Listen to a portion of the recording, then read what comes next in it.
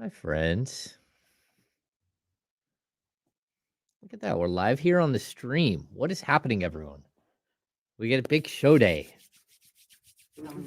It's party time, man. It's party time. Let me see. Oh.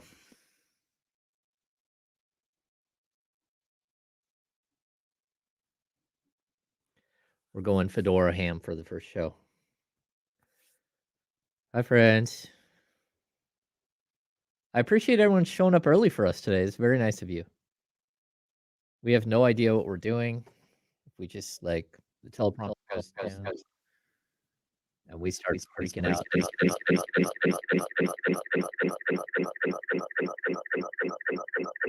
Kyle, you got that?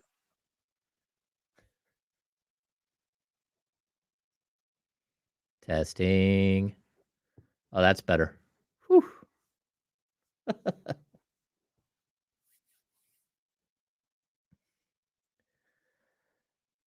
The echo's gone, right?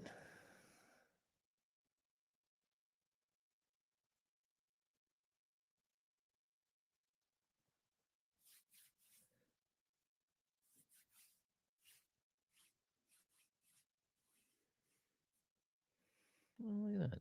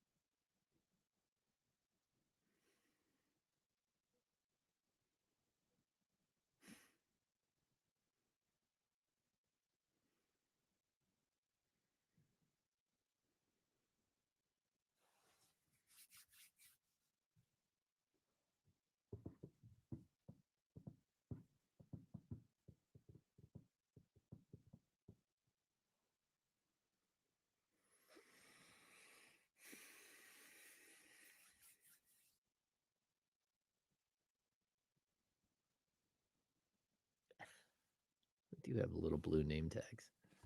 That's funny. You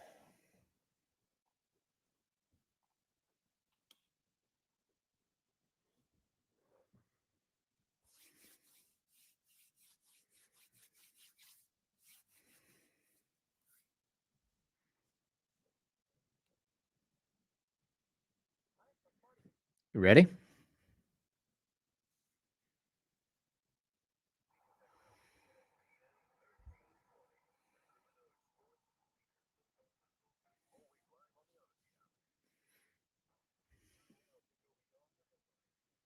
Two hours. Go where every sports fan wants to go. Behind the scenes and into the practice facilities, locker rooms, coaches' offices, and press boxes to get the info before anyone else. This is the ESPN 1320 Insiders. Welcome into the Insiders on ESPN 1320. This is our official first show. I am James Ham. Joining me, Kyle Madsen. Kyle, what's going on? Dude, this is a top 7 day of my life. Top 7. Yeah, I'm saying 7. I think it's probably top 7. I think it's probably it might not honestly, it might be higher than that. But I'm gonna go 7 because I feel like that's probably undershooting it a little bit. Okay, so I'm gonna stick with 7 because I'd rather go like too high of a number there than too low. I don't think it's a top 2 movement. You're gonna go like way too high. Okay, so I'm not gonna put a number on it. Okay. I don't know. You have much more life experience than me, though. You've got like kids and a wife. Yes.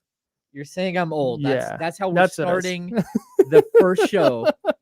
Kyle Madsen's coming in and just taking shots, calling me old, and we're gonna there's gonna be fighting words here. That's amazing. So you get Fedora hand today. I am wearing the hat. Kyle has a Monarchs hat on. Welcome in, everybody. This is a huge moment for Kyle and I. It's our first initial show. We did go live on Friday and fill in for D'Lo and Casey to get work some of the kinks out, which there were plenty of kinks early on. But I thought it was pretty smooth after that. And yeah, I think we did it. yeah, at 4 hours, it went by really quick, and I think 2 hours is going to go by even faster. I hope so. Yeah, we are the. All right, goodbye, everybody. We're the lead into D'Lo and Casey, of course. The guys will be on at noon, but for today and from here on out, you're going to get us from 10 to noon, Monday through Friday. You're welcome. We're super excited. We're super excited about this. Kyle, you wanted to start this day like the first day of work. Yes. Which I don't know. I have weird, unofficial, weird jobs. Right. For Yeah. like the last 15 years. Okay, hang on. I was gonna say, have you never had an office job? No, I've never. No. I've never had an office job. Take me through your employment history. My employment history. Let's talk resumes. Let's see. I was a construction worker when I was young. Okay. I helped build the downtown plaza in 1993. That's incredible. So anything that they tore up, I was not sad to see it go, but I had been part of the downtown plaza build out. Sure. Outside of that, I worked for Copeland Sports for 7 years. Copeland. You know what? Okay, hang on. Pause on Copeland Sports. Yep. There used to be one of those in the Concord Mall, Sun Valley Mall. Shout out to everybody who is like, yeah, Sun Valley. I could not for the life of me. We were over there the other day, and I could not for the life of me remember the name of the sporting goods store that was in there because it was a Copeland's and then it was a Sports Authority. RIP to both of them. And now I think it's a Round One. Oh. A big bowling and arcade and bar. It's a fun little spot. It's like small Dave and Buster's. That was a huge store. So they must have broken it up into multiple stores. Yeah. So I started in Berkeley when my wife went to UC Berkeley. I started down there. Worked Hilltop for a little while, which was nuts. What is Emeryville? I worked Emeryville, moved up to Sacramento, back up to Sacramento. Worked at Downtown Plaza, which is now where the 24-hour is, right next to the arena, above what used to be the Hard Rock, which is now Sauced. Great. And then I worked in Roseville for a long time. But never like an office job. No, before that, I worked grocery. I worked for one of the major. I was a head clerk. Okay. For a grocery store here in the Sacramento metropolitan area. Okay. And then I stumbled into this in like 2010, which is a whole nother story. Maybe one day I'll tell that story on the air. God, I hope so.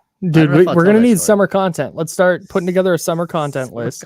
And that's going to be James' story time and how he got into media. Because I legitimately want to hear that. I literally got bamboozled. That's a great tease. One of the things that sometimes you do when you get into a new office is you do an icebreaker. Everybody, sits around either in the lunchroom or maybe you all go out to happy hour or whatever to bring in the new people and you do a little icebreaker. We're going to do 2 truths and a lie. Okay. And everybody in the chatty house can participate at youtube.com/ESPN1320. So I have 2 truths here and 1 lie, and you have to suss out which one is the lie. Okay. And this should be a layup for anybody who knows even a small bit about me. Okay. Number 1, I have traveled far and wide. I've gone to every corner of this continent, and I've seen a baseball game in all 30 MLB stadiums. 2, I got married. Shout out to me and my wife. I got married in the North Bay at a golf course, beautiful golf course. It was officiated by Damian Barling. Number 3, I'm not a big sushi guy, but if somebody invites me to lunch, I'm going to say yes. Show up to sushi one day with a friend of mine, and that friend brought along Panthers legend Steve Smith, wide receiver. And I ate sushi with Steve Smith. All right. There's 2 truths in there and 1 lie. Okay, I think I know. I think I can figure this one out.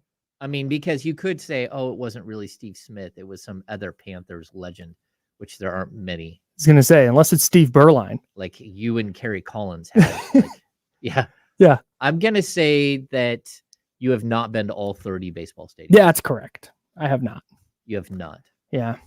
I haven't either. And actually, my baseball stadiums, like local, like of course Oakland, sure, Candlestick, the Giants, whatever they call it now, Oracle Park, Oracle. Yeah, they tend to change names all the time. Mm-hmm. Old Yankee Stadium, Very jealous. but not new Yankee Stadium. I've been to the new one, not the old one. Yes. See, and then I think that might be it. Really? I have gone to a lot of like I went to spring training and I've been there. I've been into Wrigley I Field. was going to say you've been to Wrigley though, just not a baseball Yes, game. I've Okay. been. I did the Wrigley tour, which I highly recommend for everyone. It's amazing. But yeah, I haven't been to a lot of baseball stadiums. I think I'm at 8, 9. Okay, I've done all the ones on the West Coast. all the ones on the West Coast. So Arizona, Petco, Dodger Stadium, Angel Stadium, Oracle Park, and the Coliseum.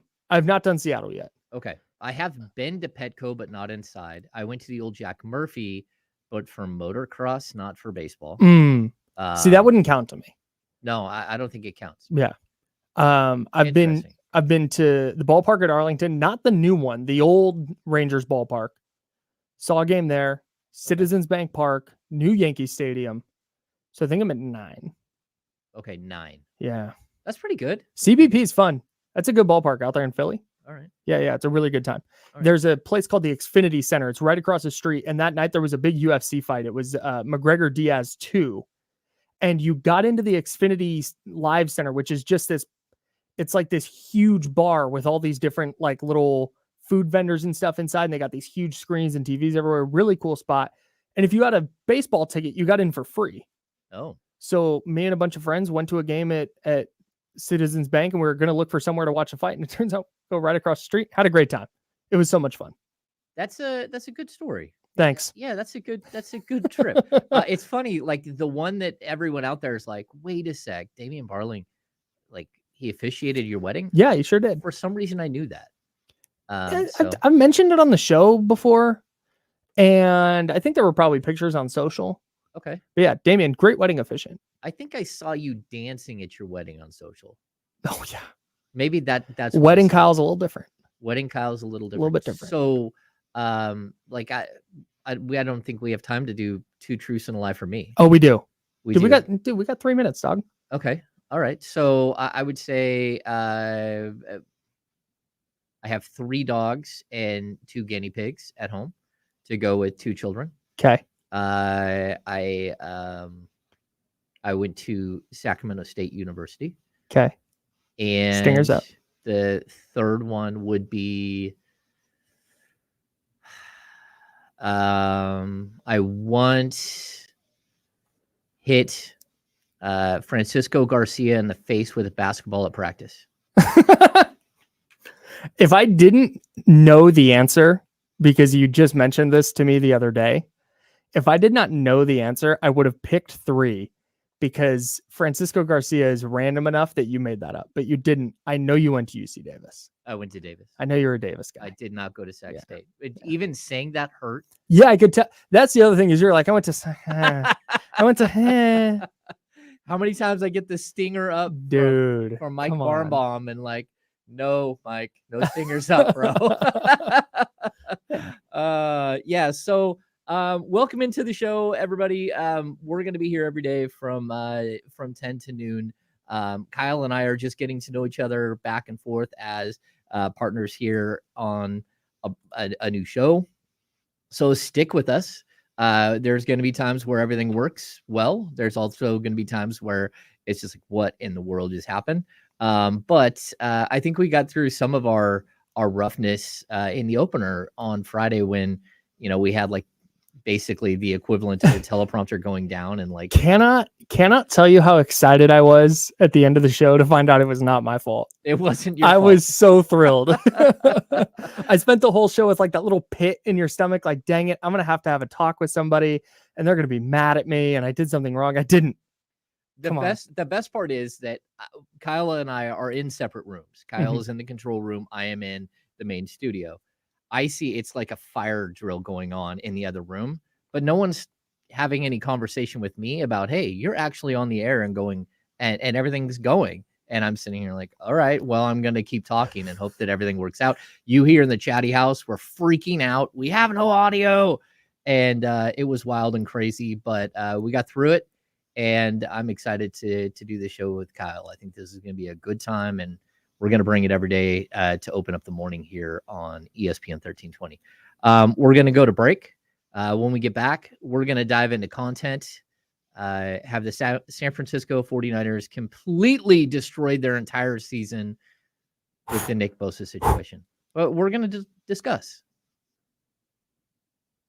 Okay. Network of tax professionals, and we'll share information with them.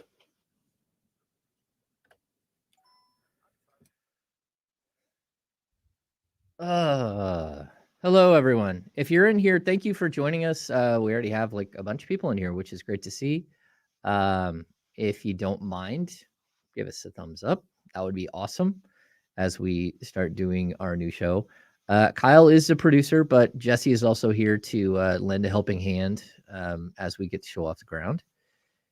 And it's gonna be a little bit different. We're gonna have a few commercial breaks are gonna be a little bit shorter than what you're used to with Damian and Kenny, but we've got all kinds of stuff to talk about. It's gonna be fun. Plus, I wore the fedora for everyone out there. So, yeah, when you posted the photo of the fedora last night, I was like, oh yeah, the fedora it's going down. Yeah. Okay. So where are we at? Let's see. Oh, there it is. Are we live? Where's the announcement that the show is up so I can tweet it out? Maybe that's not up yet. It's on the 1320 account. Oh, there it is. Well. All right.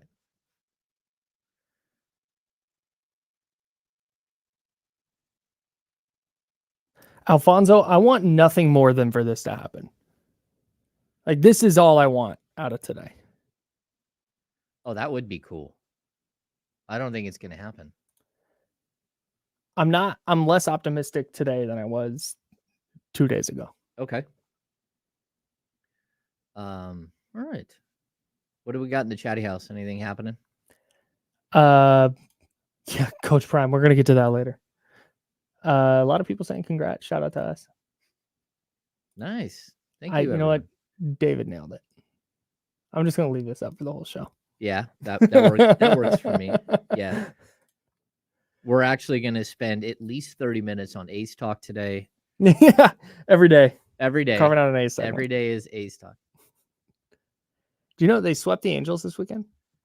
I did know they swept the Angels. Did you know they hit 4 home runs? I've had 4 rookie home runs yesterday. Yeah. Yeah. Watch out. All right, here you go. 10 seconds.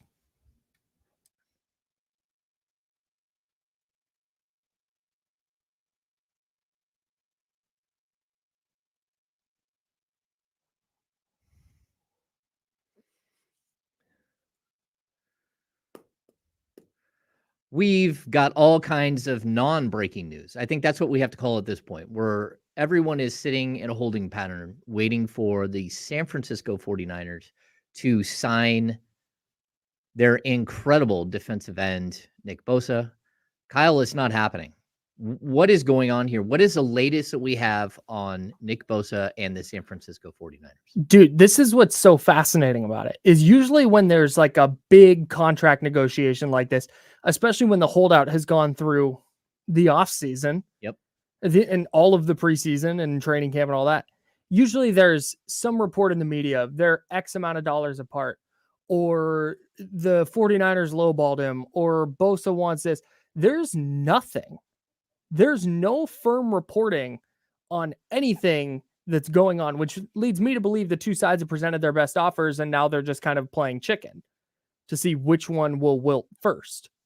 And to me, that's a failure on behalf of the 49ers. Okay. That's where that's at for me. Okay, so when I'm watching like everything start to break down yesterday, it felt like, first of all, there was too many people sitting around with idle hands on Labor Day. And so it started to churn. Oh, like everything's gone south. Like nothing is happening. These two sides aren't talking. They're not meeting. To me, it feels like the entire time Negotiations have been behind closed doors. Yes. And that's the way that the 49ers and Bosa's team decided to move forward together on this path. And I understand that. And so I think that at this point, here we are talking about it on a radio show, but I actually feel like a lot of what we're seeing over the next day, or the last 48 hours, the last 24 hours, is a lot of media driven like angst that, oh, this thing better happen. It better happen quickly. Yeah. Well, I think I think you mentioned Labor Day, and it's because the Niners practiced yesterday. And one of the notable things is, man, hey, Nick Bosa is still not here. And then you get Ian Rappaport reporting, oh, unless something significant happens, Bosa's not going to be there week 1. Like, we know that. We know Nick Bosa is not playing without a contract. That's the fact. And the significant thing to happen would be one of the sides going, okay, fine, and capitulating. But that's like the easiest thing to get out of a bowl time. Oh, something significant happened. He's right. back.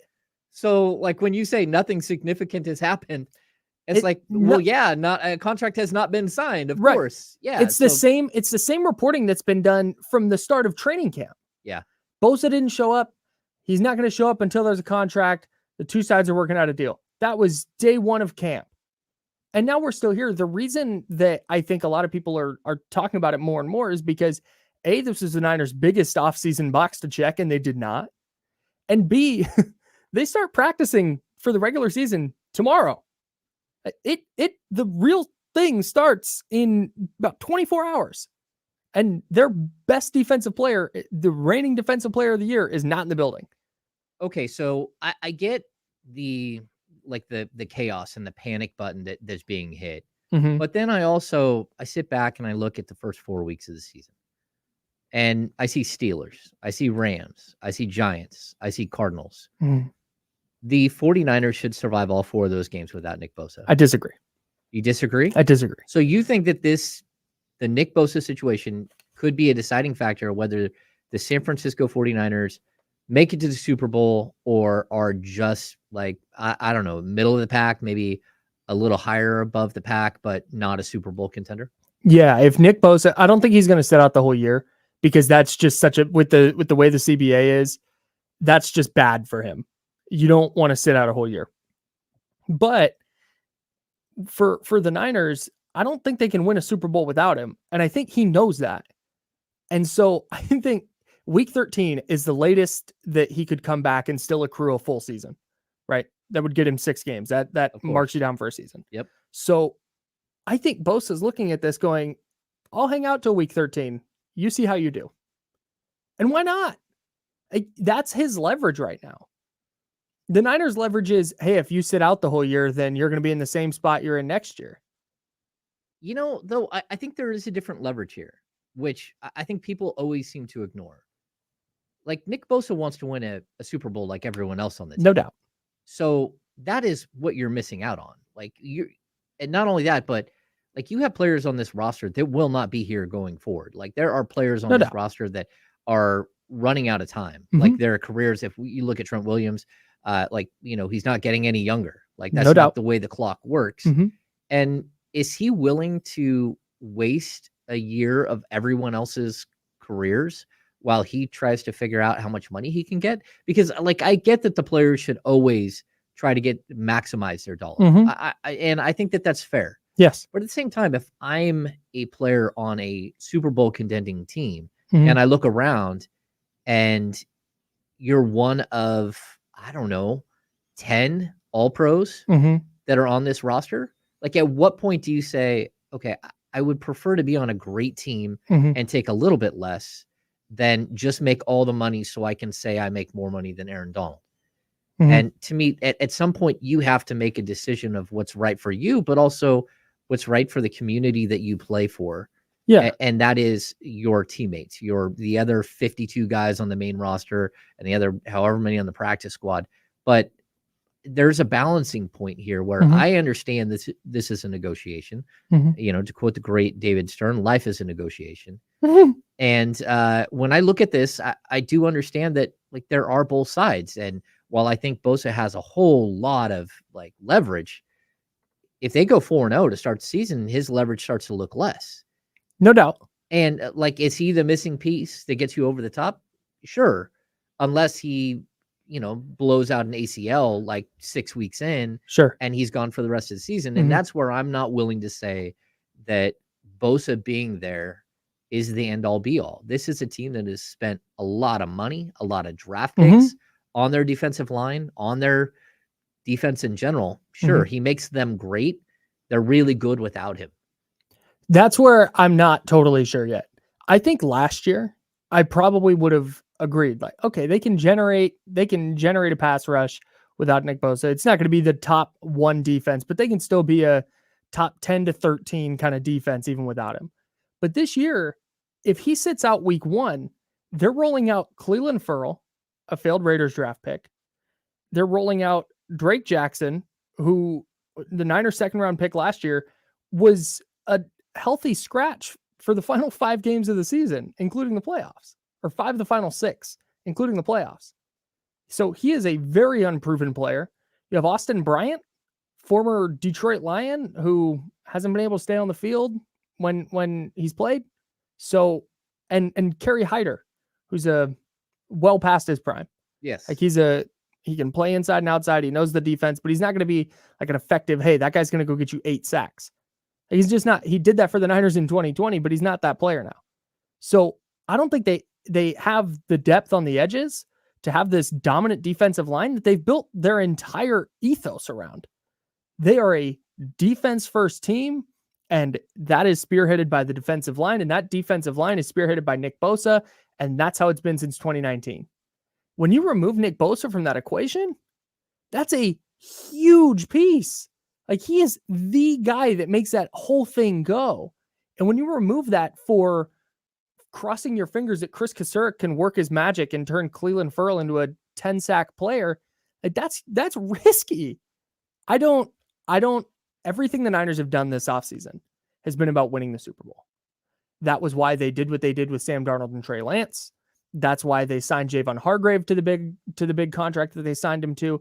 That's how they've operated this entire offseason. Is like, urgency is at an all-time high. It is time to win the Super Bowl right now. Because like you just mentioned, Eric Armstead, George Kittle, Deebo Samuel, Trent Williams, Kyle Juszczyk, all these guys are getting into their 30s and coming up against contracts that are going to probably have them out of San Francisco here at some point. So with this group of players, the window is shutting quickly. And to not then sign Nick Bosa, to not do whatever you need to do to get him in the building, flies in the face of everything you've done this entire offseason. I get that, but at the same time, at some point, there has to be a number that doesn't make sense. And I know, again, he wants to make the money that the best of the best of the best make. And like his numbers say, he's incredible. Like his ability to not just get sacks, which was tops in the league, but his ability to put pressure on the quarterback, his ability to make your defensive backs look so much better. His ability to help, free up the linebackers to do what they do, because so much focus is on slowing 100%. him. Even like making the other defensive linemen better. Like, there is so much that he does do. But I also, like, what is it going to take? How much? What is the dollar figure, Kyle? What are you willing to lay out for a defensive end who doesn't throw the ball, doesn't run the ball? I get it. He does great things, but how much are you willing to give? I'll tell you on the other side. The other side. Yeah. We're going to talk about this on the other side. Thanks for tuning in to the Insiders here on ESPN 1320. We're going to go to break. And when we get back, we're going to start talking the nuts and bolts of this thing. How much is it going to cost to keep Nick Bosa in a San Francisco 49ers jersey?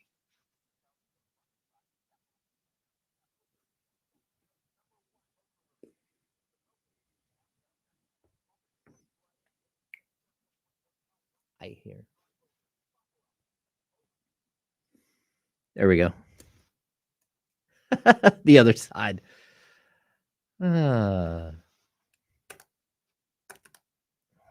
Let's see.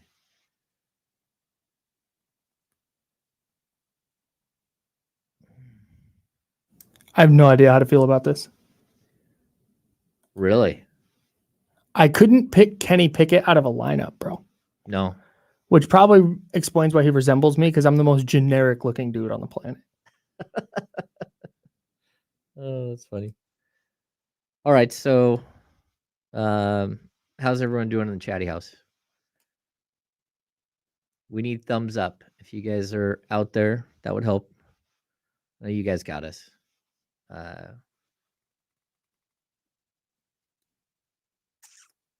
What else do we have going on?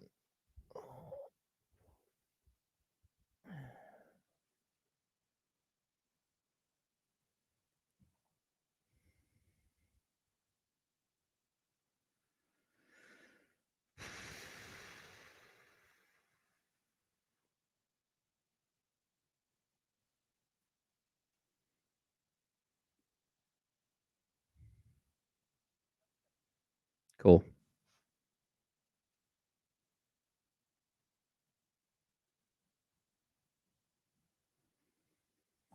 You might have to go fedora every day. I don't think I'll go fedora every day. I usually wear a baseball hat. Like when I'm not working, I wear a baseball hat every day. And I'm gonna need to dig deep in my bag now that I'm like in front of a camera now, because at my old station I was not. But now that I am, I'm gonna have to get like deep into my hat rotation. Okay, I mean, wearing a Monarchs hat is Yeah, going. you got to deep rep into- sack I day mean, one. Yeah, I think you're definitely showing up for JaVale McGee in support of his mom Pam. Oh yeah, big time. Yeah. So it's good. Maybe see, there we go. Fedora Fridays. We could do Fedora Fridays. Ooh, It's got to be things where we like are messing around. Yeah. Like big days. Sweet. Yeah, about 15 seconds. And we're back. Okay.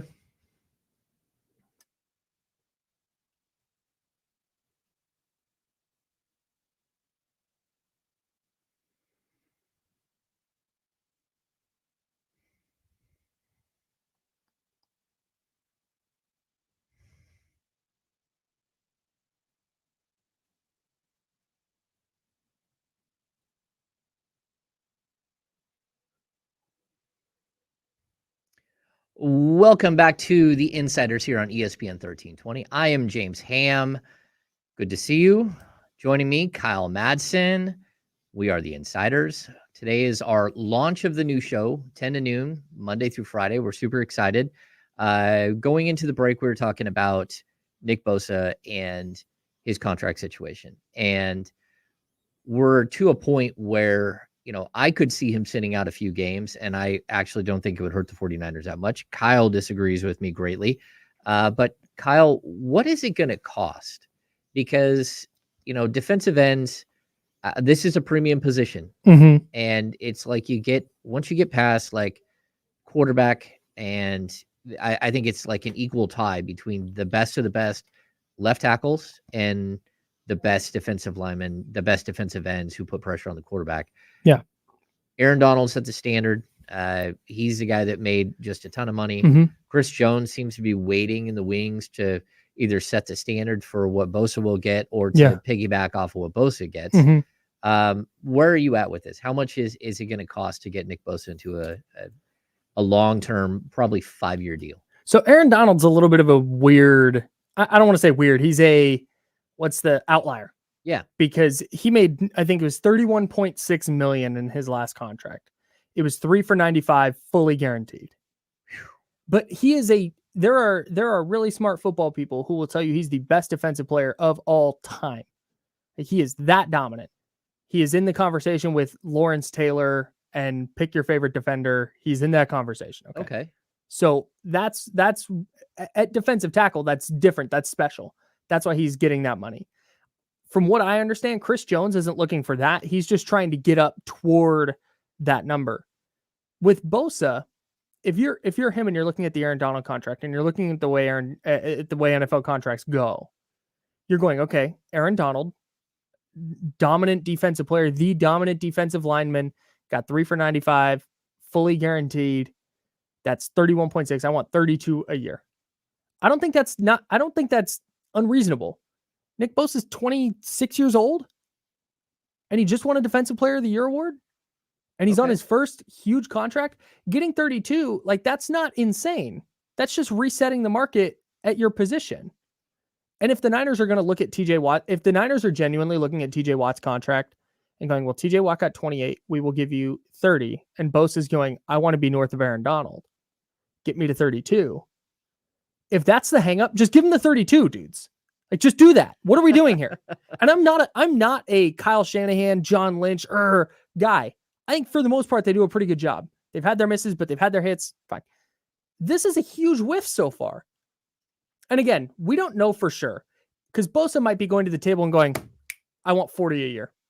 And that's nuts. That gets beyond, like, now you're talking elite quarterback money.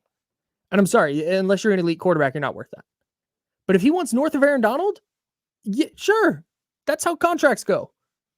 Can the 49ers be sustainable if he is a $32 million player?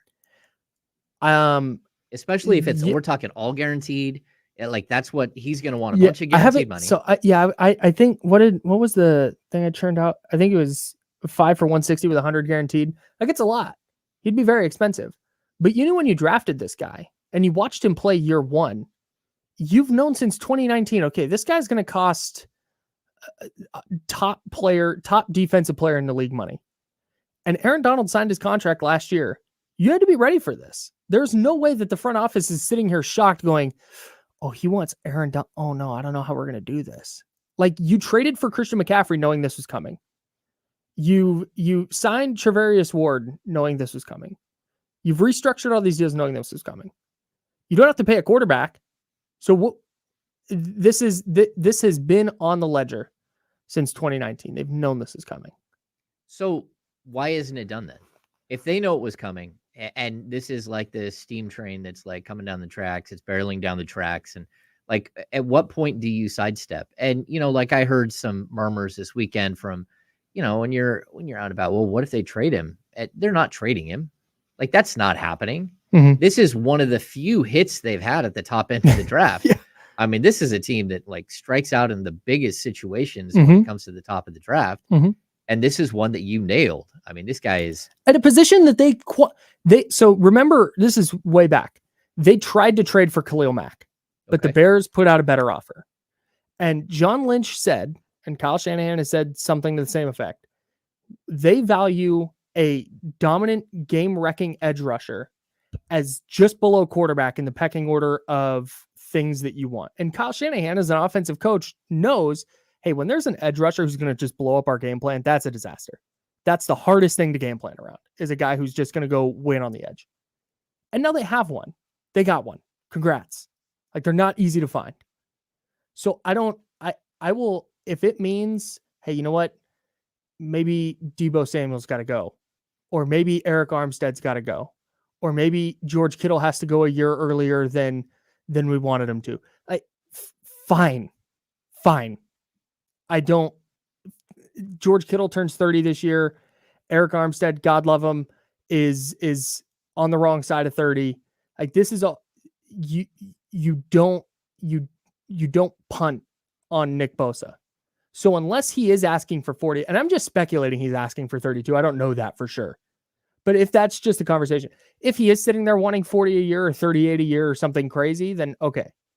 But if you're the Niners and you're sitting firm, like, nope, 29, that's TJ Watt. That's the highest edge rusher, and that's what it's going to be. If that's what they're doing it wrong. Yeah. It doesn't feel like that's how this has gone. I don't think so either. It feels like that there's just going to be, like, he shows up and he signs a contract and it's all done and it's over with, and he slides right into the spot on the side. I know, like, in the past, watching running backs that do this and hold out, they typically come in and then get hurt. That's usually, like, when running backs hold out, when wide receivers hold out, a lot of times this leads to injury. Is there anything with this holdout that makes you kind of a little concerned about Bosa as far as, like, long term, well, this season and how he's going to play out? No, not at all. Okay. If there was he's a warrior. I mean, the dude clearly takes physical fitness and he exercises. He does frequently. Yeah, he does. Yeah, and that's just the thing is so Deebo Samuel, great example, last year held in. He didn't hold out, but he was in the building, just not practicing. He talked about how that was a huge distraction for him and he came in out of shape and he was sluggish. And that's why he attributed his quote unquote awful year last year. That's what he attributed it to, was he was just distracted during the offseason. I don't imagine Nick Bosa is not working out. He's probably down in Florida hanging out at his compound with his dad or whatever and With his working out every day. family of former NFL players. Just everybody down there, just the Bosa house.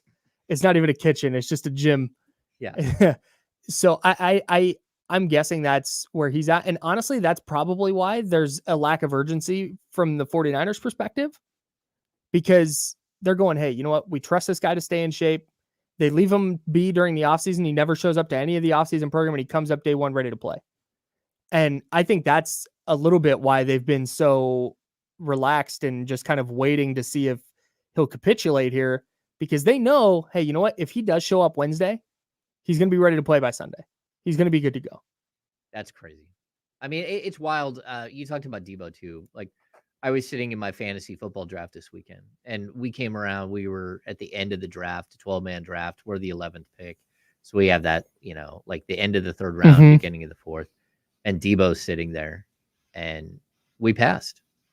Wow. Like, he wasn't great last year at all. But, and the year before was incredible. But you start to wonder, like, was it a one-off and not sort of the norm? And the, like, resurgence or the development of Ayuk, the fact that Christian McCaffrey's there, it's going to take a bunch of snaps away from him, a bunch of touches. Like, at what point, like, does Debo have to be who he was, not this last season, but the season before, for this 49ers team to really take that next step? And is he the guy that you start to circle and say, okay, you got to live up to this contract, or we got to start looking a different way? Yeah, that's what's tough. And that's why this year is so fascinating to me, because I don't think am I crazy if I think he's never going to match his 2021 production again? Oh yeah. 1,400 receiving yards, 365 rushing yards, 14 total touchdowns. Was it 14, 15? Oh, right there. Yeah. 1405, I think, was the exact number. Wow. But so almost 1,800 all-purpose yards or scrimmage yards and 14 total touchdowns. He's never going to do that again. But and that's not a knock on him. That's not a deep. But that was before Christian McCaffrey. Remember, the 2021 season was the year all their running backs got hurt. Yep. By week 2, they had 3 running backs, I think, out. So that's the Kyle Shanahan way. Yeah, man. That was the Brian Hill played snaps for the Niners that year. Jaquez Patrick, I think, played some snaps for the Niners that year. That was the Trey Sermon, got a concussion on his first NFL carry, and he fumbled. It was just not a good year. And so the Deebo Samuel running back thing, the wide back thing, was just born out of necessity. They need a running back, and you know what? Deebo Samuel just happens to be the best runner on the team. So here, make it happen. But now they have Christian McCaffrey, who, like you just said, can do all that same stuff. Yeah. And they have a deeper stable of running backs this year. So what I'm looking for from Deebo this year, specifically while we're on the topic, is a version that looks like what we saw in 2021, but without that production. So maybe he's not getting as many touches, but he's as productive in his touches this year as he was in 21. The sample is just going to shrink down. Does that make sense? No, it does. It does. I mean, what you want him to do is maximize his whenever he is on the field, whenever he is actually touching the ball, you want him to maximize.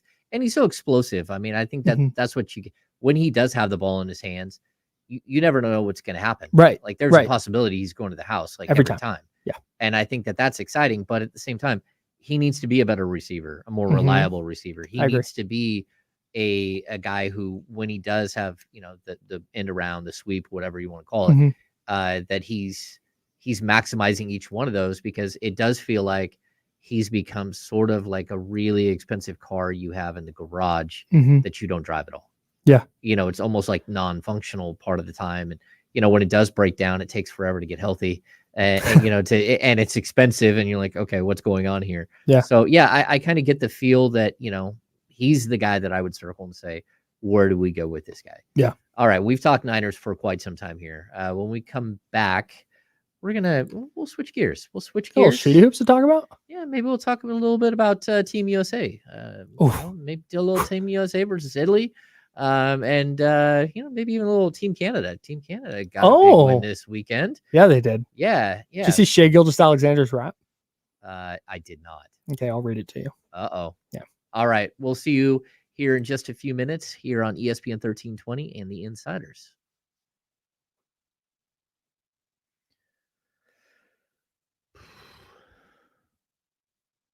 This goes really quick.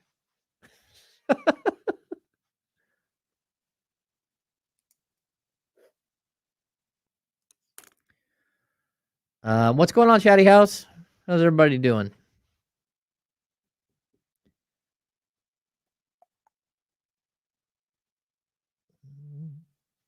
Let me see.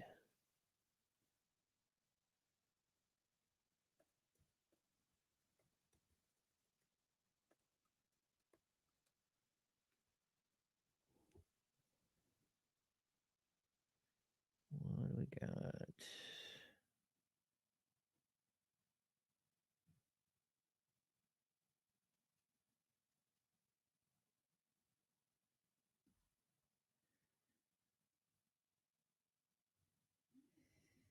Really is one of the strange things. Like finding a box score for some of these games is very difficult.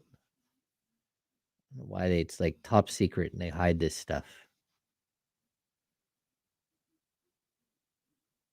Top hat Tuesday. I'm not who's gonna wear a top hat. No one's wearing a top hat. That's you're talking crazy. Versus Italy score. Oh, that's a good question. You should be asking Jesse that. Jesse said no, absolutely not. Really?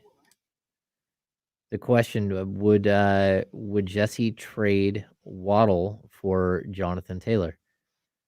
You know, I kind of like their stable of 49er running backs there. Can we just call them the 49ers East just to spite Jesse? Just to get under his skin? Say that again. Can we just call the Miami Dolphins the 49ers East because of all of their 49er running backs? Is Jesse going to come in here and punch me?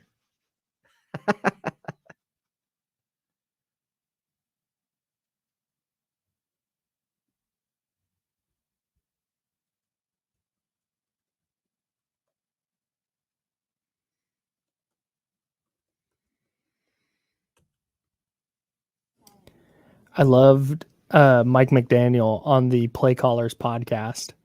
He was talking about the Dolphins' like offensive philosophy. And he's like, we have a good quarterback and we have fast as S receivers. So I love that. That does work. I like all of their Me too, man. receivers. Me too. I don't think I trust Tua, but I do a little video show for USA Today. okay. And no big deal. And I picked this year. So last year I picked the Chiefs to beat the Eagles in the Super Bowl. I picked that before the season. No big deal. And not to brag. And this year I actually picked the Dolphins to go to the Super Bowl against the Eagles. Oh. Yeah. Oh. Yeah. I don't know about I think that. Jalen Hurts is going to win the MVP too. I'm just all in on the Eagles hype train. All right. Yeah. 20 seconds, by the way.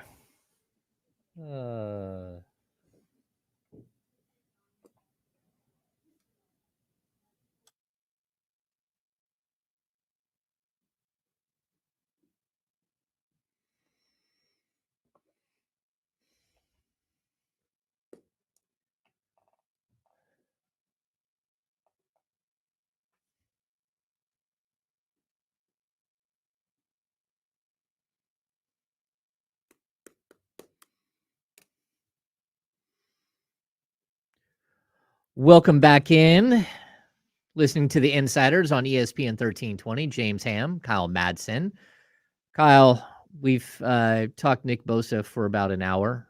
It's a lot of Nick Bosa talk. 45 minutes. Team USA, they were looking a little shaky in their last outing, but this morning against Italy, you were up early. You were here at the station early watching Team USA versus Italy. They had no problems running through Italy. It genuinely looked like they took that loss to Lithuania personally. Okay. And they just played a really just sound basketball game. And it was very clear early on that Italy was just kind of overmatched. And if they weren't going to shoot 86% from three, they were toast. And it was I think a 22-point game at halftime. And then it wasn't even one of those ones where it was like, oh, hang on, they're hanging in there. They just got steamrolled. Yeah, it wasn't pretty. And No. I'll ask you this though: you compare Lithuania versus Italy. Is it just possible that Team USA is going to struggle with the big teams, the big physical teams? Because I mean, Italy doesn't have the same type of player that Lithuania is running out there. And, you know, again, Lithuania is playing without Domantas Sabonis, who decided not to play during this offseason. Are you happy about that? Yeah, I think so. Like I want him to go and find success and play in the Olympics and all that stuff. Sure. I think that's really super important. Mhm. And I always like European basketball, the buildup. You know, I like these off-season tournaments because I do think that it gets your players ready to roll. It gets them with a different mindset leading into the season, as long as they don't have injuries. Mhm. And like we've seen that in the past, I think Bogdan Bogdanovic had an injury playing for Serbia when he was here in Sacramento. But if I'm looking at a player like Sabonis, he's reached like a certain point in his career where his focus needs to be right now on building this winner here in Sacramento. It needs to be taking that next step and being fresh and ready and all that stuff. So I think it's great. The Kings have had a bunch of offseason things where they're together as a team, or at least most of the group is together. And in order to take that next step, you need Sabonis to be that guy.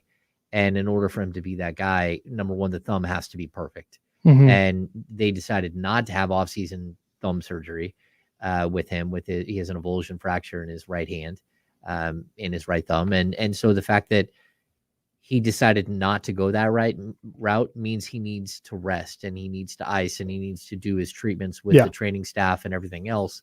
And I think it was the right call. Now, again, he's going to play in the Olympics. If he's healthy, he's playing in the Olympics. Yeah, that's a much bigger deal. Yeah, it's something that like the Kings understand and they will support.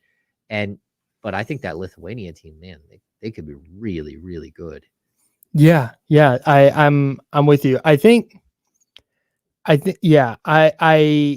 not anti playing in FIBA. Like I don't sit there and go, what is Luka doing? Why?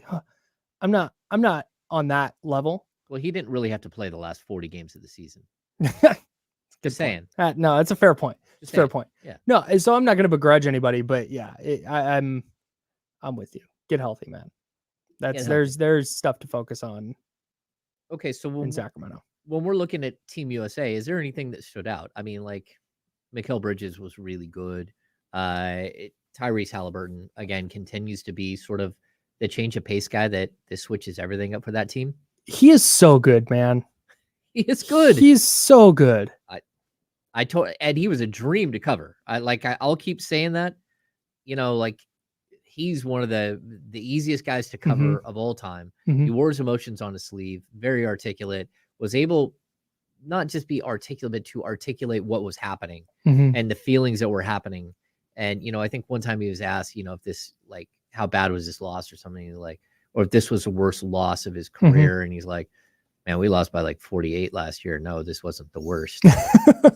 But like, you knew when he came out with his hoodie pulled up over his face, that it was going to be like a dark, introverted Tyrese Halliburton, like trying to like reach deep and be like extra like emotional. And watching him perform on like this huge stage, first of all, I think he plays perfect into this type of basketball. I think it is right for like Team USA basketball. Like I even think if we were to compare him and Fox, like who would be better on Team USA, it's probably still a toss up because, you know, Fox will probably play more of a role like Jalen Brunson. Yes. Where Halliburton's always going to be the setup guy. But I really do think that like it's a joy to watch him play.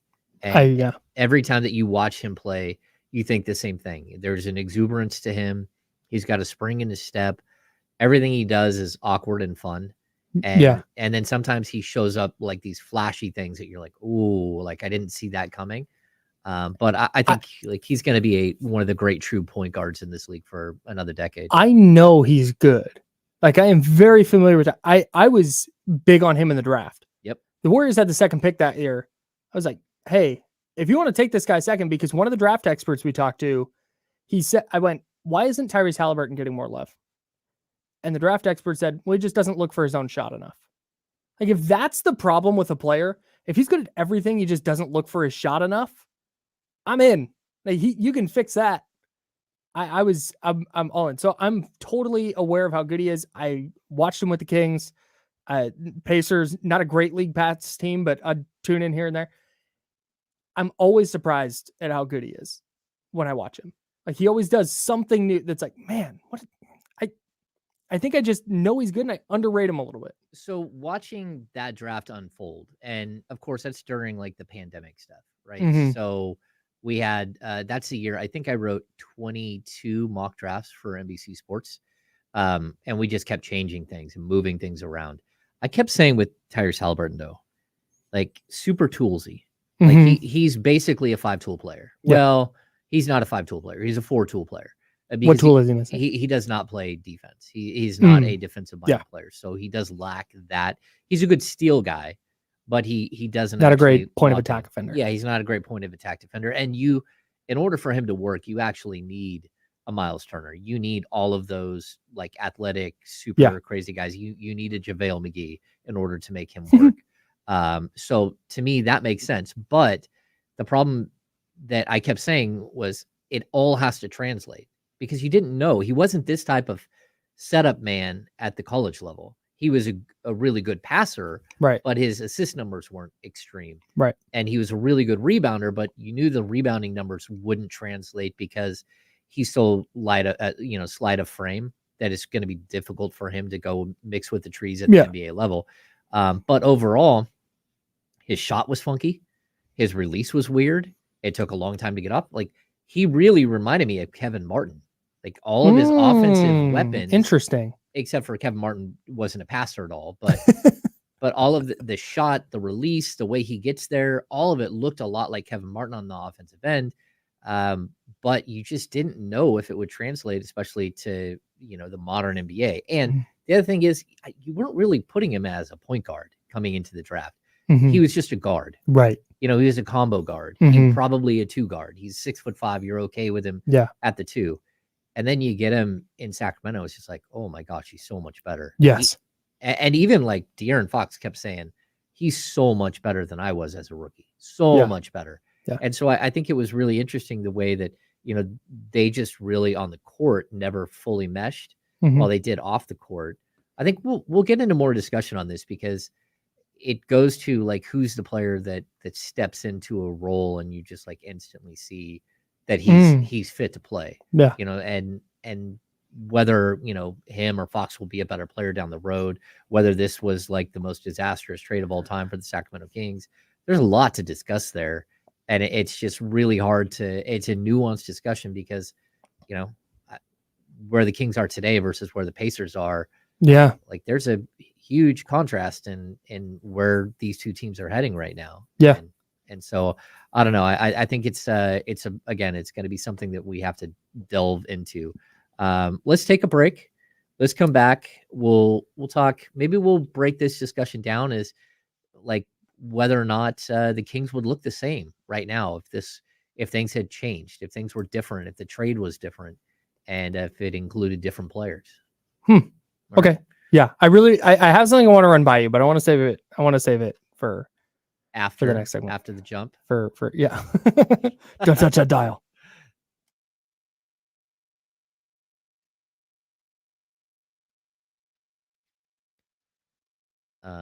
Blake Harrison, David Stockton is on the Ignite.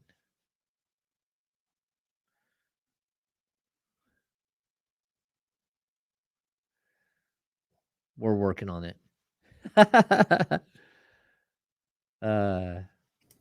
Still getting used to the nuances. Yeah, actually, there's some good points here, like in the chatty house. I'm gonna use the cursor. I mean the mouse. Let me see. This one right here, like for as much as Buddy Hield is a nice item for Tyrese Halliburton to have, because what Buddy Hield does is he spaces the floor so Ty can be in the pick and roll with all these big guys like nonstop. So that's great. But also those two defensively together is a horrible mess. And that's going to be something that they need to fix, or Buddy won't be there. I think Buddy's entering the final year of his contract. Stockton Kings legend David Stockton is on the Ignite team now. I could tell a story about David Stockton, but I won't. I would say though that any good Kyle Guy stories? I don't really have. Oh, maybe. Yes. So I came up. We had Lance Woods working media day. The great Lance Woods, yeah. Yeah, and it was during the season where they decided to make it very, very specific. Like everyone had to be remeasured, right? And so it was that year where they needed to make sure they had exact height and weight without shoes and all that stuff. So that's 1 minute. We got 1 minute. Okay. So I'll be quick with my off the cuff story here. So Lance, I brought a tape measure and a step stool, and Lance was measuring players. Hilarious. Kyle Guy steps up, and Lance like pulls the tape measure up and goes 5'3". Kyle Guy was not happy. He's like, come on, man. He's like, I didn't know, like, are you the shortest player in the, like, he kept going with it. Oh my God. Because some of the tall guys, it was like, man, are you 12 foot tall? And like Lance is trying to reach. Right. Up. Yeah. So it was good stuff. Oh, that none of that ever saw the light of day. That's a bummer. It's hiding somewhere in a vault. Here we go.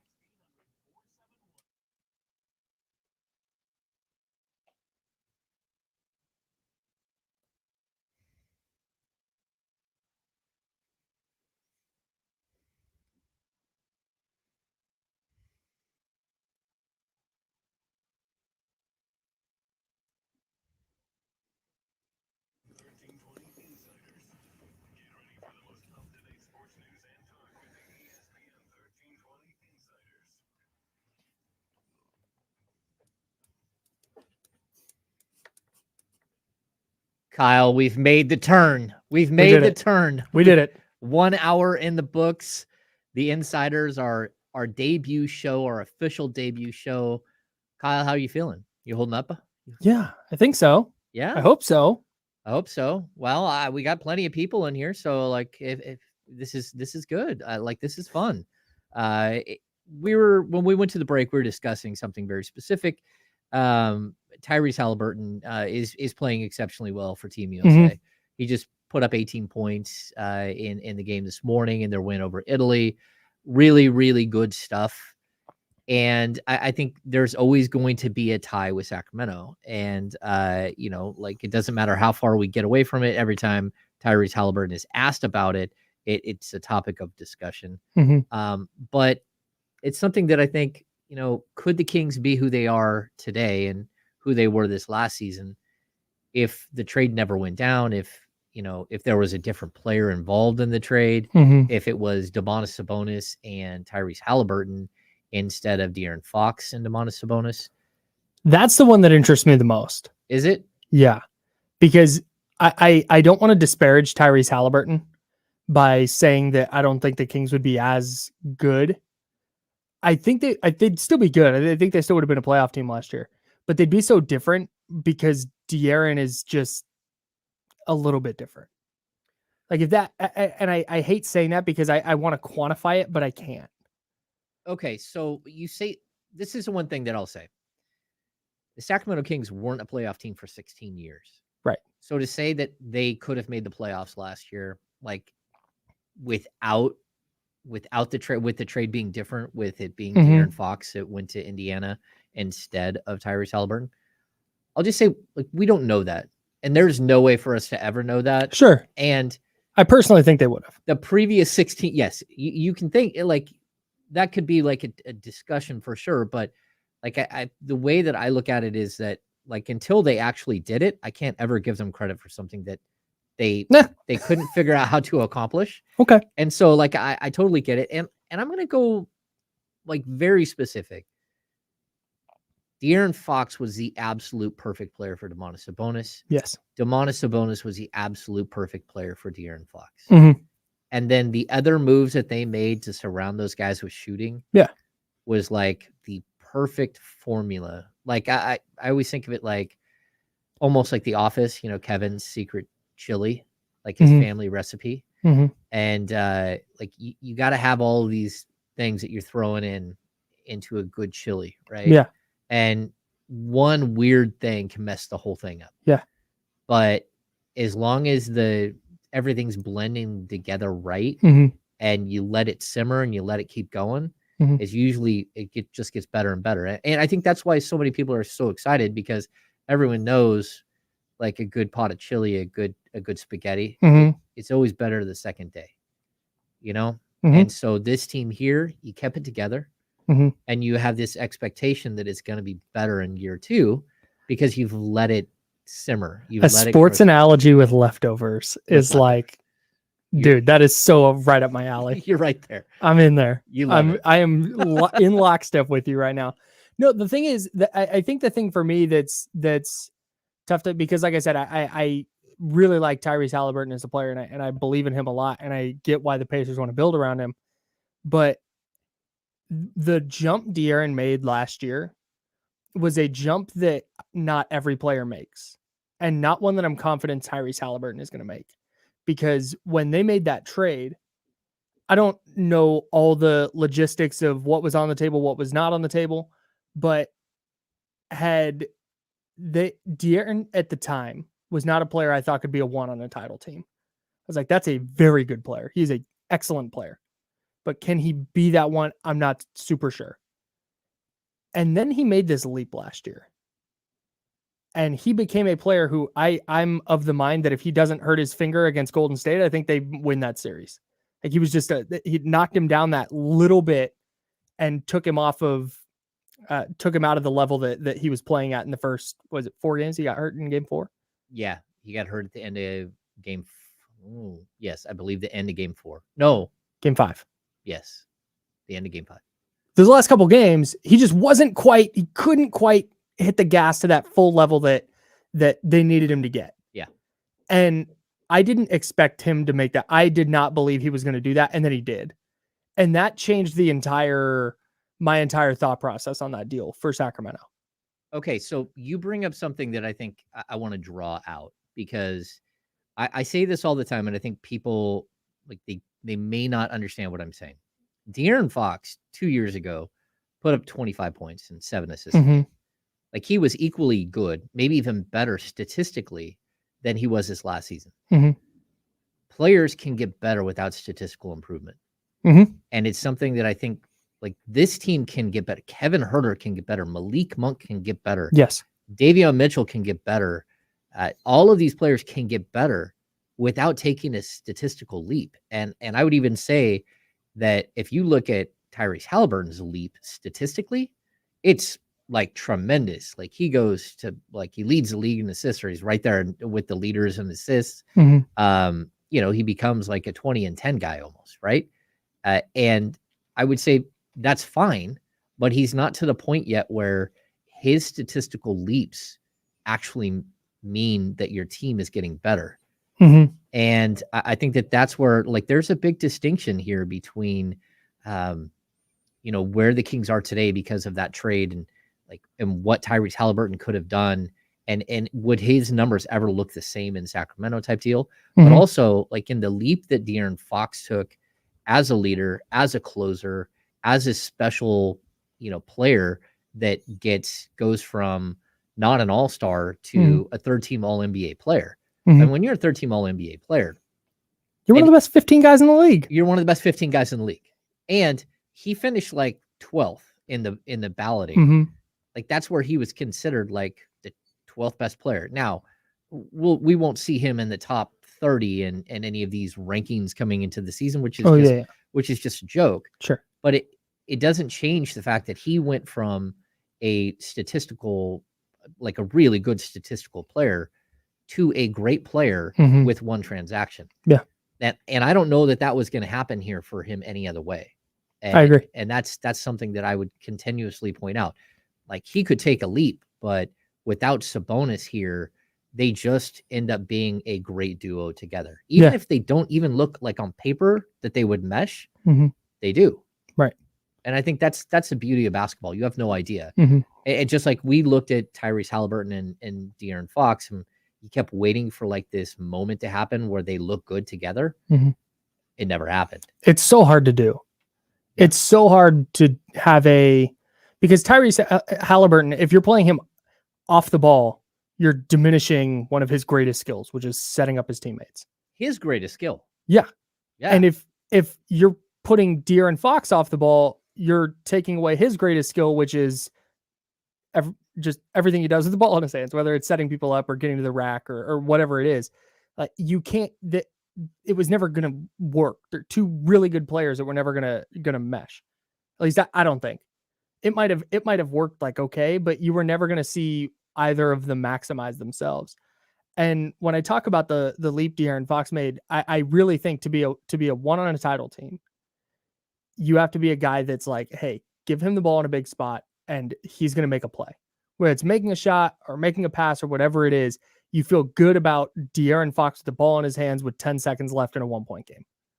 I don't know if Tyrese Halliburton will ever be that guy for a team where it's like, you know what? Hey, down 6 with 2 minutes left. This guy just needs to take over. I don't know if he's ever going to get there. And maybe I could be wrong. I was wrong about De'Aaron being that guy. So maybe I'm wrong about Tyrese too, but I think Ty can get there. I mean, he averaged like last season, 20.7 and 10.4 points per game. I think Ty can get there, but De'Aaron's already there. Yeah. But I also don't think De'Aaron would have got there without the trade. I agree with you. And not only that, but I think De'Aaron would have had to go somewhere else to go try to find it. And like, I think he was going to be a good stats, bad team guy. Yeah. And now he's not. Right. Now he's good stats, good team. Yeah. And you're like, oh, wait, it can work that way. Like, he's not just like roaming the earth, putting up 20 points on a loser. That's not what he's doing. He's not Monte Ellis. Yeah. Or Lamont Murray, who just went from one team to another, scoring 20 a game. And like, people don't realize like Antoine Carr gets traded to the Kings and he puts up like 18.6. Yeah. Like Rodney McRae had never been like this like incredible scorer. He averages 20 a game. Wayman Tisdale, the great Wayman Tisdale, Sacramento lore, just God rest his soul, just an incredible human being. He was a bust. Yeah. And he finds his way to Sacramento. Somebody scores 20, even on a bad team. Yeah. And that's kind of the way that you started to feel like, are we going to get to that point with Fox? And I was hoping we'd avoid that, like for his own sake. Yeah. And it got dark. Like the year before, it got dark. Like he didn't look like himself because of the pairing with Halliburton. You were waiting for it to work. And then you slowly, by the end of that season, before the trade, started to go, I don't know that this thing can actually function. Yeah. And it's unfortunate, but I think you maximize everybody. You maximize bonus in the trade, clearly. You give Ty a spot where he goes and he plays with, like nothing but the alley-oop guy, the lob threat. And he's so good in that situation. And then you give Fox like just an open court to break everybody down and attack the rim and put pressure on the defense in a different way. So yeah, it's definitely like the way it worked out is brilliant. Yeah. And I don't know that you would have ever thought that when you threw all the things in the pot, but it ends up being brilliant. Yeah. I was very against the trade when it happened. It was definitely like, what in the world, or like, how is this going to work out? And then, they had a direction. Look at that. I was stunned, but I didn't believe that it was a wrong trade. Like when it happened, because I had conversations 2 days earlier and they were not going to do it. They were going to try to work out something with De'Aaron Fox and Tyrese Halliburton. They thought that if they gave it like another year that they would be able to figure it out. And then the right trade popped up. And I think the real problem was the wrong trade was always out there. And then the right trade. So the wrong trade was likely Ben Simmons. The right trade was Sabonis, but he wasn't available. Now he's available. You make the deal. Yeah. And Larry Bird, like, so upset with his Indiana Pacers. He never thought that they should ever trade Domantas Sabonis. Well, I mean, they might have won more games over the last year or two, maybe, but they're not any closer to a title than they would have been. And now you have a young point guard to build around. No, I totally agree. That's I like we said this on Friday. Very rare case where both teams are like, yeah, good trade. Yeah, very rare. Yeah. All right, we're gonna take a break. We'll be back in just a few minutes. When we do, we're gonna switch gears again. We're gonna find something else to talk about. I'm not even gonna tease. We're just gonna find some other things to talk about. I'm not. We have a full rundown. We're gonna dig through it and we're gonna try and mine a topic. That's right. We'll figure something out here coming out of the break. You are listening to ESPN 1320 and the Insiders. Thank you for joining us.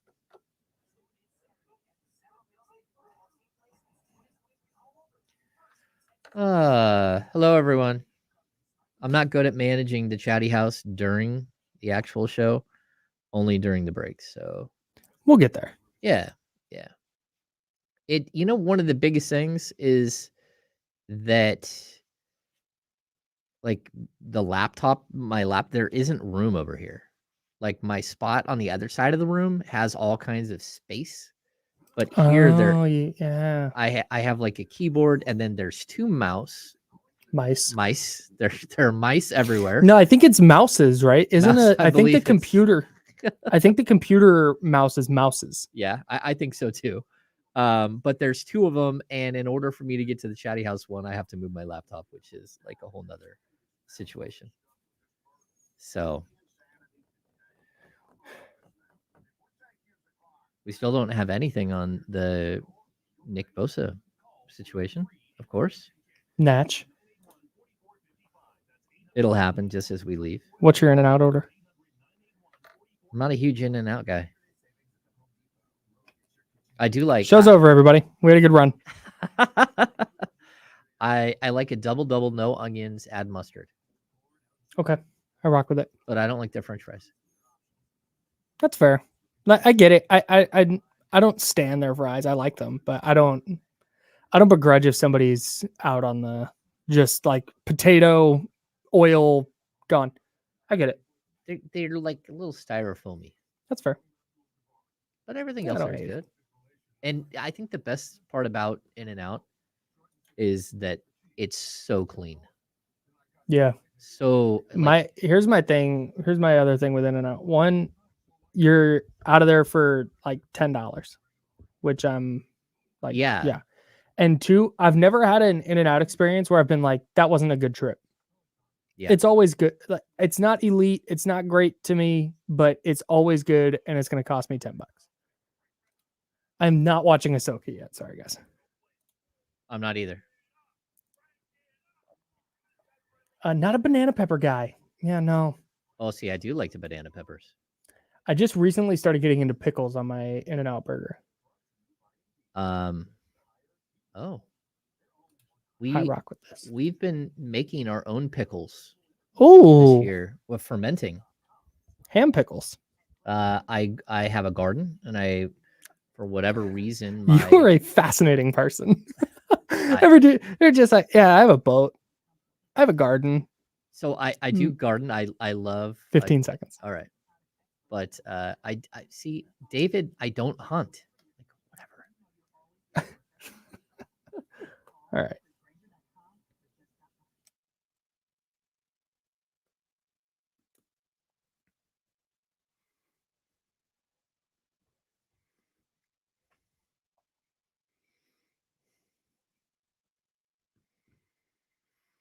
Welcome back to the Insiders. I'm James Ham. Joining me, Kyle Madsen. This is our opening show. We're super excited. We are having a great time. We're trudging through. We're figuring things out. We're having a great time trudging through. Yeah, we're dipping. We're dodging. We're figuring it all out. The first thing coming out of this break, I want to shout out my good friend Gary Gerald, who is celebrating his 62nd wedding anniversary with Miss Marlene. And Gary Gerald is one of the most amazing people you'll ever run into. I hope other people out there get an opportunity to meet Gary and his lovely bride. But 62 years of marriage. That's incredible. Do you have a shot at that, Kyle? Do I what? You have a shot at 62 years. Bro, I can't even guarantee anybody in the world will be alive on Sunday. Kyle goes dark. No, yes. Especially now that I'm out of the house. Well, yeah, but I mean, like, you got to do the math. Can you make it 62 years? 62 years. All right. So we did 1 this year, 1 down. Next March will be 2. So 2024 will be 2 years. So 2022 is 62 years. It's So you got to do another 84? 60. Oh man, that puts me. Oh, no chance, coach. You need me to get north of 90? Oh, No chance. I think I can get there. You look great you're either 30 or 70. I'm But not telling anybody how old I am, but I do have a 20-year-old, and I haven't married. That was shocking to me when I learned that. 24 years I've been married, and so I do have a shot. I got a shot at it. You definitely do. You're doing Yeah. great. Yeah. I'm not doing as well. If you need me to get north of 90, right? 62 years would be 2084. Yeah, God, that's 94 years. Oh, yeah. That's a tough one, Kyle. No chance. Well, you both got to make it too. I mean, that's tough. Dang, this is dark. It is dark. But 60. Moving on. I think I can make 60. We'll see. Like the back. Where are you at now? The back says we're at 24 years.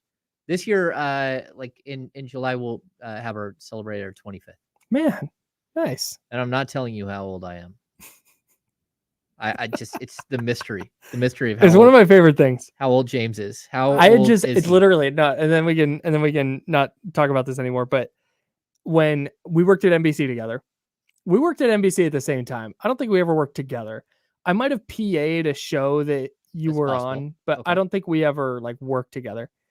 And I just always operated under the assumption that we were roughly in the same, you were definitely older than me, but like a little bit. Yeah. Not you have a 20-year-old. Yes. That I have that shocked me. a sophomore in college. Yes. A sophomore in college. Yes. Wild. And my youngest is 16, and he has a learner's permit. Yeah. Man, It's wild. No, it goes by fast, Kyle. It does go by fast. that's what I've heard. We decided not to have a topic for this segment of the show. No. In and out. In and out, and celebrating 62 years of marriage for Gary Gerald and Miss Marlene. We did have some other Chris Mortensen is hanging it up.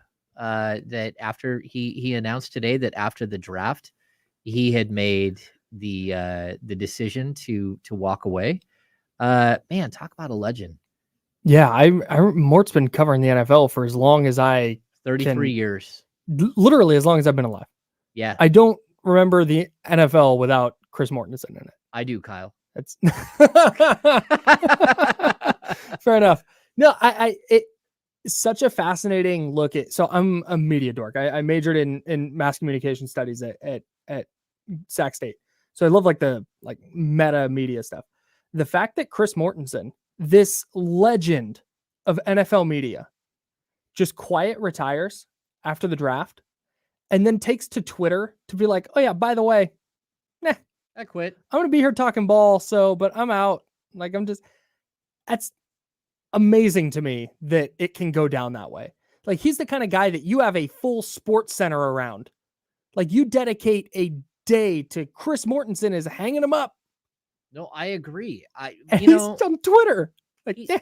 He's had health problems over the Right. last, handful of years. Mhm. And so I know that that's something that stands out, but overall, it's just stunning. It's jarring. And, we've lost some of the, just not lost as in they're gone, Mhm. that they've passed, but just the game, the sports world has lost so many greats over the last few years that have stepped away or, the cutbacks and stuff like that. Mhm. It's difficult to watch, but he was a guy that you thought he might just keep going. Yeah. Might just keep doing this forever. Yeah. So, yeah, it's a little bit like Woj is how I saw it. Woj retweeted him.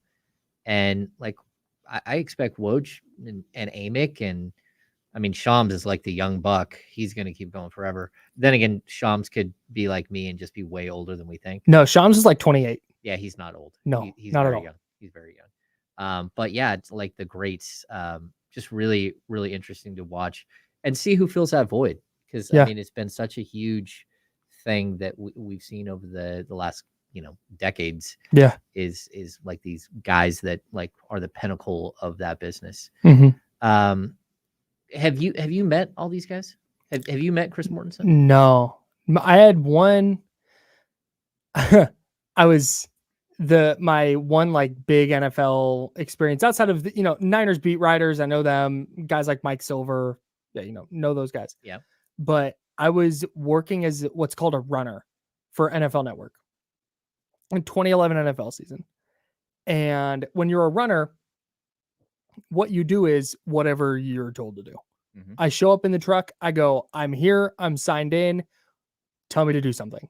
And you go do that thing. And then you come back and somebody goes, go do this now. It stinks, but whatever. I was trying to get a foot in the door. And I have to take ice to the green room underneath Candlestick Park, right? And I go down there. It's this makeshift green room. It's just like a backdrop for pictures, but 4 of them in a square. And in there, it's like Michael Irvin and Steve Mariucci, and I think Rich Eisen might have been in there. Just a bunch of legends who for NFL Network. And I walk in and I've got this bag of ice and Steve Mariucci standing there. And I called him coach because I'm an idiot. And I go, hey coach, where do you want this ice? And he goes, I guess just right there. And he points to this thing. So I go to remove the basket that I was going to pour this ice in. And in doing so, forgot the ice was open and just like slung it over my arm and dumped out all of the ice all over the floor. Oh no. All conversation in the room stops. And everyone is staring at me on my hands and knees, scraping the ice back toward me to like scoop it up and put it in the bucket. Silence for, to me, it felt like 9 hours. It was probably 4 or 5 seconds. And then right back into their conversations. I existed in their minds as guy on hands and knees picking up ice. And then I was out of their exit. I was like, I walked into this room starstruck by everybody in there. And I was guy on ground picking up ice. I think like my favorite thing about working at NBC, and it's weird we're on this discussion, but was the green room. Because, like watching a game with Jerry Reynolds and Gary St. Jean and having, like a Warriors game on one screen and a Kings game on another. But like Gary St. Jean is like super intense. Like he is the definition of boisterous. He is yelling at the screen the whole time. He's red in the face. He's hilarious. They're laughing. But I have this incredible story. Me and Bobby Jackson were sitting in the green room waiting to do, I don't think it was halftime. I think we were waiting to do pregame. Mm-hmm. Bill Romanowski walks in and talk about an intense dude. So he comes in, Bobby and I are sitting there, and the old green room at NBC, there's this huge mirror, and he comes in and he's like, hey, what's going on? And we're like, hey, what's going on? Like, it's Bill Romanowski. Don't make eye contact. Yeah, exactly. Don't make eye contact. That was my thought. He gets up in front of the mirror and he's looking in the mirror directly, and me and Bobby are right behind him. That dude grabs a can of hairspray, and it is the most intense hairspraying I've ever seen in my entire life. Like, if you can imagine Bill Romanowski with a can of hairspray and like, I can. It was so intense. The whole can is gone. He throws it in the trash, and then he's out. No words. Nothing else. Gone. He leaves, and me and Bobby Jackson look at each other. The whole room is filled with hairspray. Like we're covered in like Aquanet. Like the whole room is nothing but hairspray. If someone lit a match, we would have exploded completely. And I just look like, that was intense. Me and Bobby are laughing. Like, what just happened? Like, I've never seen anything like it before. And like that dude, I don't want to know what he's like, like changing a diaper or like, like making a smoothie in the morning. Like I think you saw it with the hairspraying. I imagine he attacks everything with that level of verve. I think he does. Yeah. He does attack life that way. He is Bill Romanowski. Quick thing before we get out of here. Speaking of working at NBC, nobody better than Doug Christie. Oh yeah. Who didn't go to the green room. He sat in the newsroom with everybody else and just talked hoop through the whole game. And I drove him there every game. I didn't know that, but shout out to you. Yeah. I had a great time. We're commuting. Love Doug. Partners. We were commuting partners That's for great. 3 years. Yeah. Awesome. All right. We'll have more after the break. You are listening to The Insiders on ESPN 1320. Thanks for sticking with us on this debut show.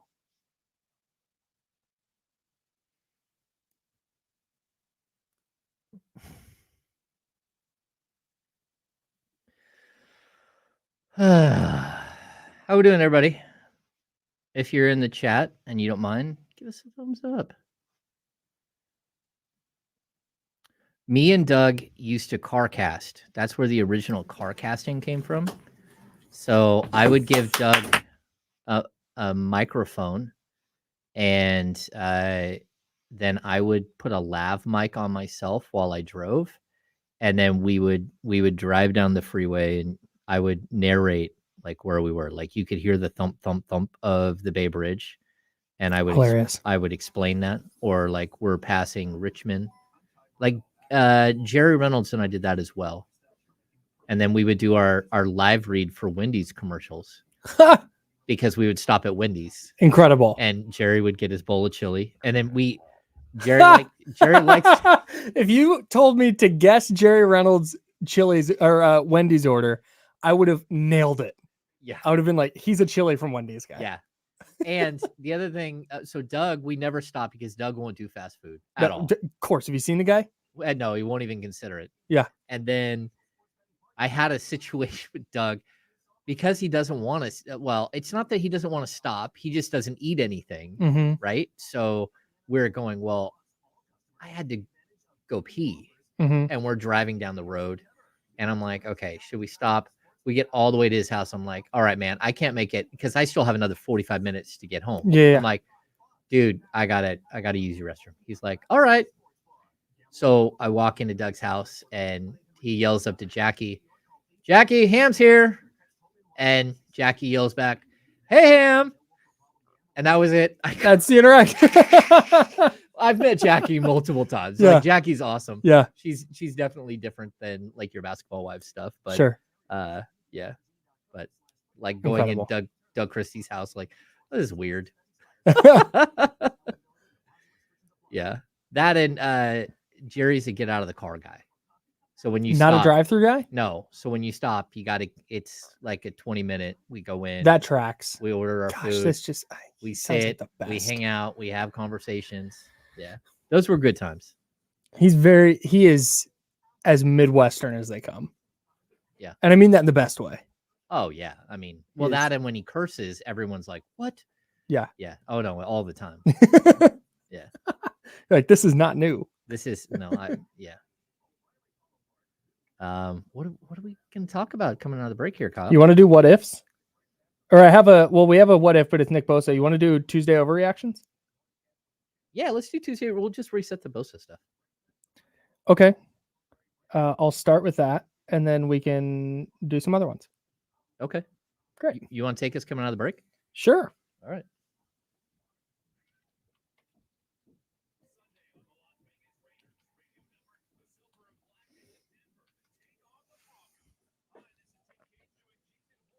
I'm going to try and mix it up. I'm going to include a little baseball in here, everybody. Get fired up. Uh-oh. I love it. What? Travis Kelce got hurt? What? Or someone just... Oh, I need you to research that. And we were talking about it. All right, here we go.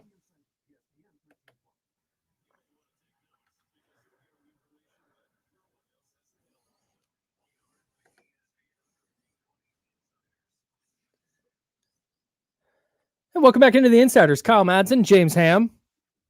I'm taking this one because we're going to do Tuesday overreaction. So typically during the NFL season, what we'll do is we'll do this on Mondays. We'll take a look at games around. We'll do the Raiders, obviously, on your home of the Raiders. We'll take the Niners, and then we'll find, a couple of big stories from the week, and we are going to overreact to them. Or I will make a statement, and you tell me whether that thing is an overreaction, then we'll discuss it. Okay, Does that make sounds good sense? to me. The only rule is that when you do this, you have to lean into the mic and say, Tuesday overreactions.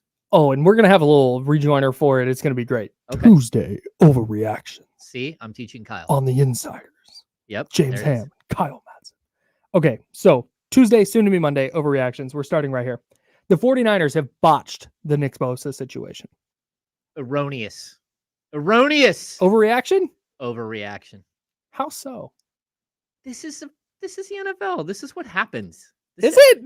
This is contract negotiations 101. This is how this always happens. I mean, yes, it was. It doesn't. It was their priority. It was how it was. This is not how it's supposed to act. This is how it's happened. Like, for how many years have there been holdouts until the last minute? And you're like, is it going to get done? Will it not get done?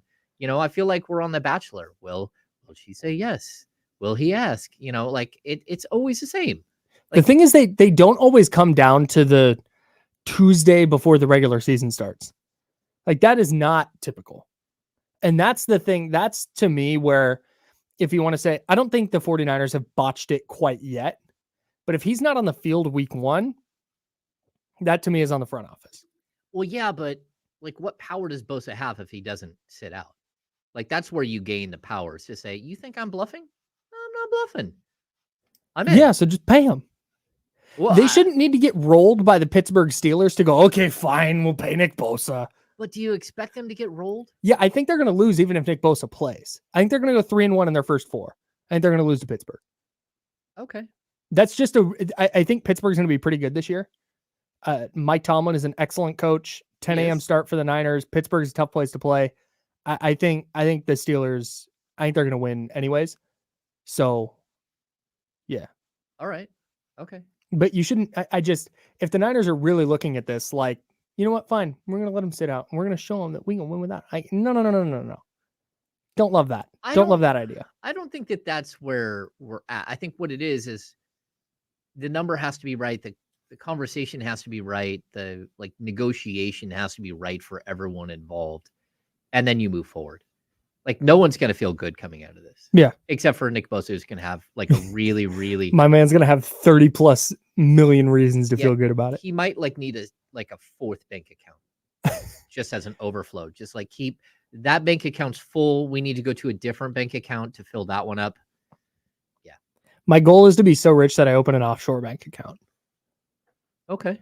Yeah. That makes sense. That's a life goal. All right. So I got into radio. That's a good life goal. It's not to get to 62 years of marriage. It's to have a off. Well, if I'm so rich that I have an offshore bank account, I'm making it to 62 years, buddy. Okay. You best believe that. Team USA, after throttling Italy this morning, 5:45 a.m. tip off on the West Coast. Horrible. Team USA is going to win the gold medal at the FIBA World Cup. Ooh, I'm not 100% on this one.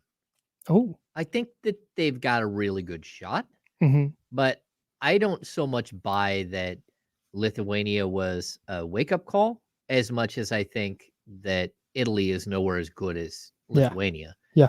And I think Canada is going to be tough. Our guy Jordi Fernandez was able to knock off Spain on Sunday and get past and get to the quarters and qualify for the Olympics. Canada is back in the Olympics. Good for Canada.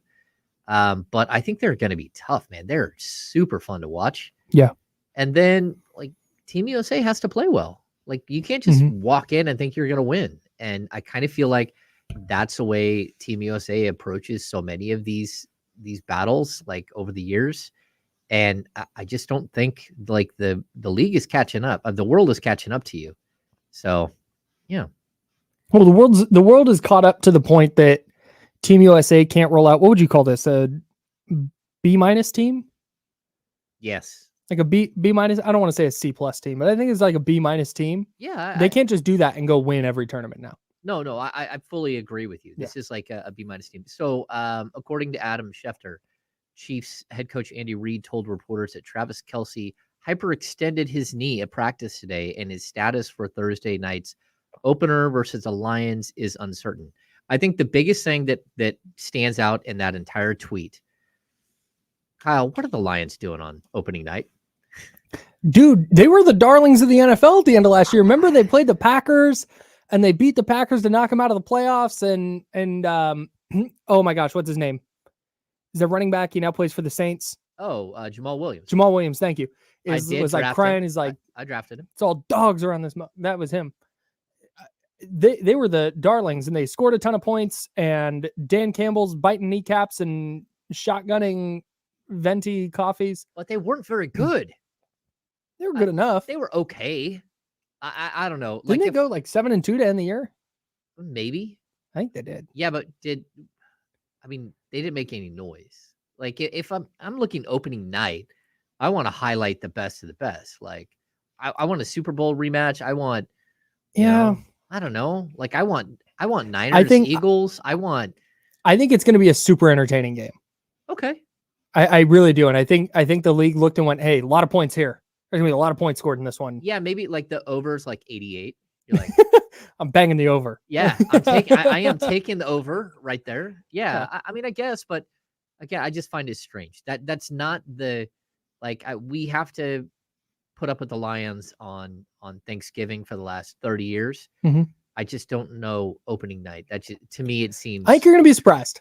I think you're going to be pleasantly surprised by Jared Goff and company. I hope so. I mean, they got rid of all those running backs they had last year. Yeah. They got rid of Jamal. They got rid of DeAndre Swift. Like they're starting fresh. They brought in Montgomery and then they drafted, I can't remember. Sam Laporta and Jahmyr Gibbs. Yeah, and Jahmyr Gibbs. Yeah. Sam Laporta can play though. Jahmyr Gibbs, I think, can play even if they got drafted a little early. Amon-Ra St. Brown's legit. They revamped their secondary. 49ers legend Emmanuel Mosley there now. They got I really like what the Lions are doing. I like their direction they're heading. I think that's going to be a fun game. Okay. Last overreaction here. The San Francisco Giants are going to miss the playoffs. They've lost their last 4. They've scored 4 runs total in those 4 games. They've been shut out in back-to-back games. They've lost 5 of their last 6. They're 2 games over 500 and now a game out of the wild card. Like there's such a weird resiliency to the Giants. I don't like the Giants at all. Mm-hmm. And I'm very clear about that. Like everyone has their team. Like growing up, I didn't like the makeup of their team. I didn't like the Will Clark, Robbie Thompson, just like Jose Uribe, Kevin Mitchell. Like I didn't love that team. Even the version before that with like Candy Maldonado and Jeffrey the Hackman Leonard, like some of those teams, like I didn't love them. And so, but there is a resiliency to them. And it seems like it's almost every year. They're like a gritty team. They don't have enough talent, but they've got 2 really good young pitchers that are rolling. And you got a shot when that's the case. But they can't have these 4 games in a row or 4 out of 5 that they lose. They're a little too streaky. And so so I'm going to say, I think they will still make it. I don't know why, but I think they will. Yeah, I think I'm kind of with you. They don't have to score a lot. And right now they're just not scoring at all. Yeah. So it looks particularly bad. But I think I do think they still sneak in because like you said, when you have like Logan Webb is I think getting the worst run support in the league right now. He doesn't need a lot. Kyle Harrison's not going to need a lot. Nope. And then if you get a third guy pitching well, if you get Alex Cobb pitching well down the stretch, and they need one guy to get hot. And I think they sneak in. It's tough, like they just don't have a lot of juice. Like no, man, they don't. And that's, I'm also not a Giants fan, but I understand the Giants fan complaint. Farhan Zaidi was supposed to turn this team into the Dodgers, right? Where you're signing big names and every prospect you call up is an all-star. And if you're not calling that guy up, then you're trading him for another star. That's what this was supposed to be. And now it's just kind of like Kyle Harrison, like, cool, man. Thanks. It kind of feels like an entire team of 4th outfielders and utility infielders. Yeah. The fact that they're as good as they are is a testament to, I think, Gabe Kapler and Farhan Zaidi in terms of just building a team that, the pieces fit together enough to be competitive, but they're not building winners. No. And that's well, they're not paying for a winner. Right. Exactly. They're not paying for. Exactly. Yeah. I mean, like, but Kyle and I are both A's fans, and we get to celebrate the small things, like 4 home runs by rookies yesterday, which was great. But like, there's a bunch of A's prospects coming up that I would prefer over a bunch of what I'm seeing on the Giants. Like, at least they're fun. Yeah, that's it. Like, Yeah. I'll take that right now from the A's. Just be entertaining. The A's They just are. don't have they don't have the pitching. They don't have the bullpen. They don't have the things to like actually win, but they can at least be entertaining. No doubt. Yeah. So we got through overreactions. We did. All right. Those are going to be coming to you every Monday during the NFL season. Monday overreaction. Well, they would have come to you Monday if yesterday wasn't a holiday, but I digress. You digress. All right. We got to talk about Deion Sanders on the other side. Deion Sanders won the weekend. He did win the weekend. Yeah. All right. So we're going to hear from him on the other side. We're going to take a break, and we're going to get to Deion Sanders and Colorado, like, coming up big. All right. Thank you for tuning into ESPN 1320. We are the Insiders. See you in just a few minutes.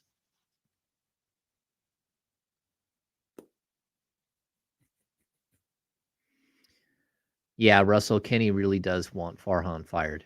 He does not like. I think he gets one more offseason.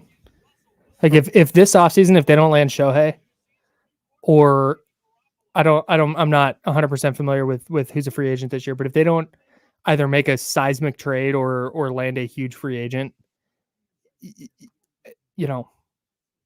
people aren't going to keep coming out to the ballpark for a team that is going to finish around 500 and maybe in the wild card hunt. No, that's very true. I'm looking up. Do you watch Welcome to Wrexham? Oh, the first season was good. I definitely need to. It was fun, but I've not watched it yet. It like 1 out of every 5th episode feels like an infomercial, and you can just skip it.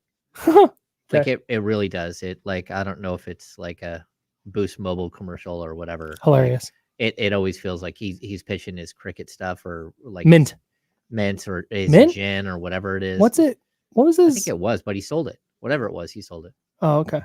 Yeah. So like, I'm down. Like, it's cool. But like the show itself, you'll get to an episode, you'll be like, is it gonna be like this the whole time? You just skip those ones. Yeah. I have the Deion sound, by the way. Okay. I hope Russell Hunt. I hope that Bob Melvin is not out in San Diego after this season.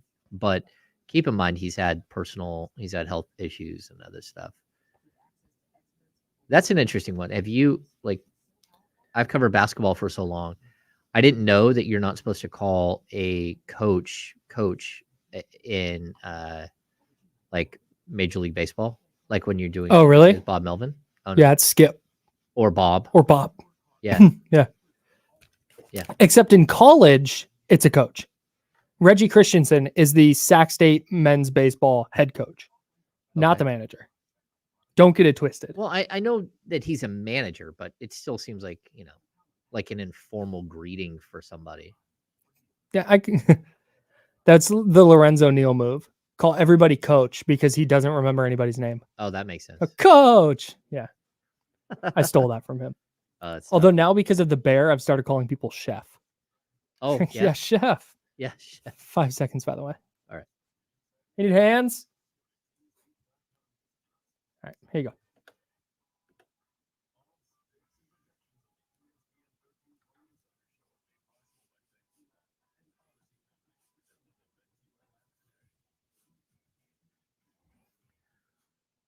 Welcome back to the Insiders on ESPN 1320. I am James Ham. He is Kyle Madsen. Kyle, the star of the weekend, the guy who won the weekend, which I think he tries to win every weekend of his life. Good point. Like, I think that they're, like, if there's a camera around, Deion Sanders is looking for it and making sure that, like, he's pointing at it and saying something spectacular. But he had a big weekend. Colorado knocks off TCU.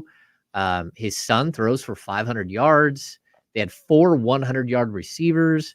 We got Travis. Why am I drawing a blank? Hunter. Travis Hunter. Yeah, who plays both ways. Crazy. He plays like 175 snaps. No, I mean, yeah, he doesn't play both ways. Like, he's a really good receiver, and they put him at corner sometimes, or vice versa. Oh no. No, man, he is the number one wide receiver and a lockdown corner. Oh yeah, yeah. I mean, he Wild. absolutely tremendous. But Deion goes off script all the time, and he had some words here. What do you got for us? Yeah, so this is Deion Sanders and Ed Werder after the game, because I guess Ed Werder had written something that he did not necessarily believe in what Deion Sanders was doing, basically gutting the Colorado roster, restocking it with transfers and his own guys. Ed Werder was like, yeah, this isn't going to work. And then Colorado goes out and hangs up 45 on a TCU team that was in the national championship this January in their building. And they win 45-42. So Ed Werder tried to ask Deion Sanders a question after the game. Here's how it went. All right. What's up, boss? You believe that? You hold on. Oh no. Do you believe that? Huh? Oh no. I read through that bull junk you wrote down. I read through that. I sifted through all that. Yeah. Oh no. Come on. Do you believe? You don't believe.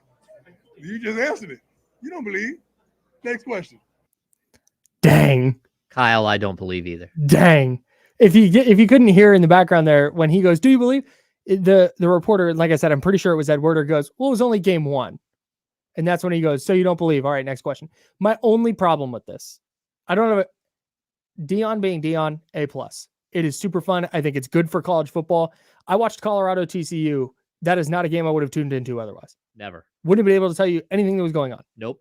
But not only was it a super entertaining game, but I wanted to watch Deion and this group of players. Love it for everybody involved. I hope him and those kids win a bunch of games this year. My one issue with this is that when the reporter said, well, it's only game one, and he goes, you don't believe, next question. Like, you're only going to take questions from people who are believing, who are pro Colorado. Come on, man. Well, that, and like, if you watch Ted Lasso, they've taken the term believe, like Deion does here, mm-hmm. and he takes it from like the most positive of positive words, mm-hmm. and he twists it into like a negative in this setting. And like, look, it's not a beat writer's job to ever believe. It's not. Yeah. It's to show up and to cover what happened. Mm-hmm. Ask tough questions. Mm-hmm. Have like a dialogue if you can with a coach or mm-hmm. a player. It is not to say that you believe or you don't believe. Mm-hmm. And that's why for when you cover a team, it's really hard when people are like, what do you think? Like, what's your win total? And you're like, okay, I can give you a win total, but like, I don't like doing grades because I think grades are subjective and unfair. Right. Even if I'm doing like numerical grades, like I'll give you an 87 for this season. Like that doesn't make any sense to me. Right. So there are certain things that like, as a reporter, I don't like doing, mm-hmm. but I'm certainly, if a coach asks me if I believe, no, yeah, that's not my job, dog. no. And I certainly not in that setting. Like I might have a discussion with a coach where we mm-hmm. have like an honest back and forth about, but off the record and like what it is that you see and they see and like mm-hmm. compare notes and like have an honest discussion about a team. But telling someone that you believe in their team is not the job. And Deion knows that. He's been media. Yes. So he knows that fully. And I think he took a really positive word and twisted it into something negative. And I'm glad that the reporter didn't stand up to it. And the one thing I do hope is that reporter shows up every week mm-hmm. and has the same exact thing. Right. It reminds me of my buddy Brandon Nunez had this moment where it was one of his first press conferences. He fumbled over his words a little bit and asked Luke Walton if he has to hide Tyrese Halliburton on defense. And, or had said something about it. He was doing a good job of hiding mm-hmm. him. And Luke answered it the way a coach says, like, I'm not hiding him. Right. Like, that's not what I'm doing. And then, of course, Tyrese hears it and it becomes like this thing. But Ty was hilarious with it. Like, he would be like, hey, Brendan, did I do a better job defensively tonight? It'd be like, yes, you did. And then sometimes he would get done with his press conference and go, I was bleep on defense tonight, wasn't I? And it'd be like, yep. And that's how we went through like the entire season mm-hmm. with this little banter back and forth between right. a young reporter right. and a young player. Mm-hmm. And I thought it was funny, but like there was no I believe or I don't believe. Yes, you were better tonight, but you did get beat on that. Try to objectively look at the situation. Yeah. And I think that's what, if you objectively looked at what Colorado was trying to do, what Deion Sanders was trying to do, is take a bunch of players from FCS, Jackson State, Yep. and take them to Colorado and become a D1 program, and also go to TCU and play against a team that was in a national championship game last year. They were 20-point underdogs. Whoever this writer was, again, I think it was Ed Werder, whoever this was not the only one that was, he wasn't banging the drum like Colorado's going to suck. I think there was probably a lot of skepticism about what this was, because nobody's done it before. And you see college football so steeped in tradition and this and that, and you can't do this or that. Deion Sanders is flipping the spread. He is turning whatever college football was on its ear. And people are skeptical about it. And to Deion Sanders' point, or to his argument, there's been a lot of, I think, unhealthy skepticism about him as well. I think there's been a lot of people who have things to say about him that are either mischaracterizing him or just not true. So I think there's some of that where there's some really unfair criticism lobbed at him. But I don't think a skepticism about like, man, I don't think this is going to work. Like, okay, that's a perfectly fair take. He's doing something that's never happened before. And that reporter should have gone, yeah, it's a great win. Because it was, like, objectively, you can say it's a really nice win. Yeah. But going like, well, it's just one game. Okay. Okay. Well, It reminded which it me was, but come on. of another story when DeMarcus Cousins was going to get his extension, and then he took the mic from I believe it was Fox 40, and started interviewing some of the reporters about what their thoughts were on him getting his extension, which ended up being like quite hilarious. Like, I think it was funny, and Aileen Boisson was like, actually, no, I'm not. I don't really love that you're getting an extension. Like, they were honest about it, but it was still like in a moment and in a weird situation. And you're looking at like, okay, I hope that Deion finds success there. But like, if we come back at the end of the season and they're 4-7, and this is like the defining moment of their season, like, you do have to actually prove it. Like, Right. That's part of this. Like, right. And I know Deion thinks he's already proven it, but you don't prove it with one game. And I hope that we see like more back and forth and more quality discussion, and it's not like this the whole time. Yeah, that's the thing is this wasn't vitriolic to me. Yeah. Like, he wasn't angry. He's very clearly like riding high, having a good time. Like, all right, next question. So if this continues where he's like, I will only answer questions from people who are pro Colorado, that's tough for me. That's when I start to kind of get out of his corner a little bit. Yeah. But I can't imagine that's going to be an all year thing. No, I hope not. Yeah, I think it should be one of those things where you literally point to and say, hey, look, good for you. Good on you. You did well. Unbelievable for Colorado. It was such a fun game. And then to have his kid, not only did Shedeur Sanders throw for 510 yards and 4 touchdowns, no interceptions, didn't turn it over. Oof. Put the ball in the air 47 times and completed 38 of his throws. That's incredible. He was really, really good, man. All right, you know what? It's happened. We've made it through our first show. Whew. The Insiders. How many more of these do we have? We are one show old. This has never happened before. Thank you everyone for tuning in. It's been a blast. Kyle and I are working things out, and we're gonna keep plugging away here on the Insiders. But this first show has gone extremely well, and I just want to thank everybody out there for tuning in and being part of our first show. We're gonna hand this thing over to D'Lo and Casey. They're gonna take you from 12 to 4, and we will see you tomorrow. And remember, don't go anywhere on your stream. Like, we are staying right here. It's gonna stay up. And yeah, thanks to everybody in the chatty house. It's really nice doing a show like this and turning around and seeing people engaging live. Like, that's one of the hardest parts of radio. So Chatty House makes it. Can we call it the Chatty House? Can we steal that name? Yes. Okay, great. Chatty House. Shout out to you guys. Thanks, everybody. The Gold Country Fair, September 7th to the 10th in Auburn. Brought to you by Pressler Properties and Construction. Exhibit halls, Ohana Comic Con, Kabucha Corner. And try the fair beer, Thank you, everyone.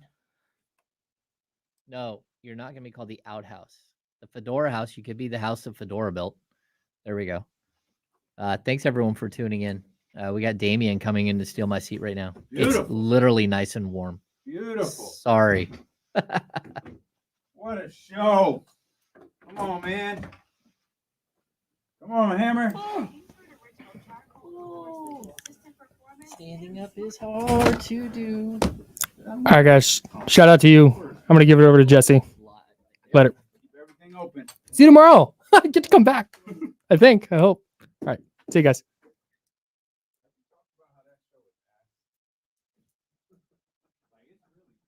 Oh, the mic is hot.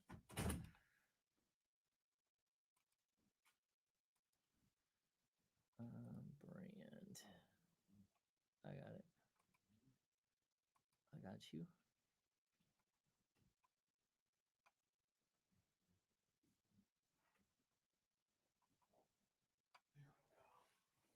Okay, I switched it over. He's gonna have to figure that one out. Oh, we survived.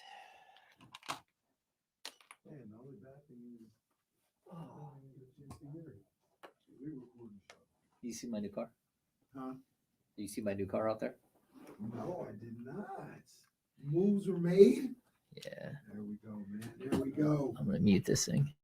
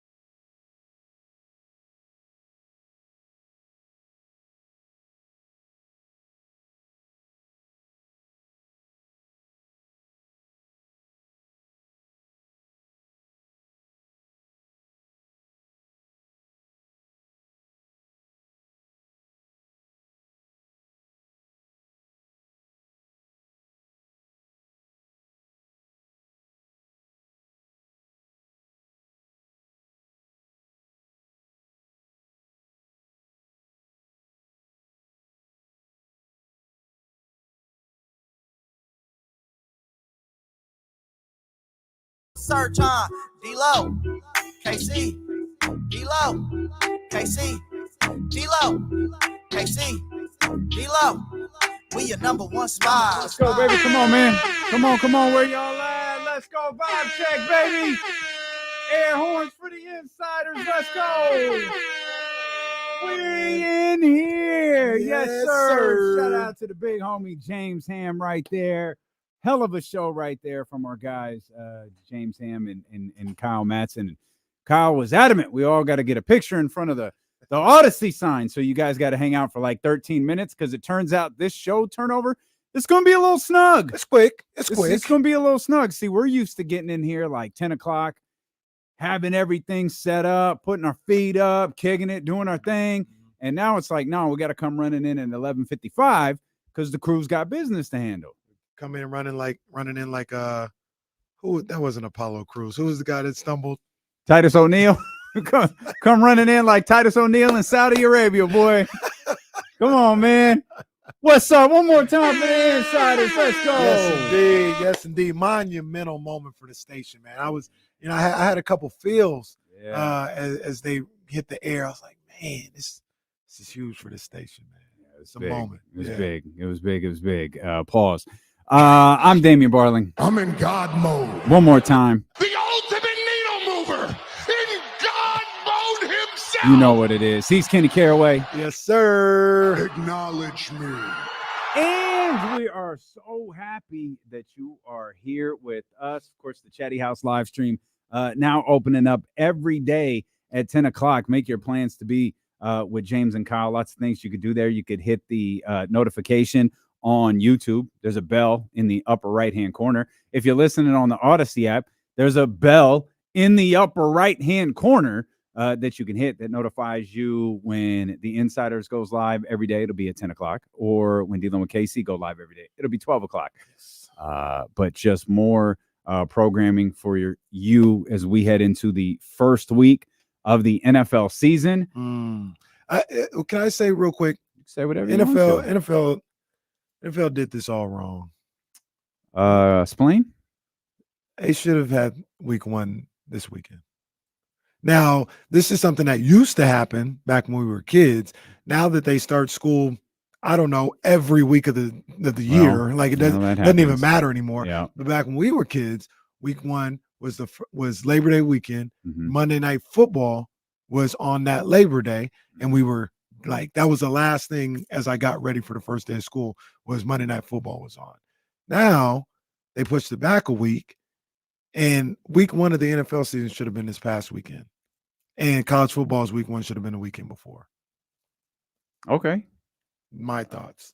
Welcome to my TED Talk.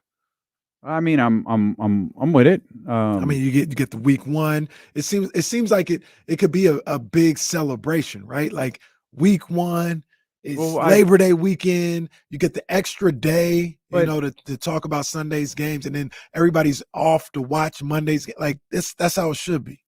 I got you, but aren't there like other things people want to do on Labor Day besides be bogged down with 12 hours of football? Not really. This ain't Memorial Day. I mean, I sat at home, but that doesn't mean everybody else wants to sit at home. Come on, man. It's not Memorial Day weekend. Labor Day is not Memorial Day weekend. Labor Day is actually like a sad weekend. Like summer's over. It's a sad weekend. Okay. All right. Well, Memorial Day is exciting. Like, let's go. Yeah. We're here. Also, RIP to all the veterans, Memorial Day weekend. But everybody's like, summer's here. We done made it. Let's go. Well, what's Labor Day then? Labor Day. RIP to all us suckers who go to work 5 days a week and only get 2 days off, and we're celebrating because they give us one extra day off. I'm telling you, the Players Union for our working association is trash. Terrible. It's worse than the NFL. Terrible. Way worse than the NFL. We I think President Obama had like a Labor Day message, like thanks to all the laborers across the country. So I think that's what Labor Day is for. But it really just signifies back to school. Isn't that all of us? Isn't that everybody with a job? Yeah. Okay. Yeah. Back to school. No, here's an extra day Summer's off. Over. Here's an extra day off for you to celebrate. Also, your favorite season's over. Yeah. When you think about it, this whole thing's a work. That's what I'm saying. This whole thing's a work. That's what I'm saying. That's why they need to put week 1 on there. Because there was some good, like college football did their job. Like it was fun watching college on 4 fun. straight days. It was fun. It was good stuff. Man. I was so confused as to what day of the week it was. Like I went through virtually all of Sunday thinking it was Saturday. And part of that was I was watching a college football game. Yeah. I was thrown. Like I lost a whole day. Damn. I just was confused. I absolutely thought I think it's because Friday was like I was here Friday, even though I wasn't on the air. Like I was here Friday, and Friday was getting to San Francisco was a monster. Oh, do you want to talk about that now? Oh, we could do that. Oh, we could do that. Let me tell y'all right now. This was my first trip. To the Chase Center. Kenny Caraway was not exaggerating. That place sucks. It is awful, like dreadfully awful. Like, who designed this?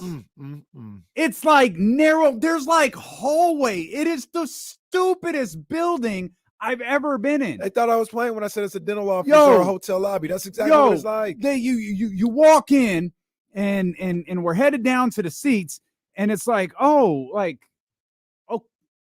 Okay, like you're the concourse, the bowl is completely blocked off. That's what I'm saying. You walk in, you like you said, you give them your tickets, you're like, I'm here. Yes. And you look at a wall. You're no vibes. No vibes. It's like, oh, here's like a mock Picasso hanging up. What the hell I want to do that for? Then they're directing you to this certain place when you leave. Like, oh, you go over here. Hey, again, it's nice trash. Mm-hmm. It's new. Where were we at? The Chase Lounge, the Chase Club, the Chase something. Very nice. Mm-hmm. Beautiful. But the design, go upstairs. Oh, okay. I'm sorry. Ma'am, where's the exit? Oh, walk down this hallway, turn left. Why do you guys have hallways? It's a freaking arena. Bust these walls down and let us see the floor. Break the walls down. Bro, I cannot stress this enough.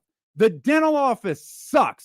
The Chase Center, Kenny was not exaggerating. It wasn't a joke. It wasn't Little Warriors funny ha-ha rivalry. The Chase Center is absolute ass. It's awful. And the person who designed that should be banned from designing anything ever again. It has no feel. Hey, the crowd was jumping. LL Cool J, The Roots, Ice-T, Salt and Pepper, we talked Slick about, Rick, we talked Dougie about Fresh. earlier. You didn't mention Big Boy. Big Boy wasn't there? I don't think Big Boy wasn't there. Oh, okay. Big Boy didn't make his way out. No, he was the only name that was on that flyer that we read one day. Mm-hmm. That he wasn't there. I know he had been at shows at the past. Shout out Ramsey. Shout out Katrina. They were in the building. Okay, all right. But yeah, no, they killed it. Arena was packed. Of course, everyone erupted when E40 walked out. And 3 hours nonstop hip hop celebration. Flawless show. One of the greatest shows I've ever been to. No cap. One of the greatest shows I've ever been to. Good stuff. In the sorriest arena I've ever stepped foot in. So let me ask you this too. I haven't been there since pre-pandemic. It was like literally 2019. Did they like?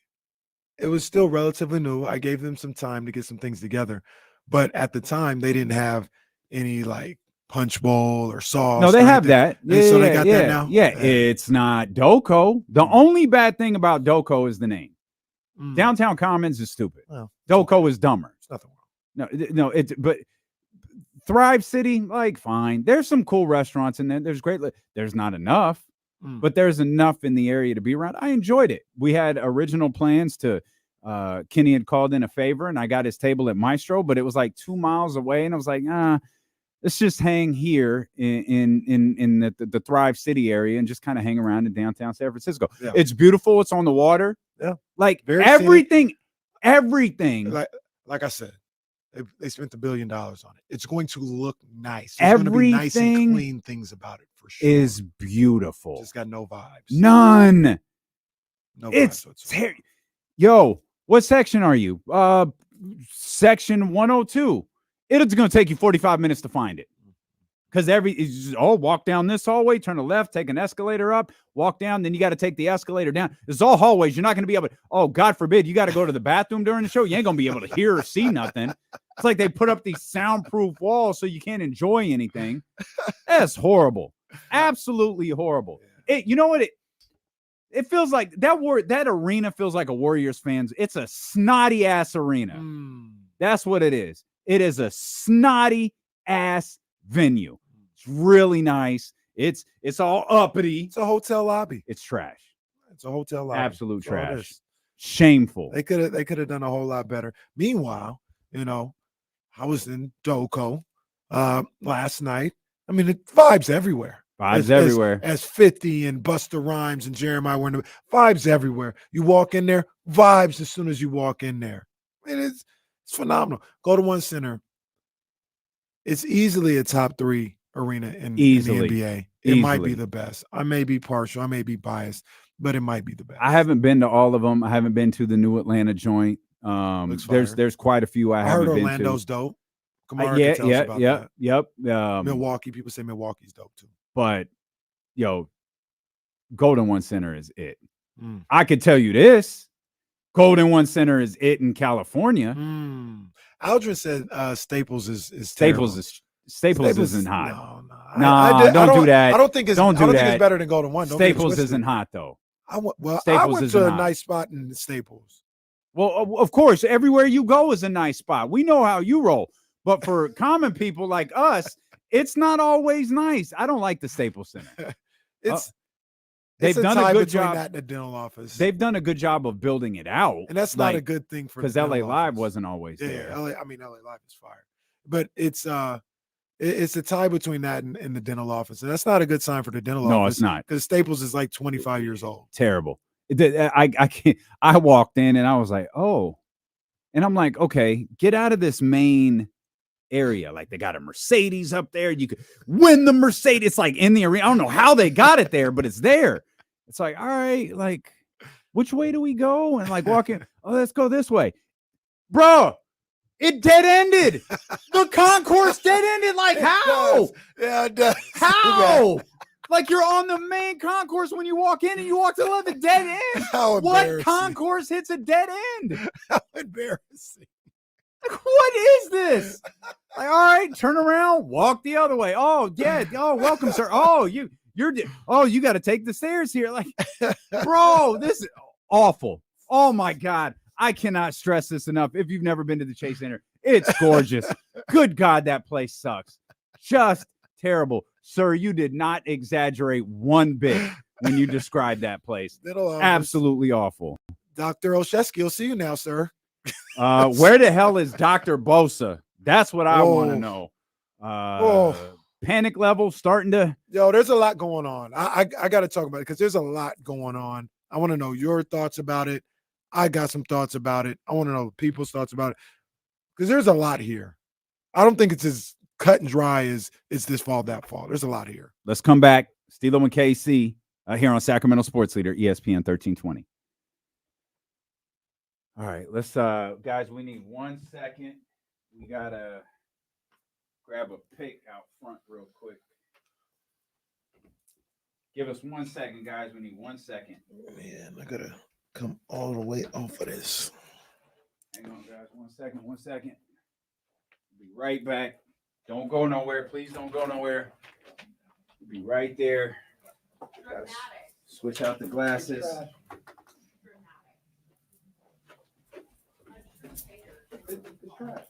It's absolute trash.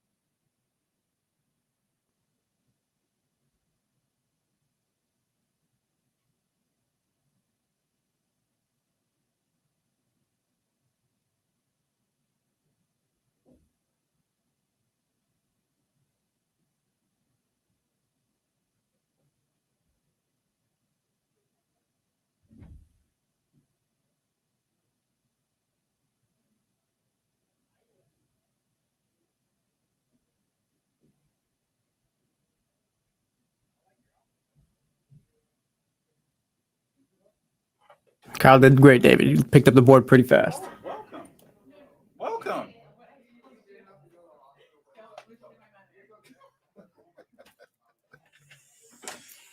Sorry about that, guys. We're good. We're here. We're here.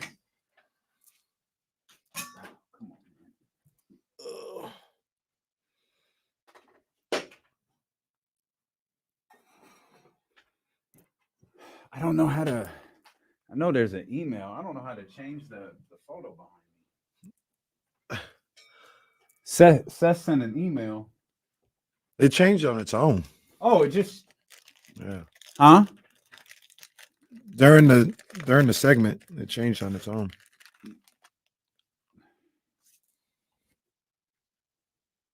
Okay. Okay.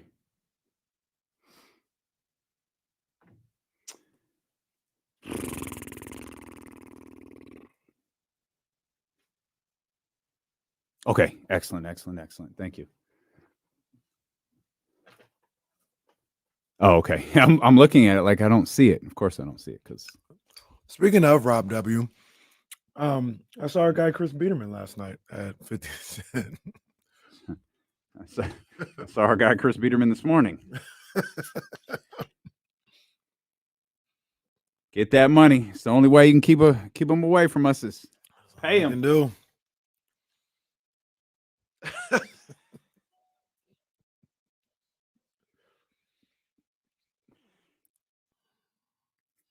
Jesse's about had it. Yeah, it is what it is, though, man. It is what it is. Hey, real quick, a wonderful saying. It is what it is. Well, what else is it supposed to be? What people hoped it would be, what they think it is. No, it is what it is. That's my life motto right there. Works for everything. It is what it is. Yeah. Something goes bad is when it Who doesn't know what you're doing right now? One of the homies, man. Shout out to my man Alan Knox, man. And the ringer ain't even on this. I don't even know why it's ringing. The iPad's hard to turn it. That was the iPad. Yeah, it's crazy, man. Shout out to my man Alan Knox. Real quick before we get heavy into the sports, I mentioned 50 last night at the Golden One Center Final Lap Tour. Yeah, man, that dude 50 Cent did that.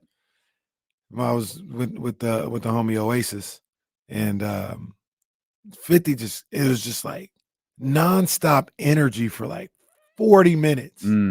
Just hitting you over the head with hit after for like 40 minutes. And then he takes like a 2-minute break where he's going backstage. There's no music being played. It's like 2 minutes though. And our guy DJ Oasis, he leans over and he says, "That's why nobody's running to get with him in the verses." And then he comes back and does another 40, 45 minutes. I mean, that's tremendous. I'm not saying he can't be beat in a versus. I'm just saying that's not somebody that you would be running to go up against. 50 got crazy. And I'm not even like I feel like it tails off dramatically after Get Rich or Die Trying, but he still got crazy hits. The Massacre wasn't bad. I didn't think it was great, but it when your first album is that it's tough. Yeah. And Curtis was cool. Was cool. Yeah, it was fine. It was fine. But man, he came with some craziness. Then he did an encore after he was done. He did like another so he does in the club, everybody thinks it's over, and he does an encore. And then he does I forgot the official name of the song, but Jeffrey Atkins. He's still performing it. He's still performing it. And it goes crazy. Back Down is the name of the song, actually. The Ja Rule diss. And oh man, jeez. That's tremendous. Yeah, I love it. He did his thing, man. Shout out to 50 Cent. That's good stuff. That's a lot like what LL did. Like LL came out and hit a set of hit after hit after hit after hit after hit after hit after hit. Left. Ice-T came out. A couple of others came out. And then he came back with another hit, another hit, another hit, another hit. That's my boy. Like LL, like, man, he's got a catalog, man. Yeah. Like those hit records were. I started thinking when he left the stage the first time after doing the collab with E40, which wasn't a collab. He was just walking around on stage while E40 did Captain Save Him. He did Sprinkle Me. And then the whole arena sang the Big Sean joint. Like, that's a tough song to explain to somebody who might not be familiar with it. Because they wasn't singing the radio edit. Like that song was on point. And you start thinking, wow, okay. He hasn't done I Need Love. You're like, wait a minute. He has a slew of songs he hasn't done. And then sure enough, you have a couple more performances. There was no break. It was just the music just kept going. Like it never stopped. Black Thought was essentially the MC for it. Just phenomenal. And then all of a sudden you hear dun, dun, dun. Oh yeah. And of course, the ladies go nuts. And yeah. when I'm alone in my room, sometimes I stare at the wall. And then that kicked off the second set of LL. That's my boy. Most underrated rapper of all time. I'll say that. Most underrated rapper. That doesn't mean he's necessarily the best. I'm just saying he's probably the most underrated rapper in hip hop history. I had a moment where I had convinced myself of something ridiculous. I was watching everything, right? The Roots. I was watching everything happen in front of me. And you know my guy, I love DJ Jazzy Jeff. And I've talked about, especially around the 50-year anniversary of hip hop, how influential DJ Jazzy Jeff and the Fresh Prince were to me loving music. And he was out there with the Roots the whole time until LL came out the second time. DJ Jazzy Jeff wasn't there. I convinced myself for a solid 10 minutes that DJ Jazzy Jeff and the Fresh Prince were going to come out.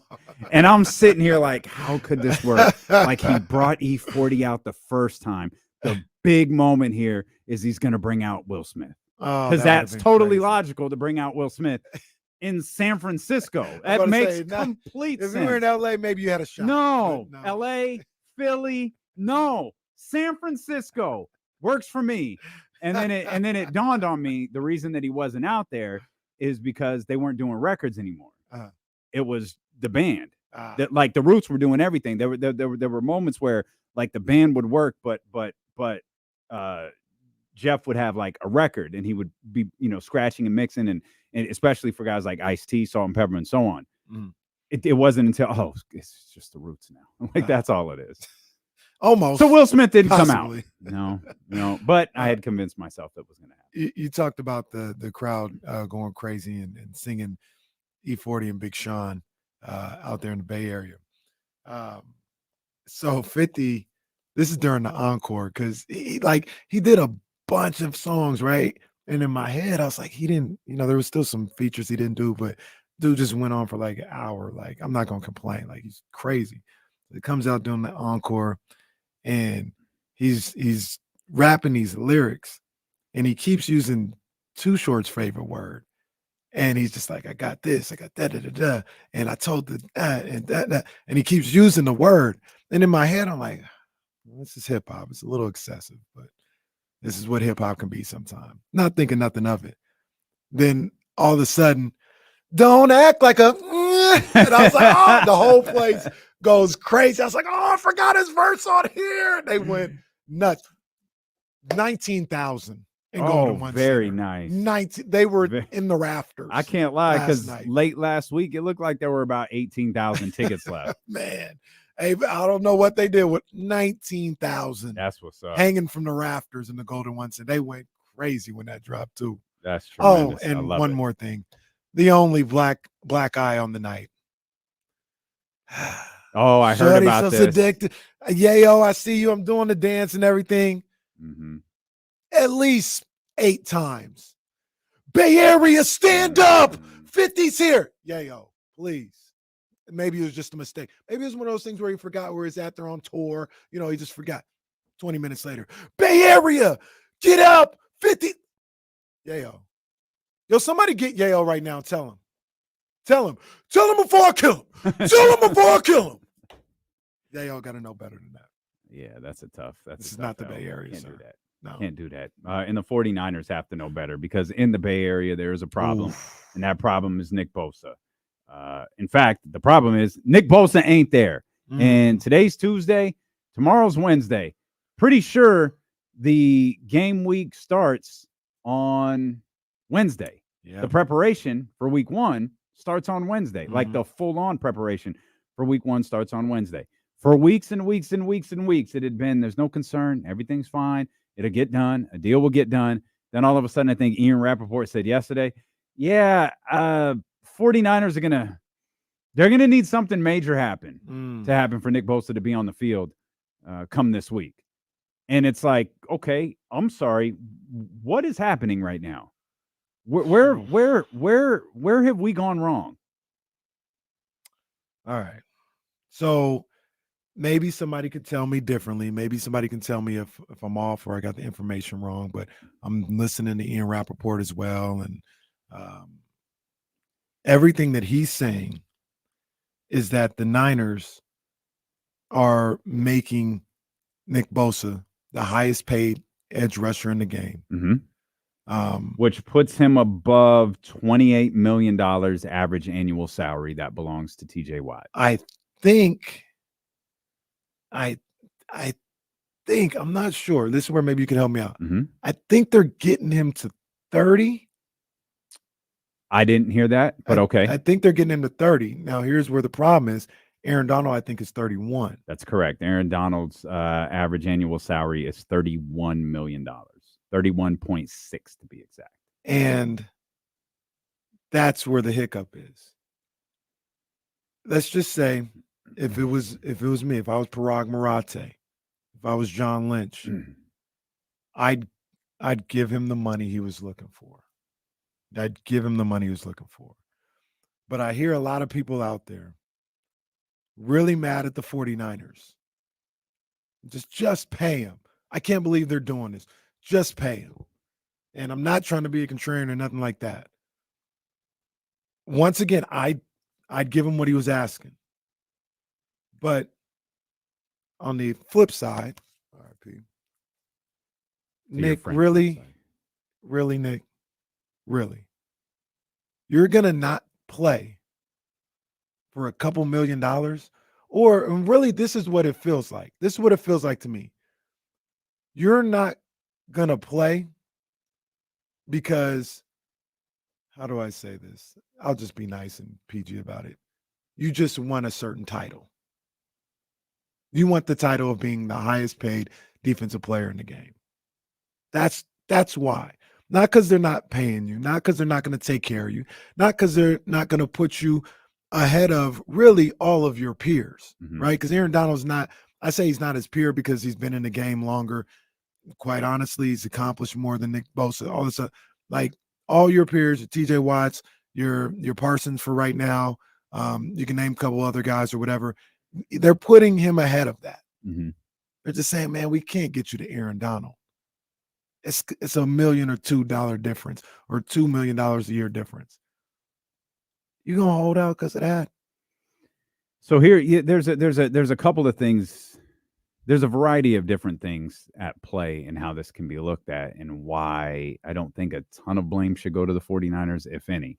I think part of, too, in defense of 49er fans who feel one way, even, the way you feel, sometimes we look at numbers like 28 million, 30 million, and we think, well, what's another $1.5 million? What's another $2 million? And normally in situations like this, normally in football, this isn't the case in basketball. It's not the case in baseball either. But in football, your pay structure is almost always unofficially your position group. And, there's the TJ Watt, $28 million annually, and the report that the 49ers are willing to give him more than TJ Watt. Normally, that's how things are judged. And normally in those cases, you see increases of like $1 million to $1.5 million.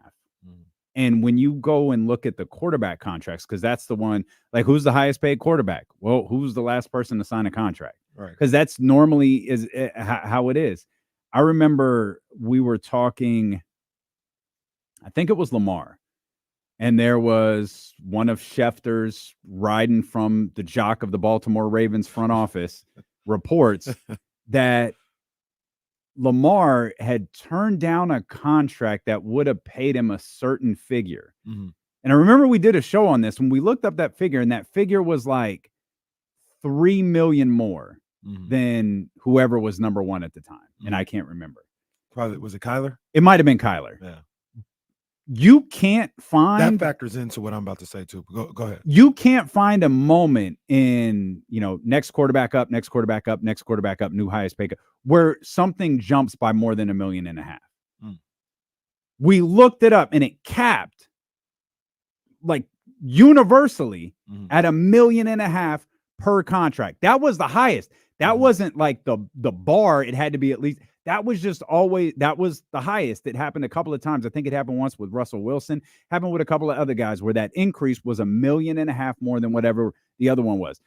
And I'm sorry, Schefter's trying to convince me he was offered $3 million more and said no. That didn't happen. And that's where you get into this thing where if I'm Nick Bosa or I'm Nick Bosa's representatives, it's fine to look at Aaron Donald and the ultimate non-quarterback contract. But we're talking at this point $3.7 million over your position group. As an agent, that's a tough sell.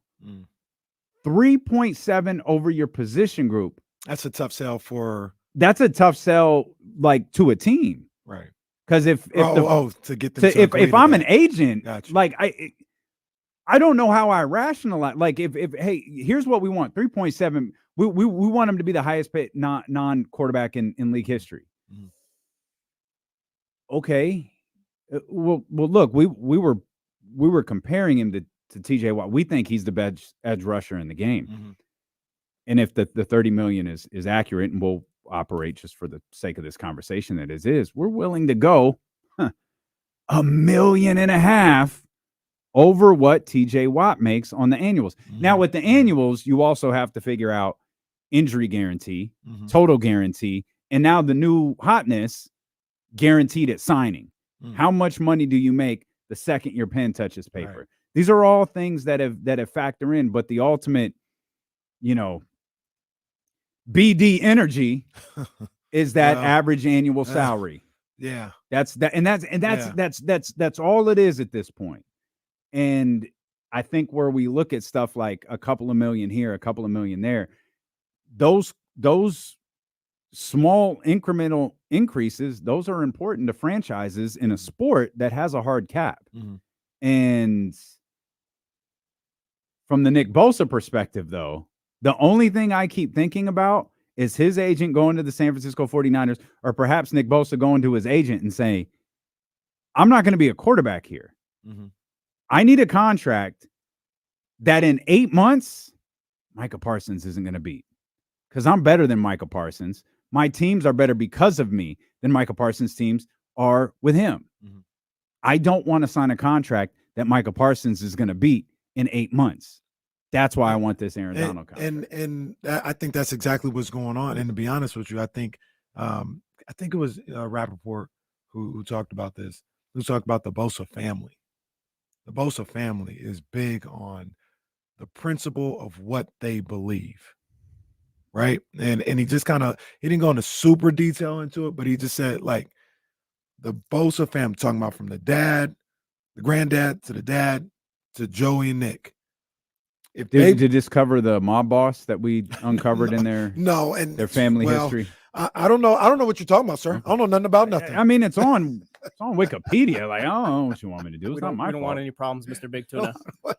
I believe that was his name. Was it Big Tuna? Yeah. I don't want no problems, Mr. But Tuna. he talked about they are heavy on the principle. And if the principle to them is Nick should be the highest paid non-quarterback in the game, he just kind of talked about they're willing to ride out whatever until that is the case.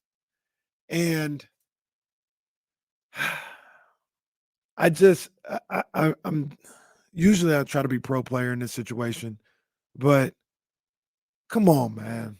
Come on now. Like I can't believe if the reports are true, I can't believe he would hold out because of that. That is frustrating because, like I said, you talk about your position group, all this other stuff. Even if you're second, they're putting you at like $30 million. $30 million. And because they won't go over $2 more million a year, you're gonna sit out. I know what type of game it is. I get all that. But then we get into this is the terrible part about negotiating. This is the hard truth when it comes to negotiating. I believe Aaron Donald signed that contract after they won the Super Bowl, correct? Yeah, that was the please don't retire Mr. Donald contract.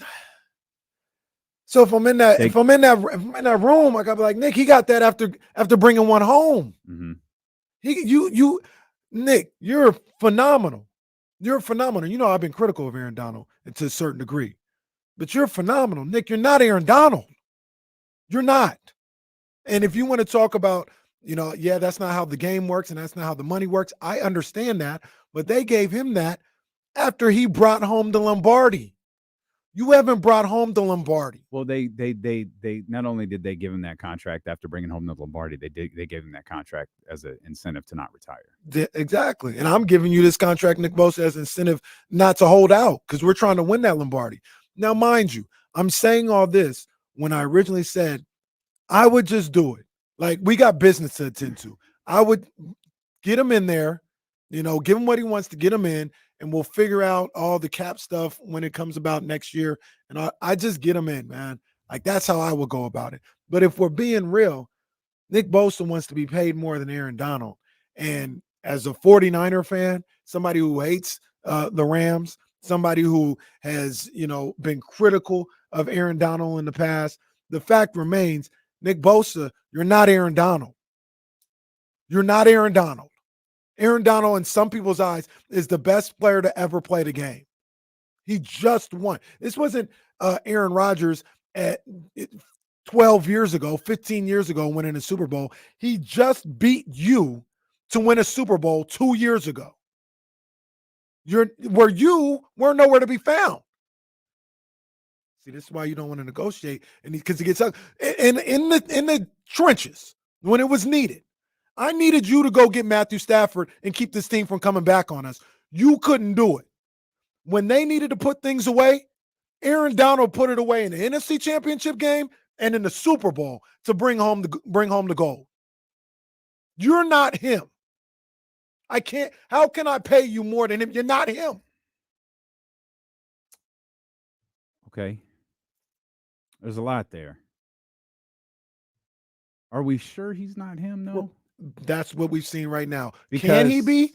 We don't know. Well, see, that's another important distinction when you talk about the time that Aaron Donald signed the contract in question here, worth 30 and some change, 31 and some change. That was technically at the tail end of his career. Mm-hmm. Now, he's in the we know we're in the final stages of Aaron Donald's career. Mm-hmm. By his own choice and admission, we know we're in the final stages of Aaron Donald's career. Bosa's finished his fourth season? Mm-hmm. This is coming out of his rookie deal, in which he's already won Defensive Player of the Year. Mm-hmm. He's been a Pro Bowler 3 times.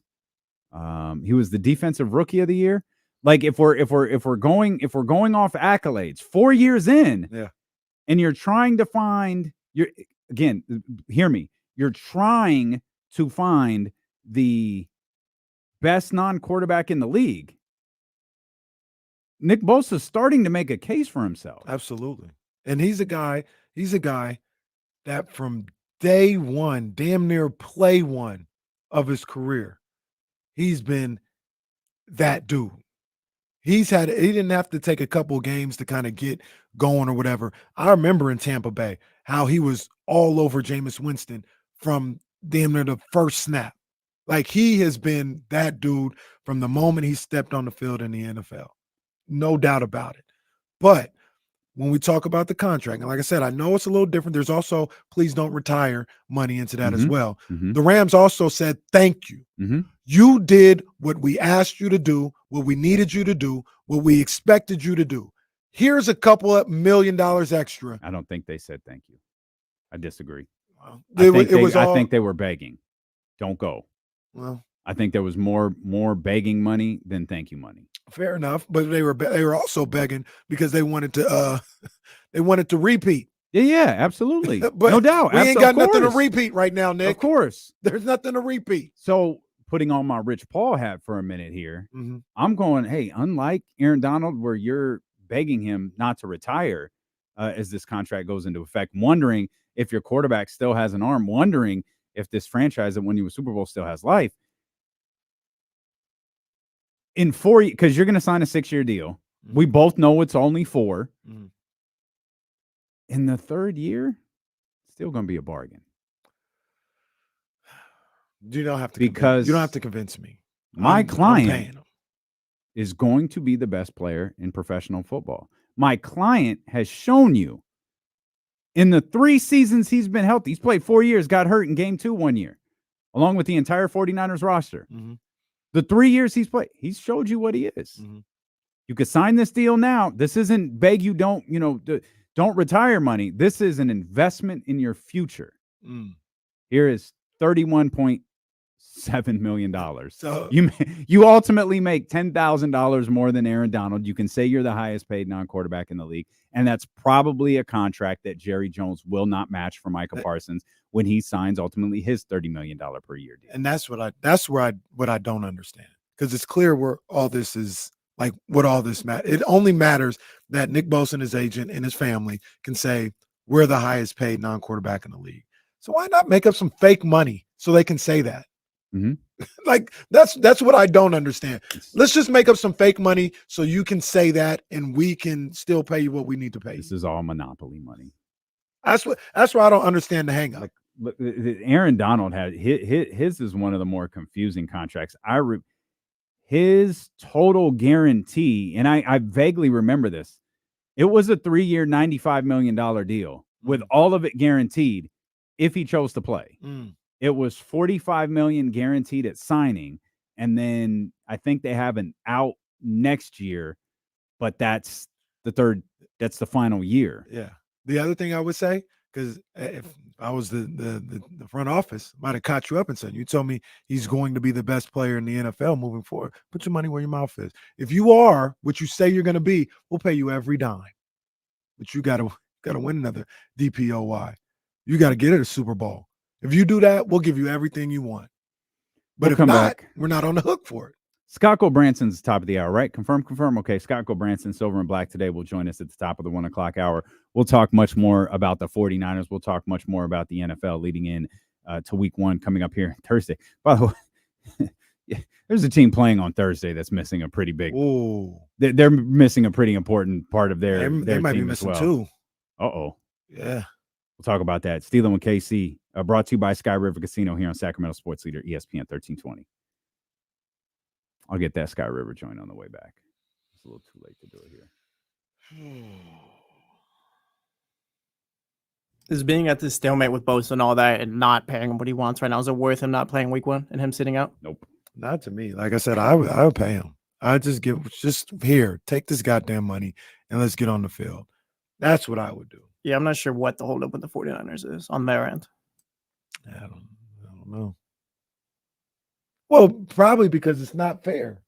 Like they're sitting here like, bro, we're making you the highest paid edge rusher by a lot. The game is the game, and he's up next. He's the guy right now on defenses in the NFL. Mm. So you got to pay him what he's worth. We are. They are willing to pay him what that's the whole baffling thing. Not if he wants Donald money. Like, say we're saying we'd be willing to pay him and stuff like that. So that's what he's worth.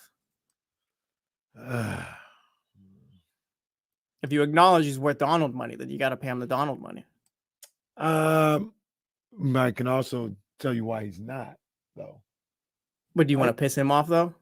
I can tell you he's pissing us off if I'm the front office. Yeah, but he'll be We'll fine. just be pissed off together then. And you sound, not you, but Bosa, you sound crazy if you be pissed off because we're giving you 30 and not 31 and a half. Sound crazy. I got a family to feed. Got to feed my kids. That was messed up that time. What did Randy Moss say about like the catering at the Vikings? He's like, man, this stuff is disgusting. I wouldn't feed my dog this stuff. I said, oh, come on. I think that's when they got him out the building. Like, Randy, come on, man. Randy used to be a wild boy for him to be like as nice as he is now. Mm-hmm. Randy was a wild boy.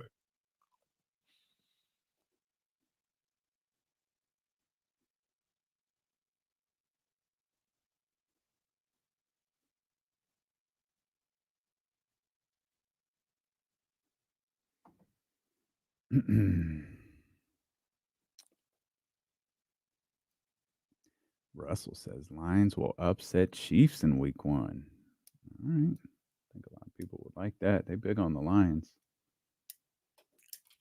Lazy, I did see this. I've seen it plenty of times before. That's always hilarious.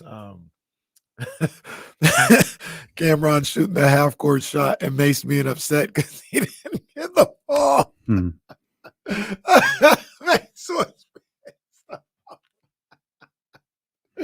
Mace was pissed off because he didn't get the ball. I think I retweeted that on Twitter.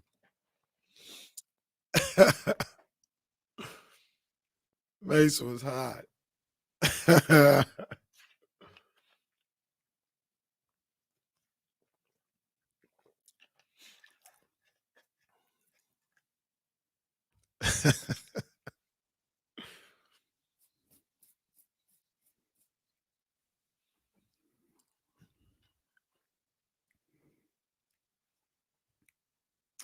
Scott Gilbranson going to join us coming up Downtown here. Scott. Yes, indeed. The Steeler and KC brought to you by Sky River Casino. They got the $100,000 cream of the crop. The cream of the crop slot tournament.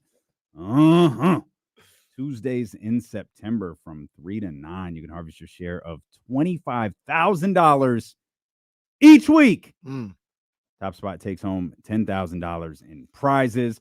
One of the many amazing things. I heard a rumor. It didn't happen. They had to put it off.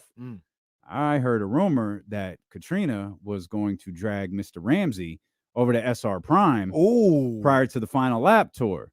Now I think some things broke down and they're making their plans to go later in the month, but it was the first time that I thought, I think we can get Ramsey out to the live broadcast September 21st. I think we can get him there in his basketball shorts and his mask. Come on, man. Pull up, Ramsey. Stop playing. I think maybe if we throw him some tickets to YG, maybe we can convince him. I don't think Ramsey wants to see YG.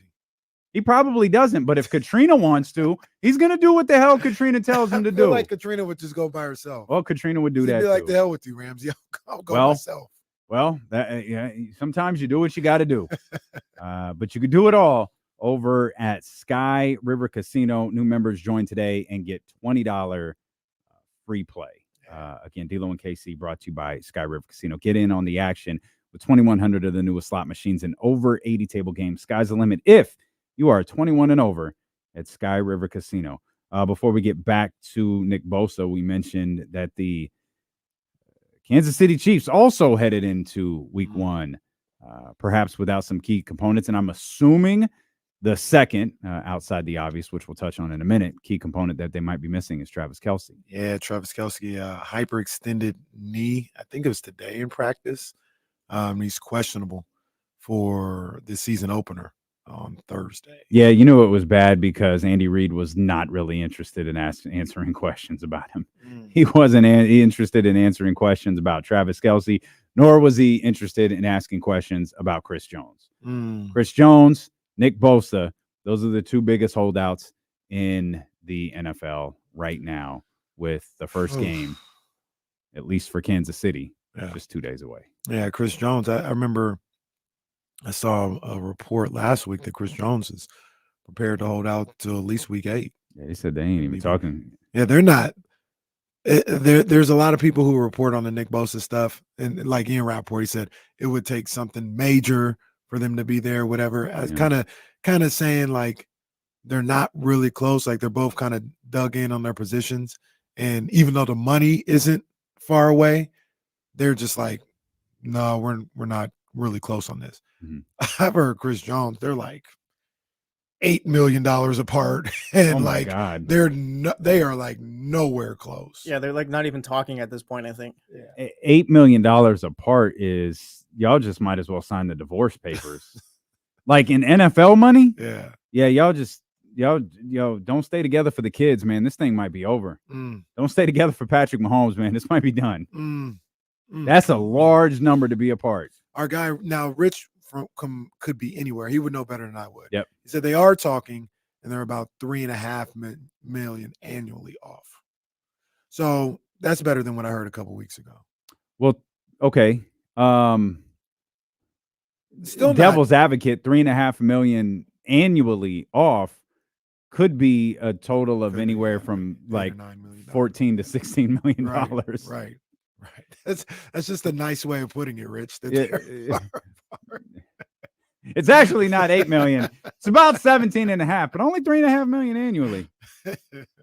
Again, there's so much that goes into these NFL contracts that sometimes makes them impossible to understand. But you have the average annual value, the total guarantee, the total injury guarantee, and the total guarantee at signing.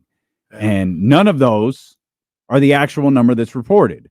The number that's reported will be like whenever this stuff with Nick Bosa happens, and it's going to happen, it's going to be 120, 30 something million dollars. And then it's going to be broken down. Okay, what is it really? And perhaps in Nick Bosa's case, like you were laying out, maybe there is a scenario where he can so you have the guaranteed money and you have the easily attainable, or not easily attainable, but the put your money where your mouth is attainability of, okay, you want this contract to be worth an average annual value of $32 million. You win one more defensive player of the year in the next 4 seasons, and it does. Now, no agent wants that, right? Because that's harder to report on. That's a longer tweet to send Adam. But see, and this is like I said, it's all about the wording. That's all these people want. That's all the agent wants. It's all the player wants. All about the wording. They can pull the new NBA joint, the new Woj. Oh man, and say, hey, Nick Bosa, he's about to sign a contract that could get him up to, but that's $240 million or something like that. I feel like that's what NFL's been doing forever. The NFL just started that nasty practice. Would they say Kyle Kuzma's deal was worth? It was 102? Something. And then it was like, nah, it's not. That's not what his deal was worth. It's like, so that's what we're doing in the NBA now. We used to not have to read contracts in the NBA. Now I need Mike Florio to break down Giannis Antetokounmpo's latest deal. Yeah, it happens. You brought up Lamar and Kyler earlier, and their comp, and Lamar saying, he wanted to be paid more than Kyler. In that particular case, I completely get it. Way more accomplished than Kyler. Well, Kyler Murray had a contract, and he's like, I need at least that. To be fair, Kyler was the example. It might not have been him. And I think it was Kyler. It might have been Russell Wilson, but I can't remember when Russell Wilson signed his, because Russell Wilson is a little bit above Kyler Murray. I just can't remember when he signed his. So it's either Kyler or Russell Wilson. It's one or the other. In Lamar's case, especially with Kyler Murray, and it didn't even have to be that Kyler was the most. It was what Kyler made, and Lamar said, I'm not going below that. Yeah. You know what I'm saying? Even if Russell was the highest, that's kind of irrelevant. Kyler signed his deal, and Lamar's like, I'm not doing any less than that because I'm way more accomplished than him. I've accomplished more in this league than he has. I get that. Bosa using that same stance for Aaron Donald. Oh, man. I don't know, man. Do you think Bosa is the best defensive player in the NFL right now? It's debatable. Like, it really is debatable. I think he is, but it's debatable. Some people would say Parsons. Some people would say Chris Jones. Some people would say TJ Watt. I think he is. I may be biased. I think Bosa is, but those other three are B, and Aaron Donald still a beast too. Is Micah as important to the Dallas Cowboys' success as Nick Bosa is to the San Francisco 49ers? I would say he might be more. Okay. The only reason I say that is because I think the 49ers defense, the talent they have on defense, is higher than the Cowboys. And I just want to be clear. And it's a little because I think the Niners linebacking core is better than the Cowboys, like way better. But I think the Cowboys secondary might be better than the 49ers secondary. But that whole line. Can we run the tape back of what KC was talking about Michael Parsons prior to that first playoff game with the Cowboys and the 49ers? I'm sure it's in the archives. Can we dig into the archives of what you said before and even after? Well, I mean, he was out there, I don't have my drops on me, but he was indoctrinating his style. Nicky Barnes. Oh, see, no, I'm glad that's what I'm really that's what thankful Michael that was dropped. saying, and I knew we were going to win at that point. Very, very thankful that drop is gone As soon as he forever. started talking like Anthony Joshua, I was like, "Oh, we got this in the bag." Over in Harrisburg, Pennsylvania, bullies get bullied. Oh man, that did not go well for Why our did you boy say that, Micah. Micah? That did not go well for our boy Micah. You're listening to D'Lo and Casey on KIFM West Sacramento, 98.5 FM, KRX QHD2 Sacramento, ESPN 1320, always live on the free Odyssey app and live with our man from Silver and Black today, Scott Gobranson. Scott, how you feeling headed into week 1, my man? I'm ready for some football. How about you guys? We're feeling good. We're feeling good. Well, look, we're talking about Nick Bosa and his holdout and all this other stuff. Today, out of nowhere, there's some crazy stuff going on in Vegas with Chandler Jones. You see that? You see they what's my man's name? Chandler Jones. Jamal Adams them. Oh no, They wouldn't let he couldn't get in. get in. What happened with that, Scott? What's that all about? No, he since deleted it, as you may know. But just why? I mean, what week before the regular season would it be without some Raiders drama? Right? There has to be some drama. That's what all the fans are DMing me today on Twitter and saying, why does this happen to happen?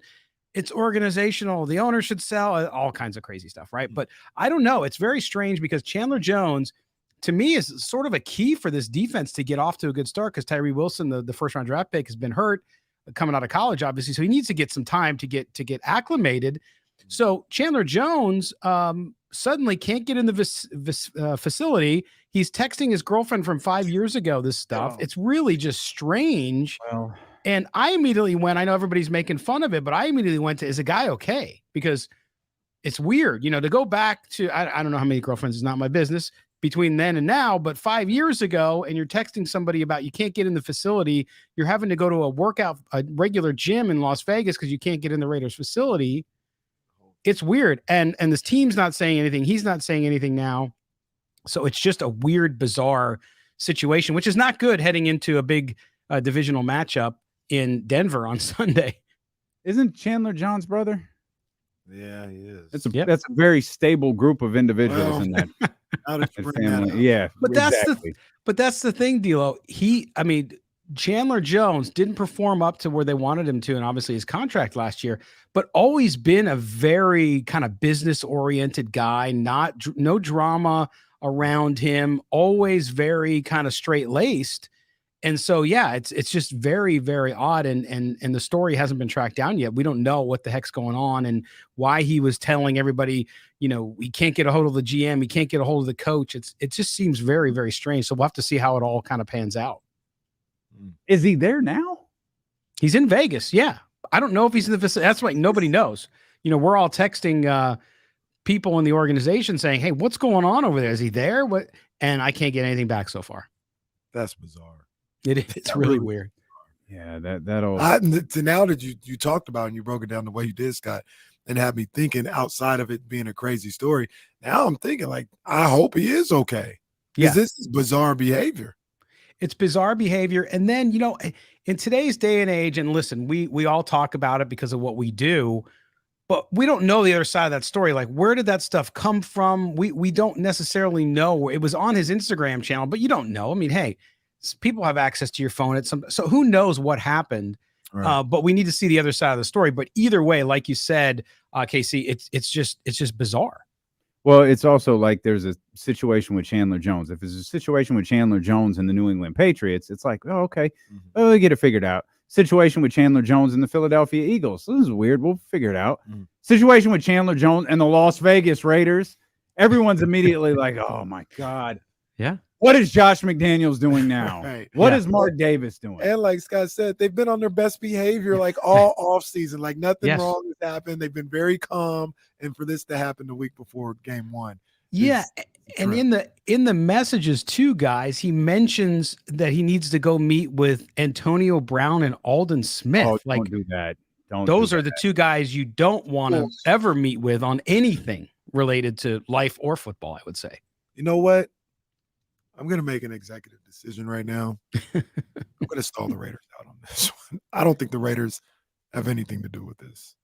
And I hope Chandler Jones is okay. Yeah, that's exactly what I said today on our show. I hope he's not following through with that threat to go meet with Antonio Brown, and because that's not good for anybody. Antonio and Alden. No.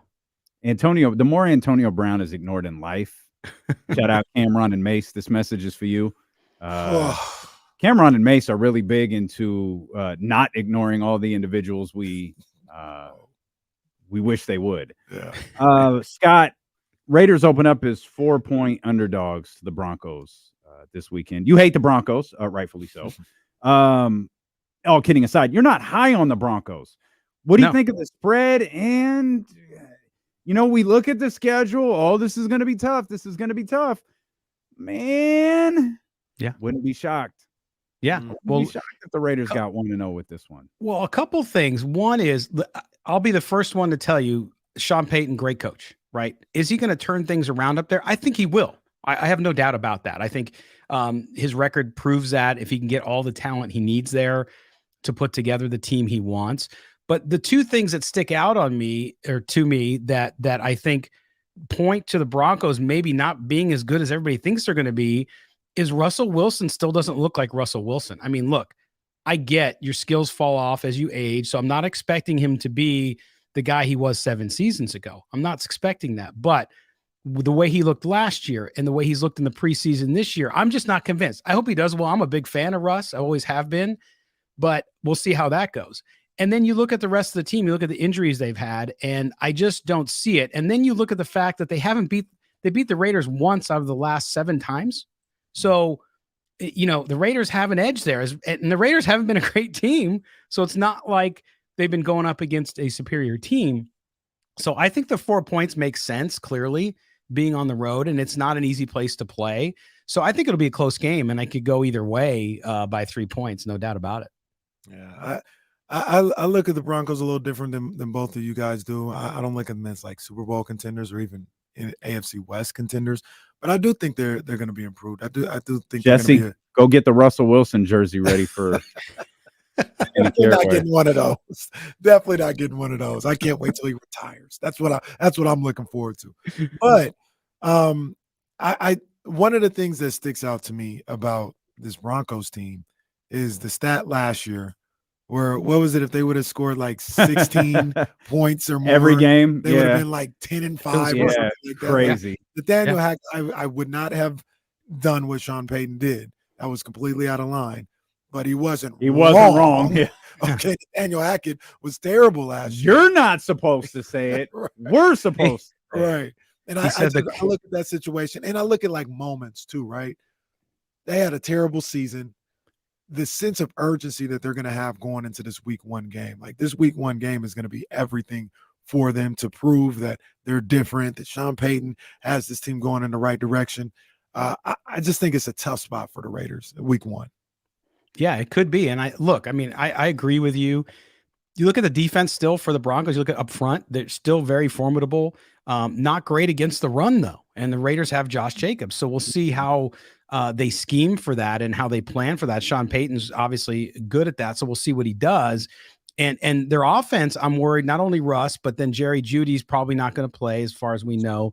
He's been hurt and we don't know the extent of it. So you look at that offense and you're thinking, wow, it might be the right time for the Raiders to play them right now on the road because of that, because they're not 100% and there is some uncertainties, but the Raiders got plenty of their own uncertainties. So it's kind of a mixed bag for the game, and everybody's picking the Broncos to finish third in the division.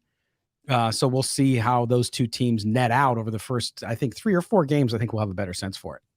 Real quick, do you know, Scott, if the Raiders have been affected by any of the crazy Vegas weather that's been going on?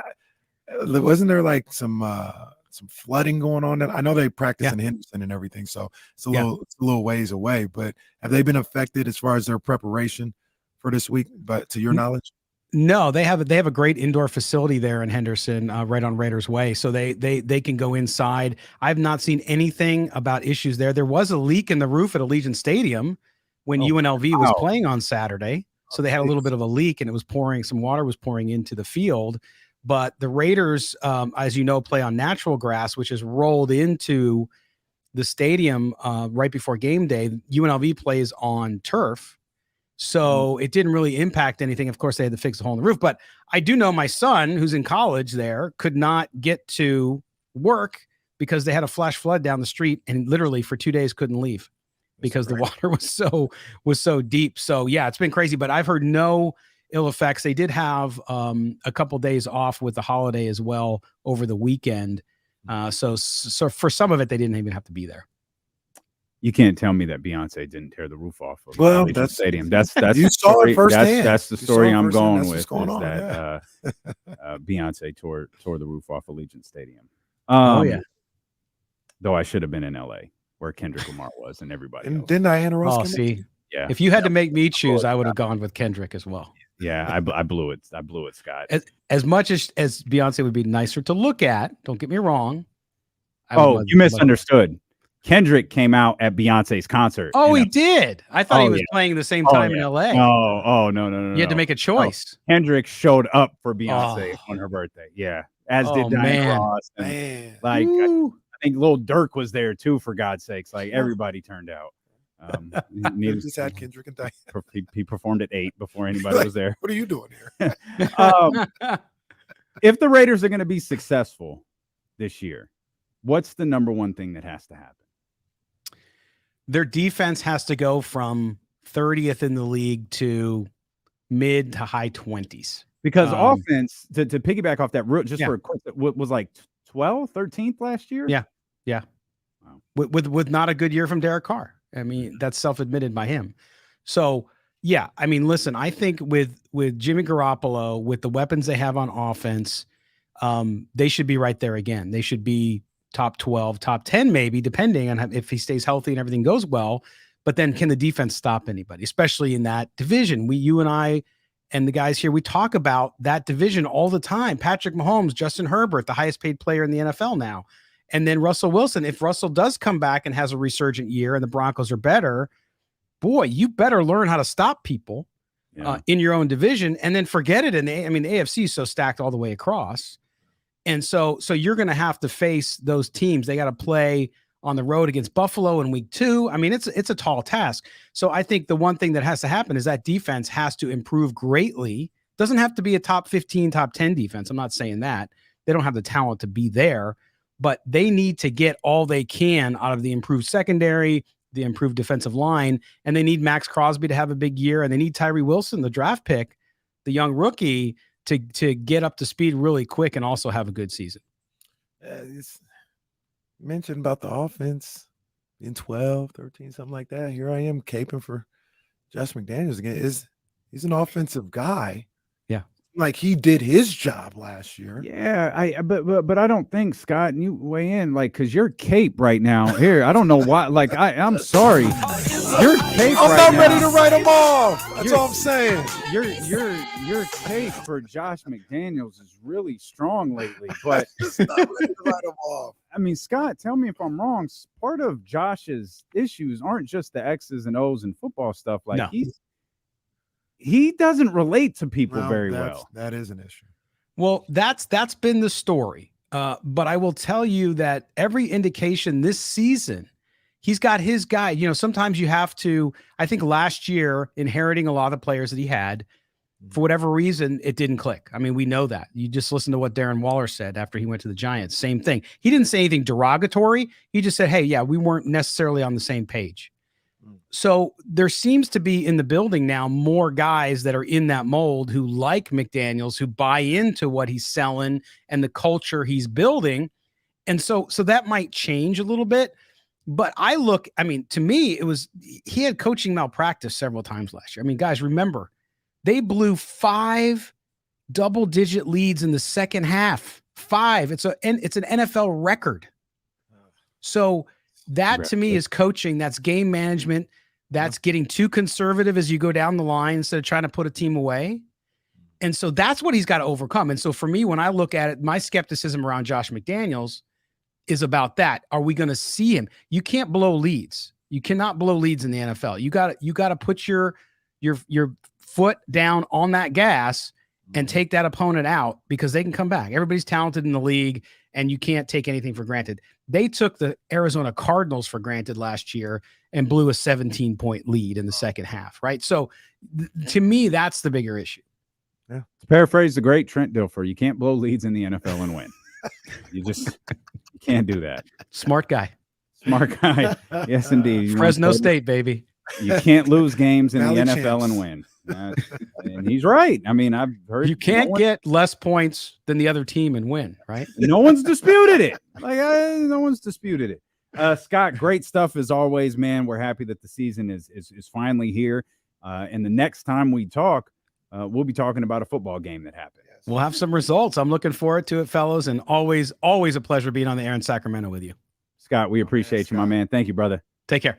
That's Scott Gobranson, silver and black today. That poor guy's got to wonder what the hell he's getting into every time he logs. He's talking to his people every week. Like, yo, still got to do this. Can we put Trista on this? Because I'm about at it. Real quick. No Trista today, by the way. I was, how we always talk about the Raiders and Vegas and people, the opposing team coming into Vegas and taking over. I don't know when the Raiders are gonna get a true home game this year. Yeah, it's tough. You see the schedule. You see like what the road game, the home games are. Excuse me. First one is Steelers. Oh, that's Packers. Not happening. Patriots. Do they go hard? Yes, they do. Okay. Pause. Giants. Mm-hmm. Jets. Wait, Giants do too? Yes, unfortunately. Really? Oh, wow, yeah. I don't. It's New York and Boston. It's New York and no, Boston. I understand. I'm not saying they pull don't out. have fans, but like they're gonna invade like that. Yeah, for sure. Yeah, Okay. all them New York people in November gonna want to go to Vegas. Well, for the weekend. That's a good point. No, that's a good point. Then they got the Chiefs at home. Yeah, that's a problem. The Vikings actually do pull up, but they might get a reprieve a little bit with the Vikings. But I don't know. That one might be nasty too. A lot of purple in that stadium. I didn't know the Pats and Giants pulled up like that. Yeah, Pats definitely pull up. Pats are, the 20 years. Again, of I'm not being one saying of they the- don't have Yeah. fans. I just didn't know that they pulled it like that's Oh, yeah, that's a cross country strike. Like I'm sure there'll be fans there, but It's gonna be nasty. They get a break when the Chargers come to town. Well, yep. And then they got the Broncos. When do too they close. play the Chargers in LA? Because that might be their biggest Week home 2. game of the year. Or Yeah. excuse me, no, week 4. We'll come back. We'll talk more. We'll talk more NFL. I scoured the internet looking for people to trash in Deion Sanders this weekend. Man, it was quiet. It seemed like a monumental moment. It We'll talk about was quiet. We'll talk about it. Steelo and Casey brought to you by Sky River Casino on Sacramento Sports Leader, ESPN 1320.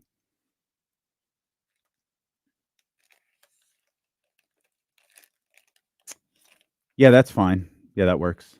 That works. Are we? We're gonna cut the YouTube, the first 2 hours of YouTube, right? We'll cut the insiders from 10 to 12 and put that as a separate entity on YouTube. Okay, yeah, let's definitely do that. Yeah.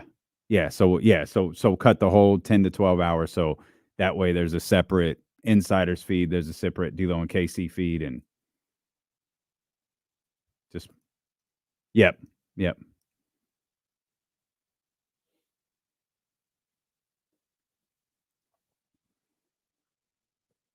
Kyle, you have a company laptop?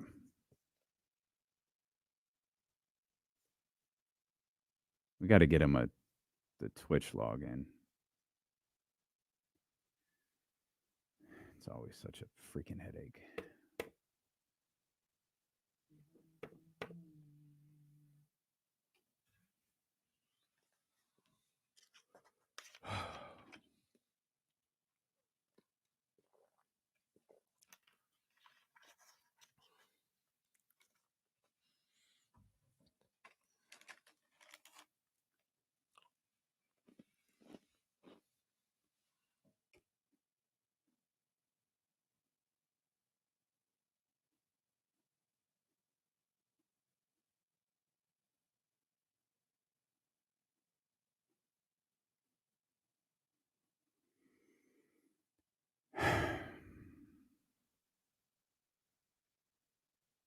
It's Tuesday, but it's really Monday, and I'm going to try not to cuss anyone out today.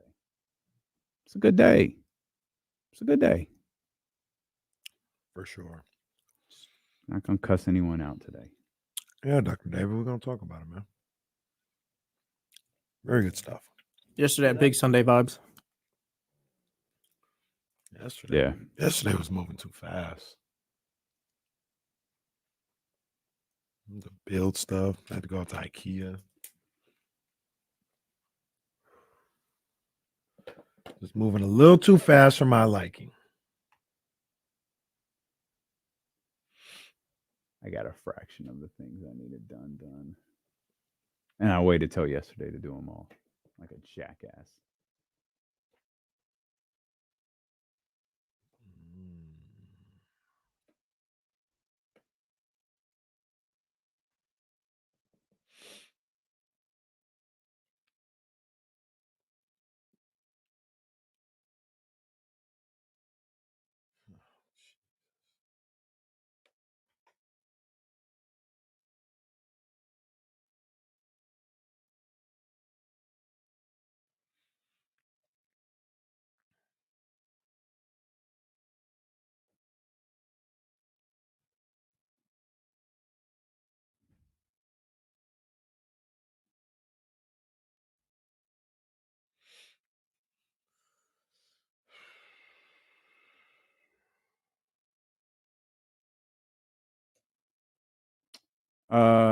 Mark, we'll get to that. The CM Punk stuff, that's actually written into the show. So we'll definitely get that.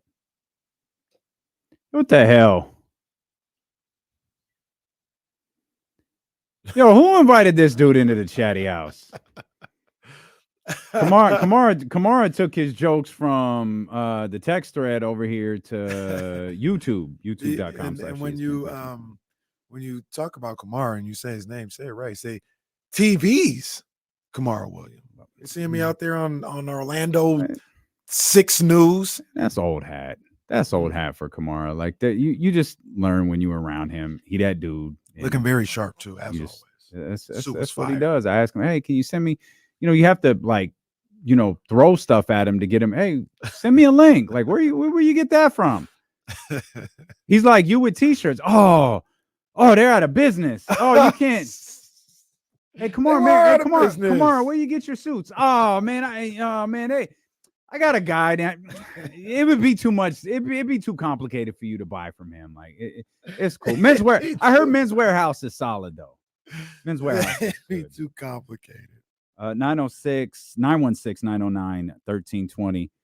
Man, I feel like it's been a minute since we heard from our brother TC. Hey, I was begging TC to call last week because someone told me, TC, to start the call with, how'd your football game go over the weekend? Ooh. Hey, first, no, listen, we got to start off right. What's up with my two brothers, though? What's up, big dog? Oh, man, just chilling. Hey, D-Lo, to answer that question, we won, though. That was a playoff game. We got a championship this Sunday.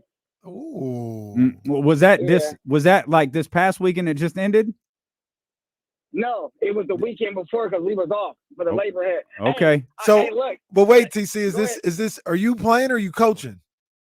Nah, I'm playing. It's like a little flag league, bro. You know I can't give it up. I'm getting too old. Hey, KC D-Lo, I'm getting too old, but I can't give it up, man. I know. I'm at that spot right now myself where I was like, man, I really want to play. Like I play basketball. I could play softball forever, but basketball, I'm like, I really want to play, but the risk of injury is way high right now. And I don't know. I don't know if I'm ever going to play again, like in a league. Yeah. So, hey, look, that competitive spirit never go away. D-Lo, Casey, y'all know what's up, bro. Ain't nothing wrong with that. Ain't nothing wrong with that. Hey, so look, check it out. Hey, look, I'm just listening. Hey, I fell back. I want to call in, but I let everything die down and all that. Look, check it out. Look, Kenny, you already know what's up. Listen, pay that man. You got the real deal, I guess, on a cheap deal. You got the next Steve Young on a cheap deal. What's holding this whole thing up about Bosa? Get Bosa his money, and if I'm Bosa, I'm not budging, bro. Because first of all, y'all been playing around with everybody around here, trading people away, doing all this. Kyle Lynch, y'all been playing. So look, let me get my money. I'm not budging. You get what I'm saying? D-Lo, I'm with you. I'm the defensive player of the year. All that. Aaron Donald, all that. I'm damn near him. You get me? What damn near? So you should make damn near the amount of money he makes. No, That's what you should make. what I should say is I'm past Aaron. Aaron got that. Listen, you can't take the ring away from him, Kenny. But Bosa's on that dude's level, bro, if not better than him. In my opinion, I think he's better than Aaron Donald. But at the same time, I'm not budging, bro. Give me my money. I'm not taking 31 and 2/4. No, bro. Give me my 33 or 35 I'm asking for, or we can move on from here. You get what I'm saying? I'm not budging, bro, because the Niners, or they show that they want to play parade, be playing around with people's money and doing all that. Listen, bro, give me my money, big dog. Love you, TC. TC, my guy, but TC has a complete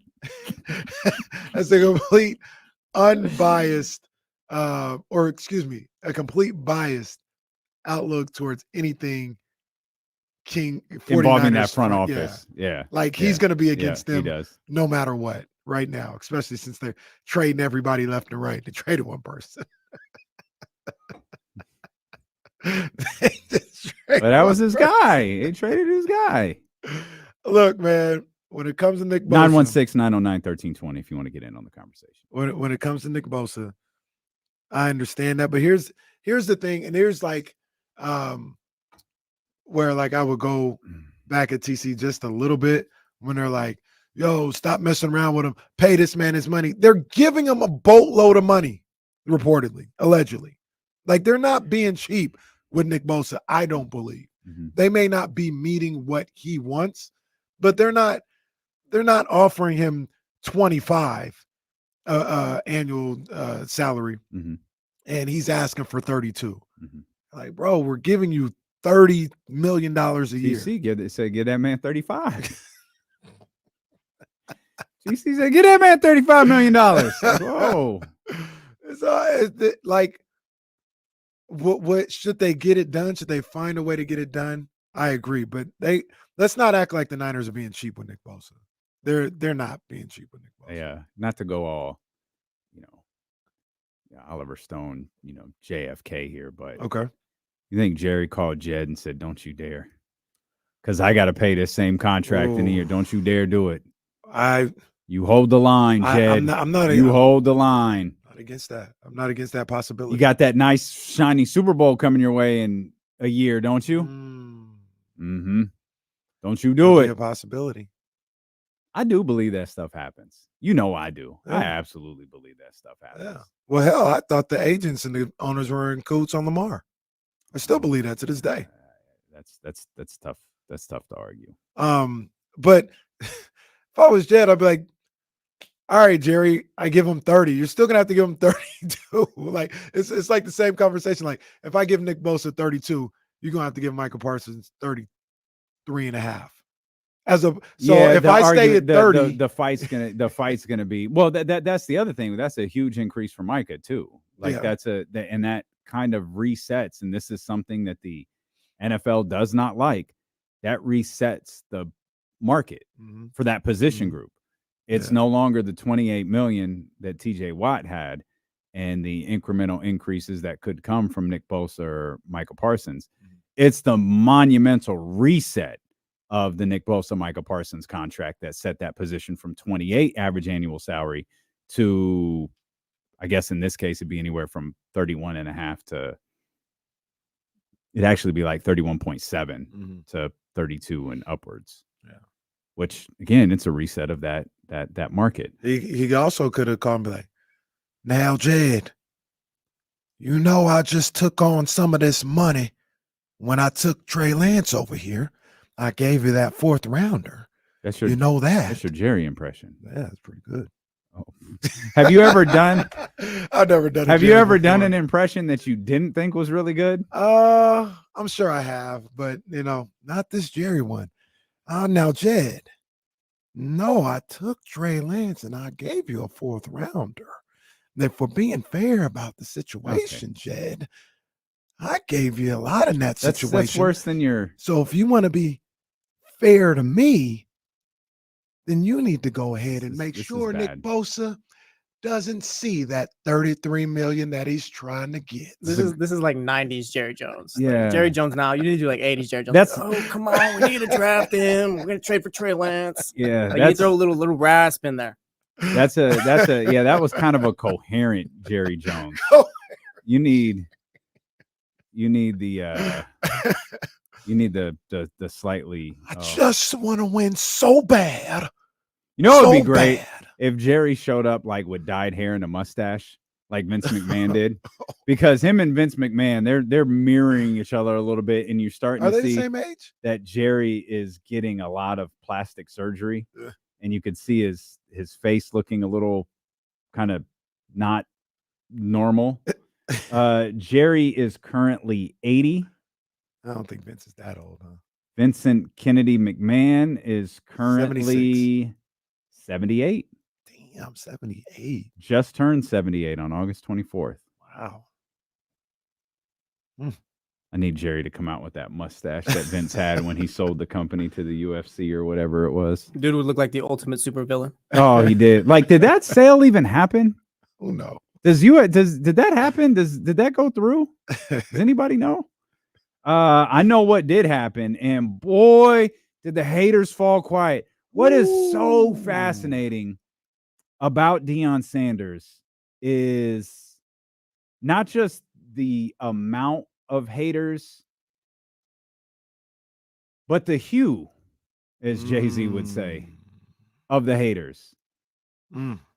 And there's a variety of reasons that they justify to themselves, including Jackson State and HBCUs. But boy, did Deion shut a lot of people all the way the F up this weekend.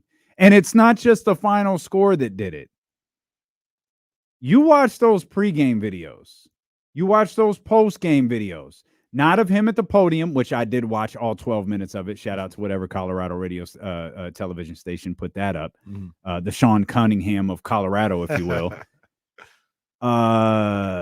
Those pre-game videos, those post-game videos, that team being locked in on that man's every single word. Deion is that dude.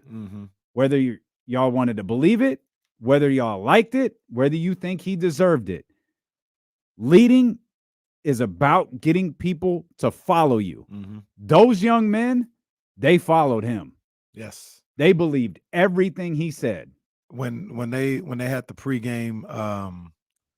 pregame speech, I saw it, and he's speaking and he's doing this thing, and he's saying like, you guys are ready, whatever he was saying. But when he said something to the effect of, it's not coming time or whatever, the time is here. And then he goes, we aren't coming. And everybody said, we're here. Yeah. We're here. I was like, I wish I would have seen that earlier, because they are locked in. They believe in everything that he says. But it's not just the we're not coming, like we're here moment. It's the fact that like that wasn't a chant. No, it was just it was speaking, something he was saying. They were in the same space. And the camera catches a couple of the players recognizing, no, we ain't coming. We here. Yeah. They recognized what was happening in that moment, and they were all in on that what was Coach Prime said. That was I don't know.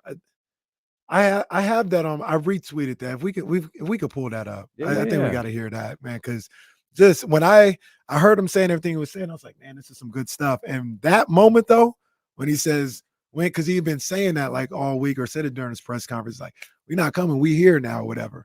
And he says, we're not coming, and you hear like 2 or 3 people, we're here. 2 or 3 more, we're here. No, we're here. I was like, oh my gosh, these boys is locked in.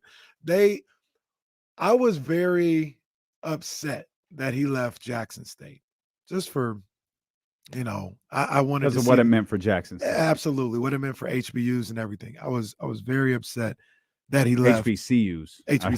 I missed another. It's like the 20. You don't like the C and you don't like the 12. This is what you're all right. All right, YG, chill out. HBKU. Oh no. Oh no, don't do that. But I mean, I was like, man, I really wish he would have stayed.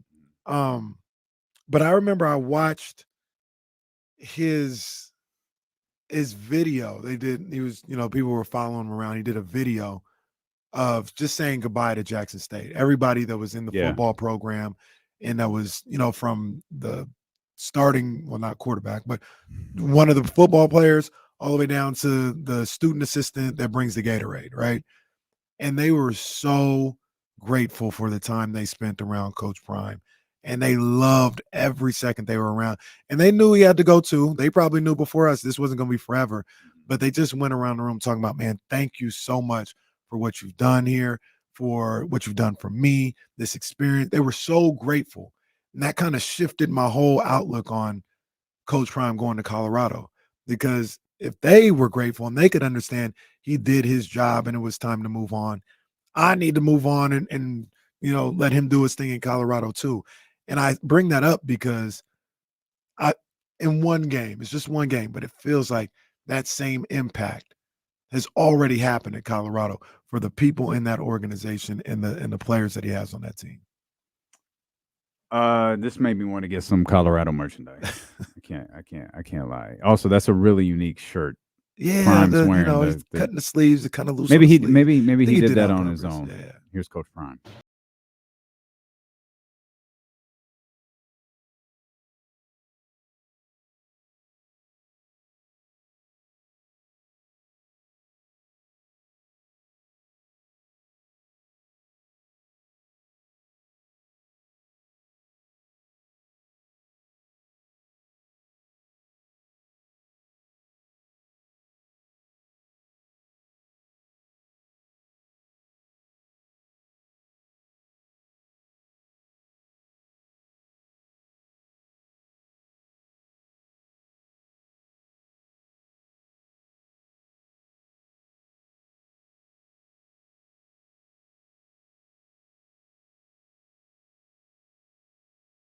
We ain't got tomorrow.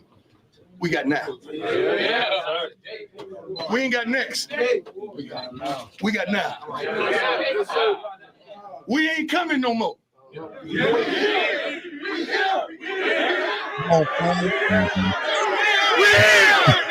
Look at the look on that brother's face right there.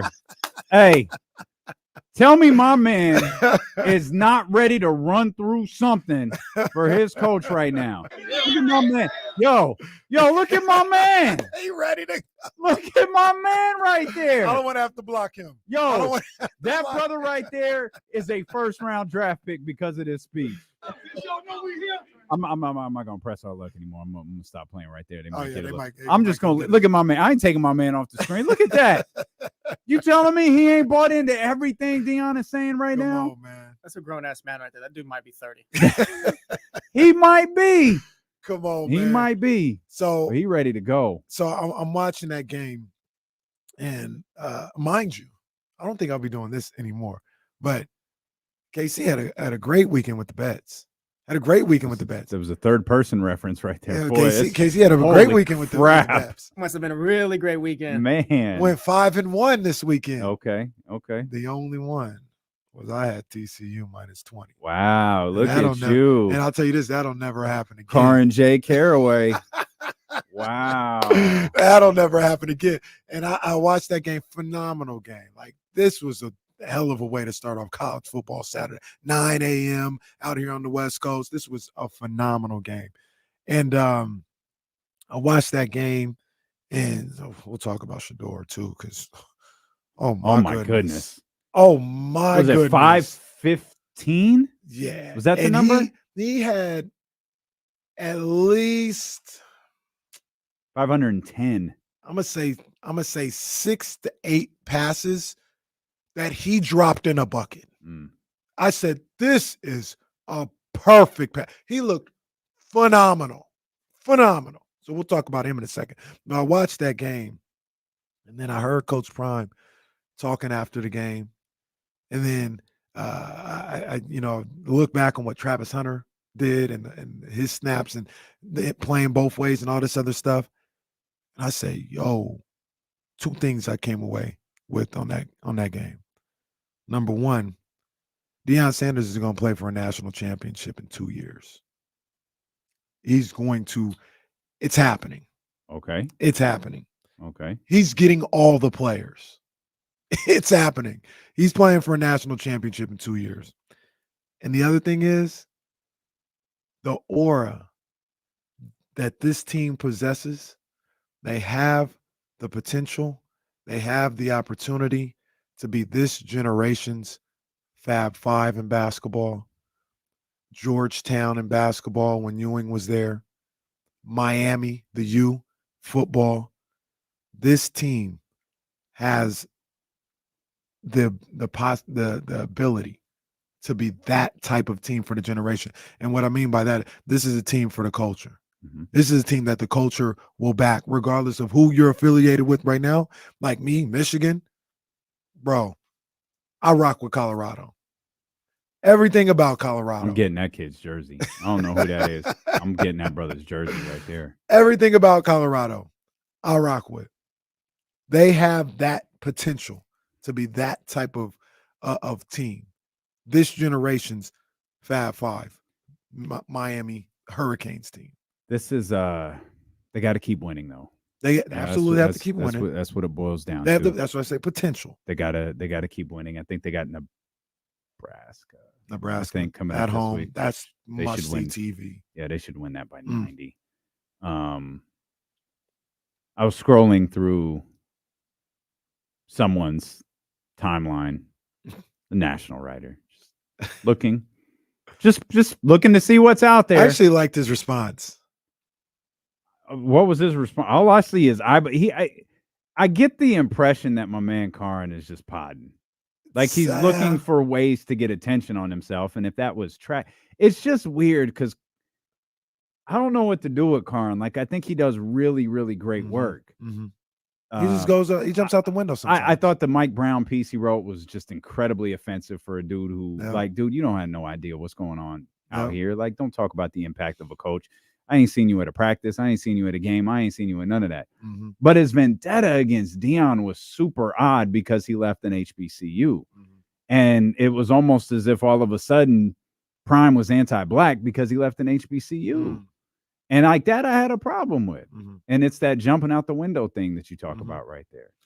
I think one, because here's the thing about Karan as well. In that particular situation with Prime at Jackson State, he wasn't alone. There's a lot of people that when Deion took that job, they said he's just using Jackson State. He's not going to stay. And I think that's where some of the hurt comes from, because they wonder if he was going to take that job. What did the coach of Grambling say? He said, he's not swag. He's not swag. Like, it was like, that's the perception. Like, he's not us. He's just using us to springboard to the next job. And I think that's what had people that were in favor of the HBCUs and, the alumni. That's what hurt them, is that he never wanted to be here. He just used that. He was an opportunist, and he saw that as an opportunity to catapult to where he really wants did to go. Essentially what every single coach in history has done, and he's doing what a lot of coaches that we know and love are doing right now. I agree. I think they wanted him to do something different. They wanted him to build. Why does he have to be that guy though? Because he had the ability to. In their mind. And I understand where they're coming from. I don't know if the math actually works out, but in their mind, this is the guy that could bring back HBCUs to where they were. But that's the thing. It's in their mind and their mind only. That's their fault. Like, you setting expectations for another person and what they should do with their job, especially in an industry where it's almost universally about upwards movement, that's your fault. Don Staley's one of the greatest players that's ever lived. She did it. Why the hell wouldn't every coach who took a coaching job at a lower university, why wouldn't they do that? I don't disagree. I'm telling you, they wanted him to not be like them other ones. Well, that's their fault then. Whether it's Karan or Mike Freeman or whoever, like, that's your fault. You put those expectations. I understand wanting that though. Don't be like Brian Kelly. Like, we kill Brian Kelly all the time. We don't want you to be like Brian Kelly because he sucks. Well, he's actually a good coach. I don't think that he is. I don't think that he is. But he seems slimy, right? And they said, Deion, don't be Brian Kelly. Be different. And in their eyes, He was just Brian Kelly. Let me ask this: Did Prime at all elevate Jackson State University? Yes, he did. Yes, he did. Even in his absence, I'm with you. I'm with you. Well, it doesn't feel like it. I'm with you. I think he did after I told you I saw that video when he said goodbye to Jackson State. Yeah. I said he did his job. He did a great job. I'm cool, but I understand what the other people, the HBCU supporters felt about that situation. But I say all this to also say the reason why I say Deion is about to play for a national championship in 2 years, he getting all the players. So that's getting all the players. So Karin wants to talk. Not Karin. Kamara wants to talk Prime. So we'll step out. We'll come back because Kamara likes to cook. We got to let the chef do his thing. So we'll come back. We'll talk more Deion. There is some hoop that I want to talk about. Team USA got a nice bounce back win this morning, and they'll be waiting for the winner of Germany and Latvia, I think, tomorrow. Okay. And they'll play them on Friday in the semi. So we'll touch on all of that. Also, the Rich Paul interview getting a lot of buzz. I enjoyed the hell out of that conversation, but admittedly, I'm a Rich Paul fan. We'll talk about all of that when D'Lo and Casey return here. D'Lo and Casey brought to you by Sky River Casino on Sacramento Sports Leader, ESPN 1320. Hang on one second, Kamara. Oh, we got Scott, too. Bosa's better than Donald. Scott, hang on, man. We're coming for you. We'll get... Oh, damn, Scott. That's my bad. Ron, we'll get to WWE in just a bit. Yeah, because I don't know if y'all follow me on Twitter. I had a take. And I'm right. I wouldn't touch him with a 10-foot pole. Boss. Does it, though? No. Does it, though? No. We're going to talk. We're going to talk. We're going to radio show about this one. Seth don't like drama. I think he is just genuinely not liked. I think that's what it boils down to. He is not liked.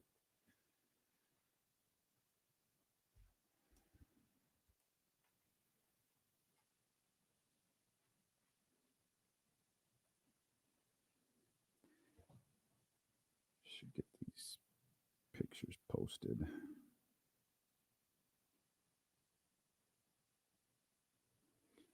Where's Kyle? There's Kyle. Save.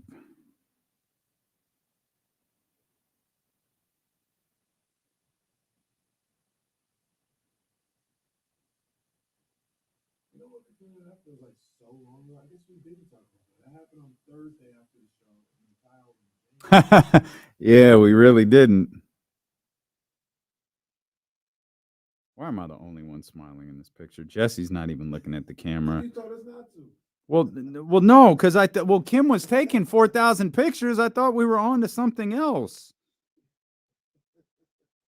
This is one. Oh, Ham's got a slight smirk. Charlie's not looking at the camera. God damn it. Kim told scooch closer together.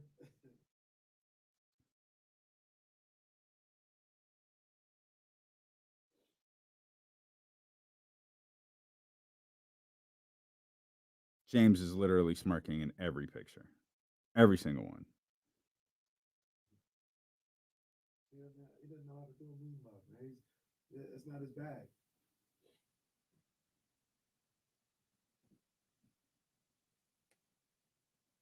Boy, look at this suit Kamara got on. God damn. The burgundy joint? Mm-hmm. Come on, man. Come on, man. Too smooth.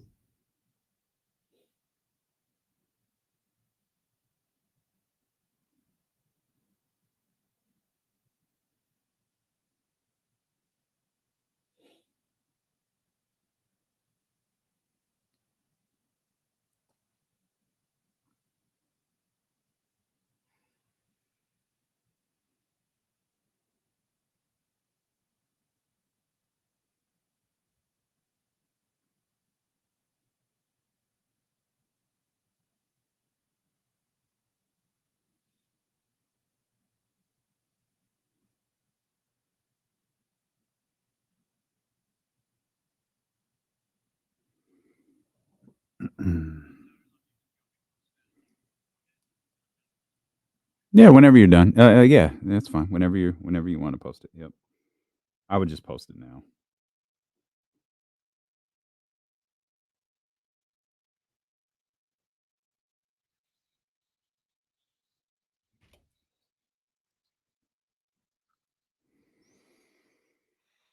All right, let's get back to these phones. Man, Kamara, I'm sorry, televisions. Yeah. Kamara Williams. Gotta say it right. Waiting patiently. Oh, look at why does dude always do this? He just sent me a link for the suit that we were just talking about. Like, why he doesn't send me the stuff I asked for until he gets called out on a radio show. Then he does it. Let's welcome in the attorney, television's Kamara Williams. First of all, hold up. The suit link, we got to talk offline because this suit they changed, the product every once in a while, and it's coming from France. Oh, so it takes wow. several weeks. Yeah, okay. Damn. Okay. Yeah, better check the price tags on these because this just might be out of my. Good price. That's why I like going to. Well, them. good price for you and good price for me might be something different, Kamara. I mean, you wear $300-something Jordans. That's on a down day. See that? We're not even talking about my shoes. That's what on are you talking? These ain't $300. You could afford a money making Mitch. You can afford it. I was I'm searching, broke, baby. I was searching for a black designer to wear to the upcoming nuptials. Mhm. I thought I found one. Boy, I was so hyped, and then I saw the models were Michael K. Williams and Michael B. Jordan. I was like, oh, wait a minute. Clicked on the suit. This was Kamara's website. It was like $7,000. I was like, oh no. This is my stuff. Oh no. This is my stuff. No. Oh. No. Oh, okay. But I'll send it to you because I'm sure you could afford it. Yeah, big time. Big time. Okay.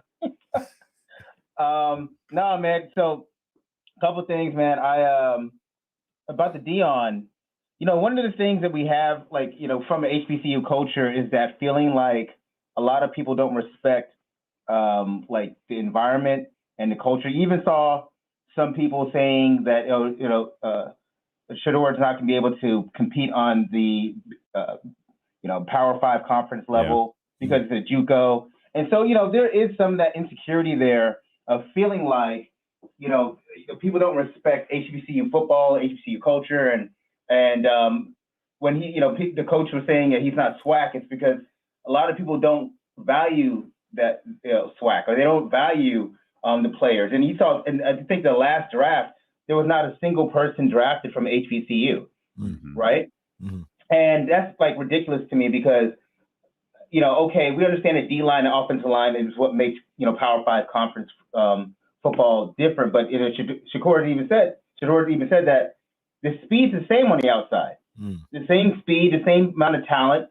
So, so for just not on the fan level, but also on the NFL level, people don't look at college athletes on that level as having the ability to transfer. And that wasn't always the case.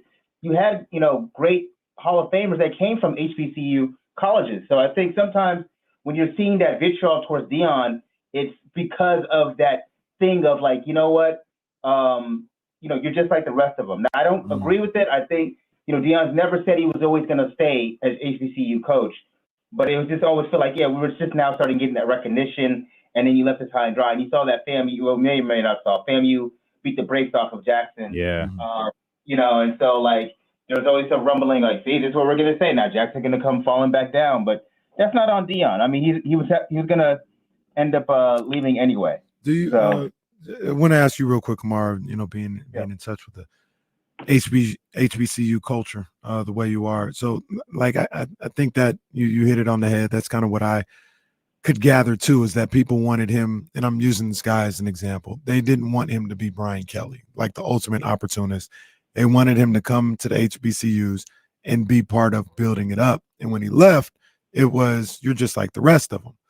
Now, the thing about that is do you think that he didn't understand what he was getting into when he signed up to be the head coach of Jackson State?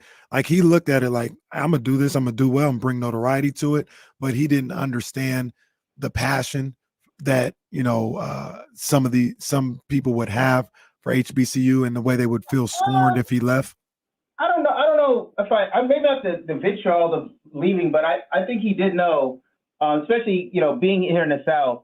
You got to understand, Florida State is literally right across the street from FAMU, right in Tallahassee. Like they share the same road, and so anybody who's been in the South, they know the passion and just the idea of what HBCU culture is. And so I don't think Deion went in there with his eyes closed about what it is. I mean, he's from Florida. You know what I mean? There's real quick, Kamar. There's 4 HBCUs here in Florida alone. Kamar, real quick. Right? So what I was saying though was he thought when he came to Jackson State and he did what he did and built the program up, he thought they would be like, "Thank you, Deion," not "You did us dirty." Like he thought it would be a different reaction when he left as opposed to what it was for some people. You think that's accurate?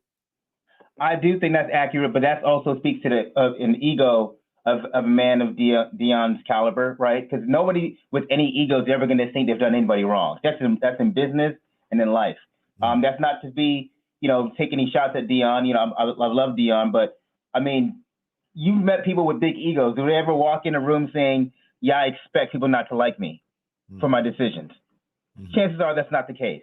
And so I just think Deion was a little bit blind in that. But I mean, ultimately, he knew because of how people feel about HBCU, in particular Jackson, there was going to be some hard feelings. But you either rip the Band-Aid off or you just go do it slowly. But I think it was, as you can see, he made a good career move right at Colorado, and we'll see how it ends up. But I do see what you're saying, though, Casey.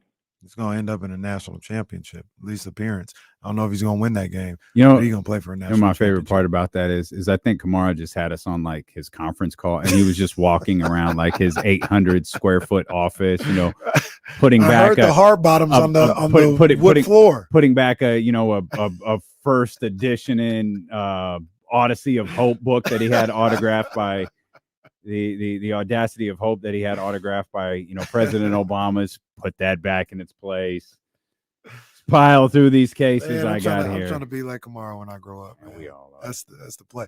Now, real quick on Deion. I'm all in. As you can see, I said the man is. See that? I think this felt like a special moment on Saturday. There's only one game. He's gonna have to keep winning.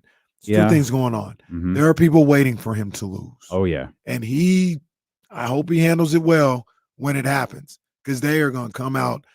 They're going to get nasty. Pork rinds. See, that's the thing. When he loses. That's the thing with Deion is I don't feel like, and I guess I'm probably in the minority about this, I don't feel like he's handled anything wrong in the process. Like he knows how to handle stuff. Mm-hmm. Like he's one of the most charismatic athletes we've ever seen. Mm-hmm. It's the part of coaching a lot of people like to ignore. You talk about Brian Kelly, you talk about X's and O's and all of that. Like you used to do that all you want. Mm-hmm. We had a conversation, I don't remember if it was on or off the air, about John Calipari. Mm-hmm. There's no evidence that John Calipari is a good basketball coach. Absolutely none. But that dude leaks charisma. Mm-hmm. And he can win mom, dad, girlfriend, grandma, and most importantly, 16, 17, and 18-year-old athletes. Absolutely. And Deion can do that. Absolutely. The other thing about Deion is the way he's coaching, the way he's recruiting, the way he's talking. There are people in college football who are not going to like that, who already don't like it. Mm-hmm, and they didn't worry about it because he was at little old Jackson State before. But now he's infringing on their territory. And I'm talking about ADs and coaches around the country. Mm-hmm. And I'm just going to need Deion and the people around him to make sure everything you do is on your P's and Q's, because they're going to be coming after you. They're waiting. They are looking for any opportunity to I don't want to say nail you to the cross. That's not what I mean. But they're looking for any slip up so they can catch you on it and get you out the paint. I see that already right now. Like, so we don't need no hardball situation where the miscommunication in communicating with a recruit or something like that. Right. We don't need none of that. Sure, that's what happened. Well, that's of course. Sure. And, Can you and imagine? And being the stand-up individual that he is, Right. and holding himself accountable. Sure. He said, I'm going to suspend myself. Could you imagine the reaction if Deion Sanders in Colorado announced a self-imposed 3-game suspension? Oh, by the way, flying under the radar, my offensive coordinator is also suspended. Yeah. No, Okay. self-accountability. That's all it was. Whatever, So I'm whatever you say. I want my man Deion, just all the people around to make sure everything is up to date and according to plan, because there's going to be a lot of people who are going to look for any little thing to catch him on. Speaking of looking for every little thing to catch him on, did you get a chance to catch Rich Paul with Gilbert Arenas and that crew over there? I saw a couple clips. I didn't see the whole thing. I want to see it though. I'm gonna check it out. You saying "see" is throwing me off. I did listen to it. I didn't watch it. Yeah, I would have watched it. I saw the clips. I consume a lot of audio when I'm walking, so that's I most of these shows that even I think Rich referenced, your viewers, people watching, whereas I'm like, oh yeah, people watch this stuff now. They watch this show. Yeah. Of course, people created memes and created headlines and cut pieces and apparently led Fox Sports TV shows with Rich Paul's with some of the lines from Rich Paul. I admittedly am a Rich Paul fan. I really, really enjoyed the conversation. Credit to Gilbert Arenas and Josiah and that crew there, because they did a tremendous job of creating a really chill environment that they didn't ask a ton of questions. Rich just started talking. And, Rich talked about the summer he had. He had a great answer as to, what the biggest deal he signed this summer was. I thought it was an incredible answer. I really enjoyed listening. It's worth listening to the whole thing. Not the 1-minute clip that they want you to react to on social media, not the engagement trick, but listening. And it's an hour and a half. It's got some time to it. Yeah. But I really enjoyed it. And I think some of the things that people are flying off the handle about, Rich was right about. You talking about LeBron James and media scrutiny. You could say whatever you want to, like the 24/7, 365 news cycle did not exist for Mike or Magic or any player who's in the conversation with LeBron James. It didn't exist. That's not to say Michael Jordan wasn't under scrutiny. That's absolutely not the case. He was, but not the same level in which not just LeBron James, by the way, but athletes today are. The athlete, the dynamic of being a professional athlete today is completely different than it was in 1996 or 1999. It's not the same now. Yeah. And I think that was the point Rich Paul was making. He faced a lot more scrutiny than those guys did. And that's also what I think he meant when they were talking about, because this was the other one that I saw some people flying off the handle about. Some of y'all kind of expose yourself sometimes, pause. Some of y'all, you show your ass a little bit. You show that you react to clips. You do essentially what they want you to do. You react to the clip or you react to the quote. You don't react to what was actually said. You don't listen to the entire podcast, or at least the entire portion of that discussion, because the 365 news cycle played into part of the conversation about being compared. Like LeBron was always compared to Mike. Mike didn't have no one to be compared to, but he's not talking about in basketball circles.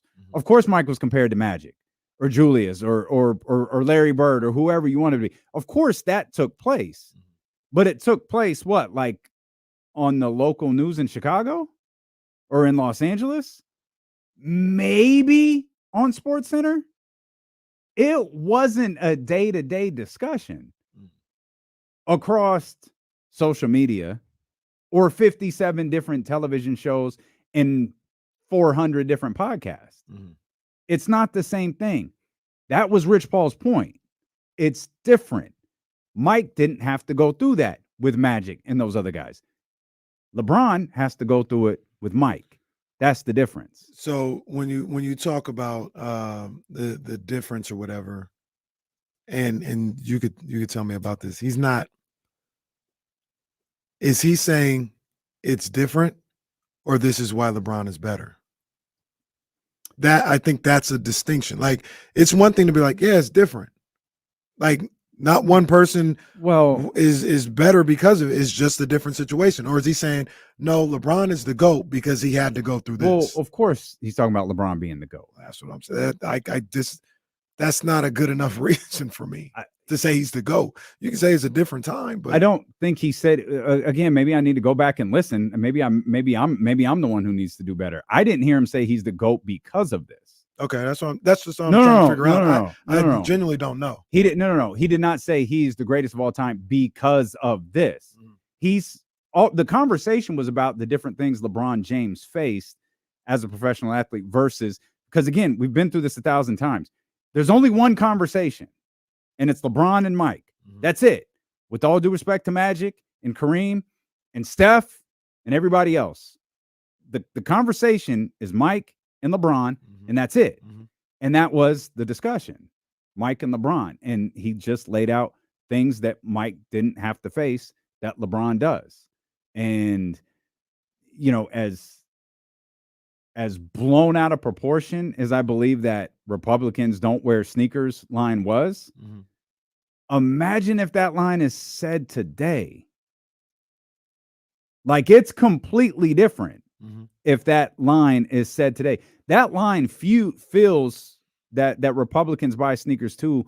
That line was attributed to Mike. It feels like a big deal now, but it's almost like an urban legend at this point. And I really don't think it was until The Last Dance where we learned the true origins of it, the fact that it was said, and what tone it was said in. I think it was Sam Smith. I think it was said to him, and I know he's written before about that line and how it was said, but no one cared. No one cared until he said it on The Last Dance. Right. Then people cared. They still don't care. They still hold that against true. No, it's a true story. Yeah. It's true.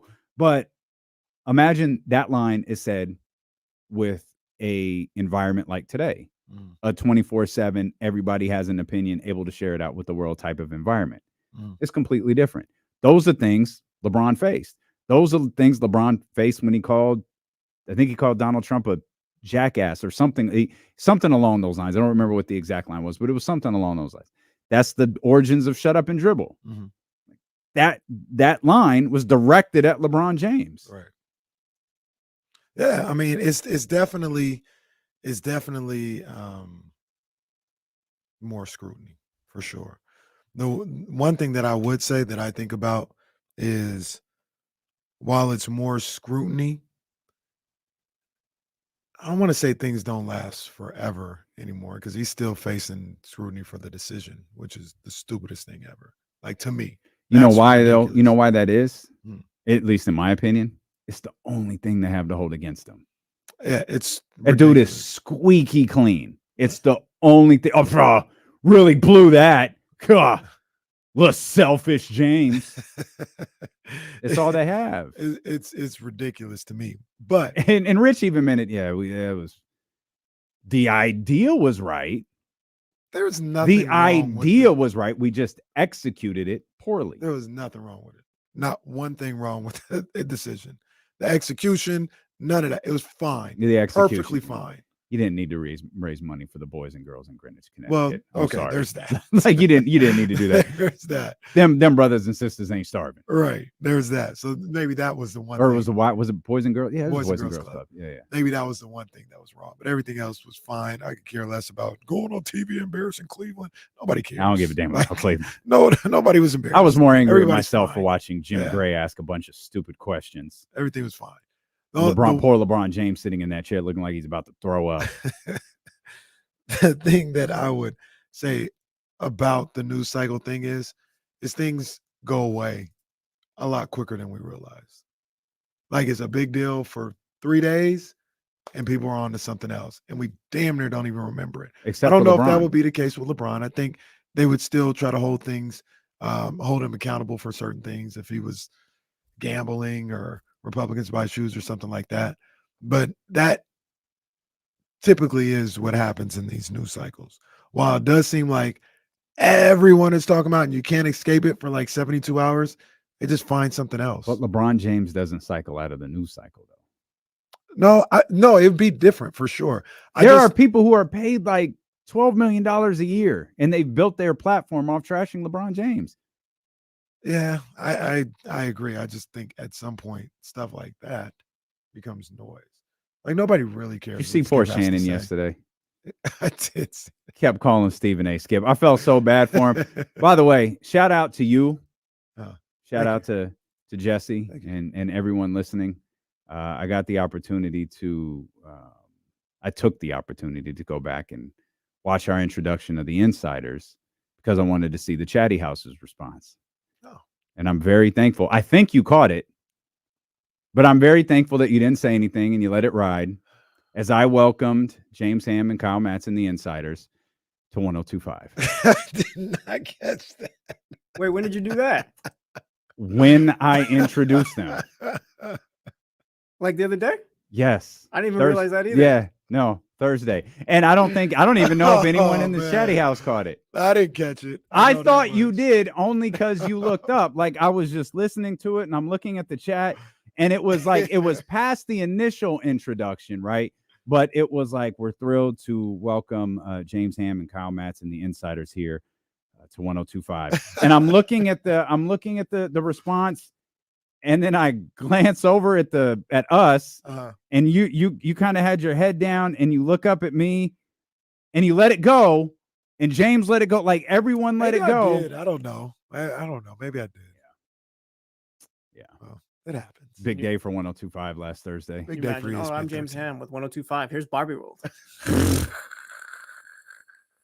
It was a big day for ESPN 13. 13. Yep, the finest HBU in the city. Yeah, that was I couldn't believe, and I was just so thankful that the Chatty House didn't kill me for it. I think everyone was so happy. Yeah, we just it was great, but I was like, I legitimately welcomed the first time in 16 years. I welcomed a new show to ESPN 1320 by welcoming them to 105. Shout out broadcast professional to 420 hit of the day, brought to you by James Ham. There it is. Yeah. Did we pick a 420 hit today? Yeah. Forgot what it was. Oh no, I don't know. I remember. Yeah, we was playing it on the. Yeah. We figured out how to hack the big screen in the in the cafeteria area. Yeah, man. Yeah. Shout out to Rich Paul though. He's got a book coming out in October, I think it is. I think Rich Paul has done a really good job of creating his own career. He came in. This sounds disrespectful. I'm not trying to put off the coattails of LeBron James, which is no problem. Like LeBron was in the room. He kicked the door open for his guy, Rich Paul, to get in there. At that point, it's up to you, Rich Paul, and other people who are in this situation to go and make it your own. And I think he's done a great job of making his career and his name his own. Like he's Rich Paul himself, not LeBron James' agent or nothing like that. That was another low key, because again, they're looking for the LeBron Mike stuff. That was another low key part of the podcast that was really, really good. Because he was asked about, I think by Gilbert, because I think they were talking about money and how, money has changed. And they were talking about, how athletes have people around them. And I thought his answer was really incredible. He was like, yo, if you're going to be around an athlete and you don't have a job, that athlete can't ever be late for practice. That athlete can't be looking for snacks or food or dinner. That athlete can't be worried about their car being full of gas or their car being clean. That house should be spotless day in and day out. Because if that's what you've chosen to do, what's your part in this? Mm-hmm. And he talks about, that's what he asks his clients, like, what's their part in this? Because if they don't have one, they have to go. Mm-hmm. And that's where, credit to Rich and Randy and Maverick, those guys come into play. They all had a part.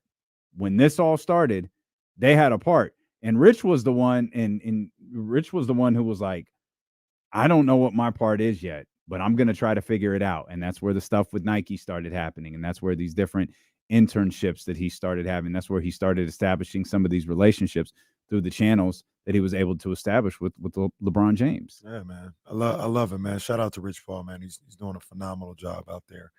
And it's just getting started, in my opinion. We have absolutely no news on Nick Bosa. If anything happens, of course, we'll bring that to you. I'd like to talk basketball for a few minutes outside the agent perspective. We'll talk a little bit about Paul George and Kawhi Leonard, some things Ty Lue said on a podcast. Team USA lost and then won. I watched that game while we were away. The one that they lost? Yeah, Lithuania was cooking in the first half. But that's old hat, right? Like that's what they do. They're already a That's good what they team, but do. I think they hit their first 9 3-pointers. Well, like they were. I remember the Kings on hit their fire. first 9 3-pointers and were up by like 2. Was that Memphis? Who was that? Memphis, Oh, yeah. I remember that. They game. were up by 2 and then got cold and ended up winning by 36. Harrison couldn't miss. Harrison's hitting 3 after 3, looking around like, can we build a lead? Let's get a stop. There's also a player. I think I've written this player's name in the rundown for a week straight. Oh, I'm going to talk about this individual. Malik Monk? I'm always down to talk about Malik Monk. Always down. But no, different player, not in Sacramento. So we'll do that. Phone lines remain open for you, 916-909-1320. Jason Jones, final hour of the show. Steeler and KC, brought to you by Sky River Casino and Sacramento Sports Leader, ESPN 1320. 13th round. Yes, sir. Little action today. Little action. We'll get Latrell. 13th round. What's your main man, Kenny Caraway? Shout out to my people over at Jordan Brand. Shout out to the dope ones. You already know what it is. Shout out to Cole Seamoss. Big ups to my people over there as well. We had some news this morning as Mike Coppinger and also what's my man Idek. He's the one that reported it first that Shakur Stevenson and Frank Martin have agreed to a deal for a WBC lightweight fight that will likely take place either November 16th in Las Vegas or December 9th in New York City. It's a hell of a fight, man. I love this, man. I love these two young bulls getting after it. Both of them undefeated, both high prospects. Shakur is obviously going to be the favorite here. A lot of people look at Shakur as the best young fighter in the game. Frank Martin is a guy who is just as good, in my opinion, but he doesn't have the same cachet, doesn't have the same household name of somewhere Shakur Stevenson. I think it's going to be a great fight. You love to see this. These young guys getting after it with the undefeated records, getting after it early. I remember I saw a tweet over the weekend, and they said, who will lose their O first? I think it was Gervonta, Boots, Haney, and Shakur. I feel like I might have been missing somebody, but we'll just leave it at Shakur. I said Shakur would be the one to lose his O first. And this is the type of guy that could do it. Shakur's a heck of a fighter, though. I wasn't that big of a believer in Shakur early in his career when people were really hyping him up. I didn't see enough, but in the last, I don't know, handful of fights, man, I see it. He's a hell of a fighter. So I would definitely favor him easily in this fight, but I think Frank Martin is definitely going to be his best test to date. I'm not here to talk about who was the one dude he faced. Well, Oscar Valdez, that was not the test. Oscar Valdez had no chance against him. And then he faced the other brother. I forgot his name off the top of my head, though, Marine or something like that. Who wasn't a test. He wasn't on Shakur's level. I know he's a pro. I know he's a champion. He wasn't as good. I think Frank Martin will be the best test for Shakur to date, and I can't wait to see how it plays out. So big time job. Shout out to PBC as well. You know, people always talking about going to the other side of the street, making fights and all this other stuff. This is another situation where PBC has gone to the they said, hey, you can take the PBC fighter, put him on your platform just so we can make the fight happen. So I'm giving a shout out to Al Heyman and PBC for that. Because Frank Martin, PBC fighter, going over to fight on ESPN and with Top Rank. So big ups. Can't wait to see this fight. We'll talk about it as it gets closer. That's the 13th round. Yeah, y'all gonna start respecting Al Heyman and PVC. We had Stephen Fulton. He did that for Stephen Fulton. He got him over there, and then he did another one too. Had somebody else go over there. I'm drawing a blank right now, and now you got Frank Martin. Well, Russell, get a damn blanket. I don't care.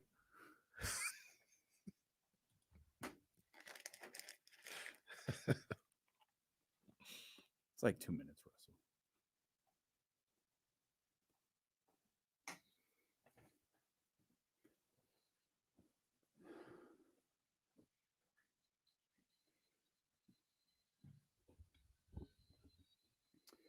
(916-909-1320). If you want to get in on the phone lines, Jason Jones coming up the final hour of the show. Let's get to our man Latrell here. Again, 916-909-1320. What's up, Latrell? What's going on with you fellas? What's up, big dog? How you doing, man? All right, D-Lo, man, you hit me with the Nas Made You Look last Thursday when you introduced 1025. See?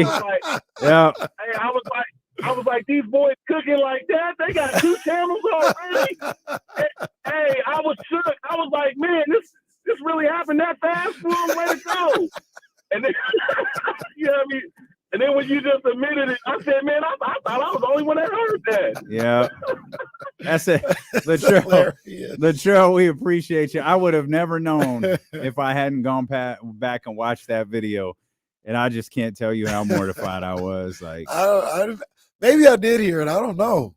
You were cooking. I didn't want to stop you. I know. Even if I did hear it, I probably wouldn't have said nothing. Nah, it was probably one of those moments that you just let go by. Like, it was the right call, whether you heard it or not. Just kind of let it go by.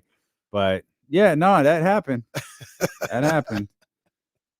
Well, I guess we'll bring James and Kyle over to 1025 if they want to. But shout out to Kyle Matson would love the 420 hit of the day. Hey, man, that's his move. That's his vibe. I think Kyle has his own. Well, never mind.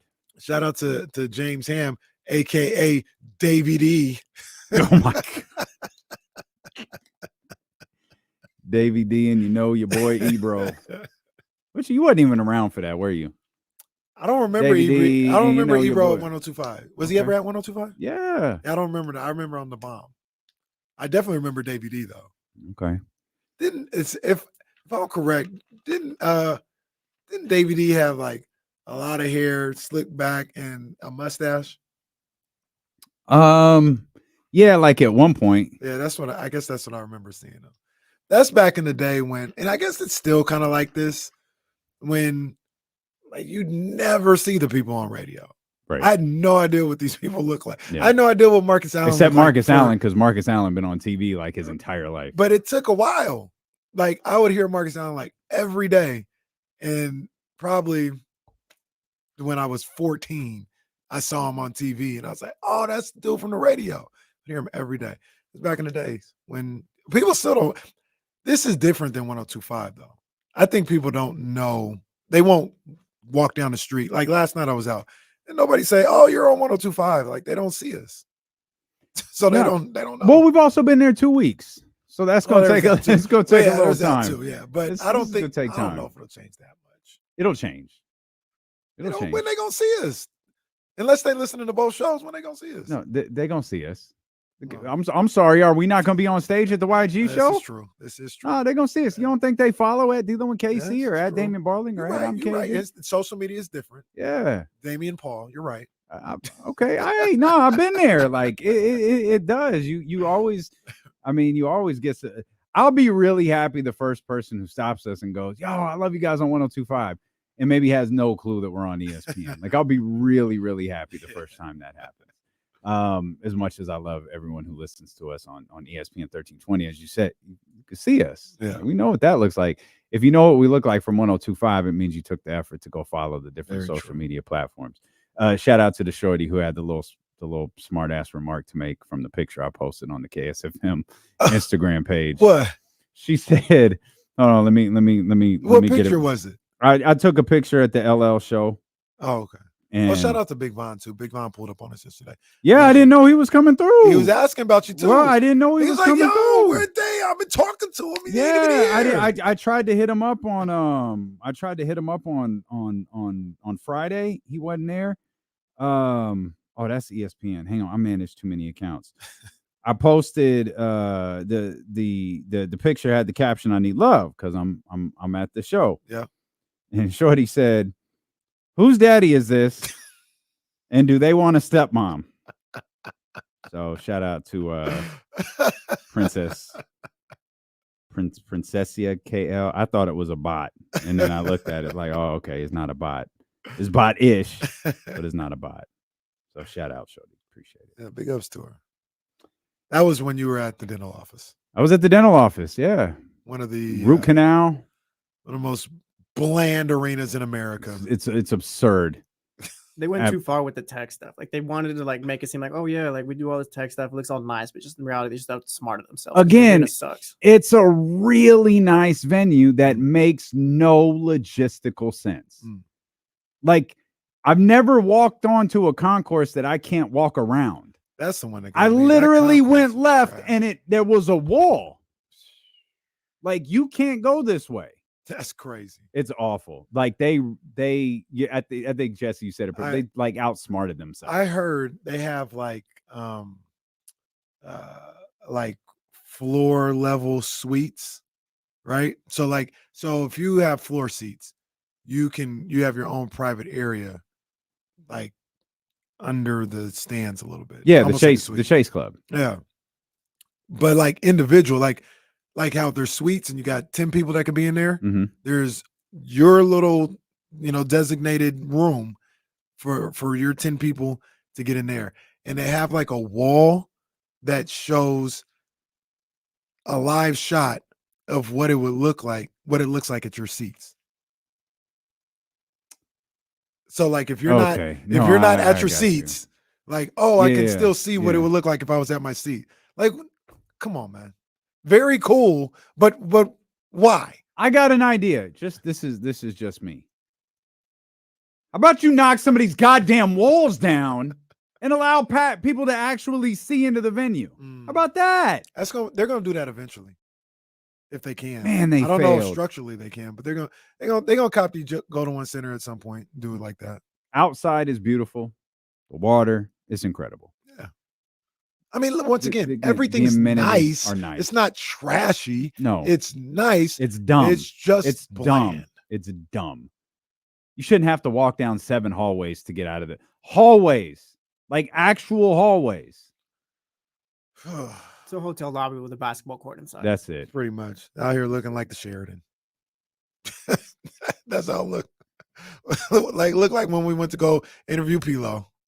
Well, shout out Pilo. Hey, did you hear? Shout out Pilo for real. Did you hear him during college football on Sunday night? I didn't. I heard him at the concert on Friday. Yeah, they went hard when Put Me on Something came on. Hey, at least 20 times on Sunday night. California on my license plate. He's on the Wingstop commercial. Oh, yeah, I saw that. I saw the Wingstop commercial. Over again. I said, look at Pilo. Big ups to him. I said, damn. Let me hold $1. Yeah, man, Pilo. Boy, be cooking. Team USA bounced back with a nice win this morning after losing to Lithuania on Sunday. You say you watched that game against Lithuania. I did. I think Anthony Edwards ended up with 32 points. I didn't watch it live. I woke up Sunday, didn't really have a whole lot to do but watch the baby. So watched her turn the game because I saw somebody alluding to the fact that they had lost. I wasn't sure, but I was like, oh, let me watch the game. And they were getting smacked in that first half. Yeah. Like they had no answer for Lithuania, but then they battled back. If I was watching the game live, I probably would have thought, okay, they're going to rebound and win this game, but they can never really get over the hump. And they end up losing to Lithuania. And I don't know what that means. Doesn't mean anything. It's not that big of a deal. If they see him again, does Lithuania have the number? Is Lithuania the best, the second best team? Canada, better fill these hands if they This is what They play him again. This is what I think it means. I think we're at the time in this basketball journey of ours where the USA can't just have anybody play these other teams across the country and guaranteed win. That doesn't mean they can't go. They're not going to go undefeated, but that doesn't mean they can't go undefeated and win a gold medal or win a World Cup or whatever. They still can with this team, in now or in the Olympics. It doesn't matter. But it used to be a time when it was like, it don't matter who we sitting over there. We smacking them up. I don't think that's where we're at anymore in basketball. Yeah, I that time didn't last very long. Like 92, 96. I cannot remember the 2000 team. That was Vince Carter jumping over Freddie Weiss. Okay. I assume they won? Yeah. And then everything kind of like fell They apart lost after in that. 04. I think they lost in a World Cup. Well, they 02. They did. Yeah, they lost in 02. They Paul lost Pierce in 04. was on that team. I think they lost in 06. Thanks a lot, Paul. I know Paul Pierce wasn't on the Redeem team. I know that. Was he? Wait, was he? No, he wasn't. Paul Pierce wasn't on that team. Oh, they got the real ballers. You guys having fun here or what? It's not me. I'm just recapping the chain of events here. So I think the just sending NBA players thing has always been a little bit overblown. Like the Dream Team is obviously a one of one moment. I think history will show, the 2008 version is the closest to that 1992 version that we'll ever see again. And that was kind of an attempt to set everything right in the amount of players that were declining, not wanting to be a part of particularly the Olympics. I don't think this maybe, and I guess this is just my fault. I don't think this team is bad. They're not bad at all. I don't think this is this. I don't have an issue with this squad. Could there be like, when next year rolls around, are we hearing whispers of Steph and LeBron? Like, sure, but I don't know that there's like massive overhauls that this roster could make. I don't feel like this isn't C talent. I think you could see. Trying to think how many people would not be on this team if people decide. Not trying to be funny or clown. I think he's played really well. Like Austin Reeves probably wouldn't be on it. Austin Reeves, Lithuania was. Whew. We're picking on Austin Reeves. I heard he bounced back today though and had a good game. He's had a good tournament. He has. Good. He's had a really good tournament. Yeah, he's been good in the tournament. But like of guys who are guy I'm thinking of realistically going to be on it. Like I think Ty will be on it. Because I don't think De'Aaron's going to do it. Like I think Tyrese will be on it. So I got the roster right now. I think Walker Kessler could be gone. Bobby Portis could be gone. Cam Johnson could be gone. And that might be about it. Yeah, that's not that bad. 4 or 5 guys. That's not that bad. Assuming like, say Steph said he wanted to play, Dame wanted to play, or LeBron wanted to play. LeBron, I wouldn't even go and use LeBron because he's the creme de la creme. But if Anthony Davis said he wanted to play. So is Steph. Yeah. Okay. But I think LeBron might be done. What do you got? 3 gold medals? 4 puts him in rarefied air. He has 8, 12, and 16. Mm-hmm. I think you said something to the effect of who the hell was on that 2020? You said we hadn't seen anything like the Dream Team since the Redeem Team. Wasn't there a discussion that 16 might have been the best team? 16? I don't think so. To me, it's always been 2008. There was I think it was 16. They were like, 16 might be the one. 16 let me might look. be the one. I feel like there was a discussion between those 3 teams. No, it wasn't just those 2. No. 2016 United States men's basketball team. Jimmy, KD, DeAndre, Lowry. No, Harrison, DeMarcus. No, it wasn't that one. No. Didn't LeBron and KD play together? It was maybe it another was LeBron 12. team. Maybe it was 12. Maybe it was 12 then, because Chris Paul was But there. again, no, Dwight Howard. like no, Tyson Chandler, KD, LeBron, Russ, Darren Williams, Iggy, Kobe, Kevin Love, James Harden, Chris Paul, Anthony Davis. Come on, man. No, it's 2008. That's it. I thought it was another team. 2008's Boozer, J Kidd, LeBron, Darren Williams, Michael Redd, Dwayne Wade, Kobe, Dwight, Chris Bosh, Chris Paul, Tayshaun Prince, Carmelo Anthony. That team go hard. Maybe you have a discussion about 2012. I mean, you got Harden on it now, Anthony Davis, Chris Paul's still there, Kobe's still there, Darren's still there. Maybe it was 12. LeBron, and now you've added KD. I don't know. KD with Kobe, LeBron, and Chris Paul. Well, yeah, maybe it was 12. 12 go crazy. I still think it's 08, in my opinion. I still think it's 08. See, now I need to see who was on that 2020 squad that played in 2021. It was Bam, Book, KD, Jeremy Grant, Draymond. Come on, man, stop. Drew Holiday, Keldon Johnson, Zach LaVine, Dame JaVale, Chris Middleton, Jason Tatum. Not a bad squad right there. No, not at all. And then we'll see the inflection in the voice. No, it's a fine team. They won the gold. They won the gold. And that's what matters. But yeah, shout out to Team USA. I think this is a good team, though. I think this is a good team. I do think they haven't played the best competition. Lithuania is the best team that they play, and I think I heard Lithuania got eliminated today by Serbia. So I don't know. Like I don't know what that would look like if Jokic and all these other guys are playing, but the Team USA could say the same thing if Steph Curry was playing. Like, what would that look like? Yeah, we could do that all day, and the only time it's going to come into a factor is 2024 next year, because Jokic probably isn't passing on the Olympics. I know the FIBA World Cup is a big deal, but it's not the Olympics. And like we just said this, LeBron, 08, 12, 16, 4 gold medals. That's rarefied air in a team sport. Yeah. Like that's Carmelo got. I think he got 4, didn't he? Carmelo get 4? He might have got 4. Because 2004 didn't win a gold medal, did they? No. But I feel like he had does he have 4 medals? Got 8. Yeah, maybe it's just 3. Yeah, he has 3. 3 okay. gold medals. Yeah, 4 is rarefied air. And LeBron got that one too. LeBron can go get that one. He got that extra medal too that nobody wants.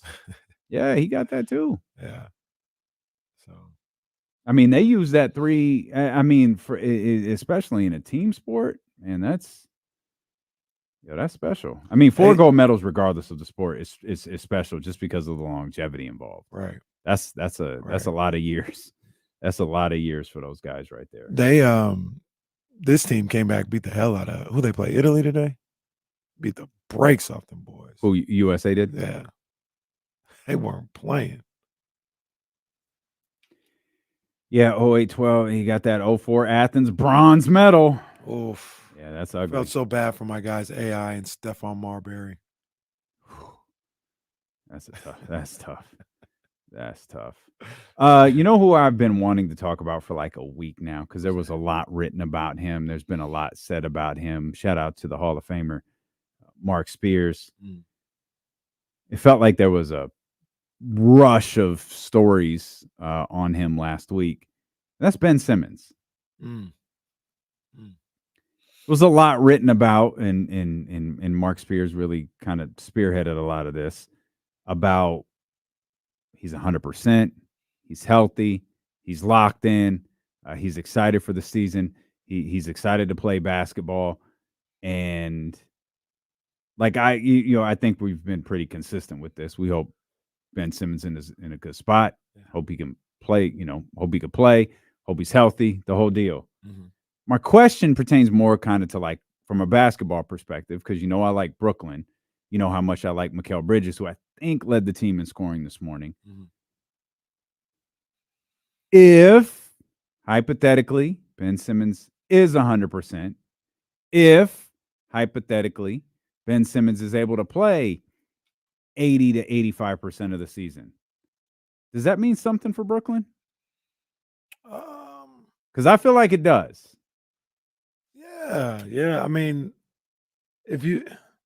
so you're getting 100% Ben Simmons health wise, what type of production as a player? Like, are you getting back to Philly, when he was that dude in Philly, or are you just getting him healthy enough to play? Because if you're getting like Philly when I forgot who they played in that first round series where they won, but I forgot who it was before they played Boston. Then he looked phenomenal.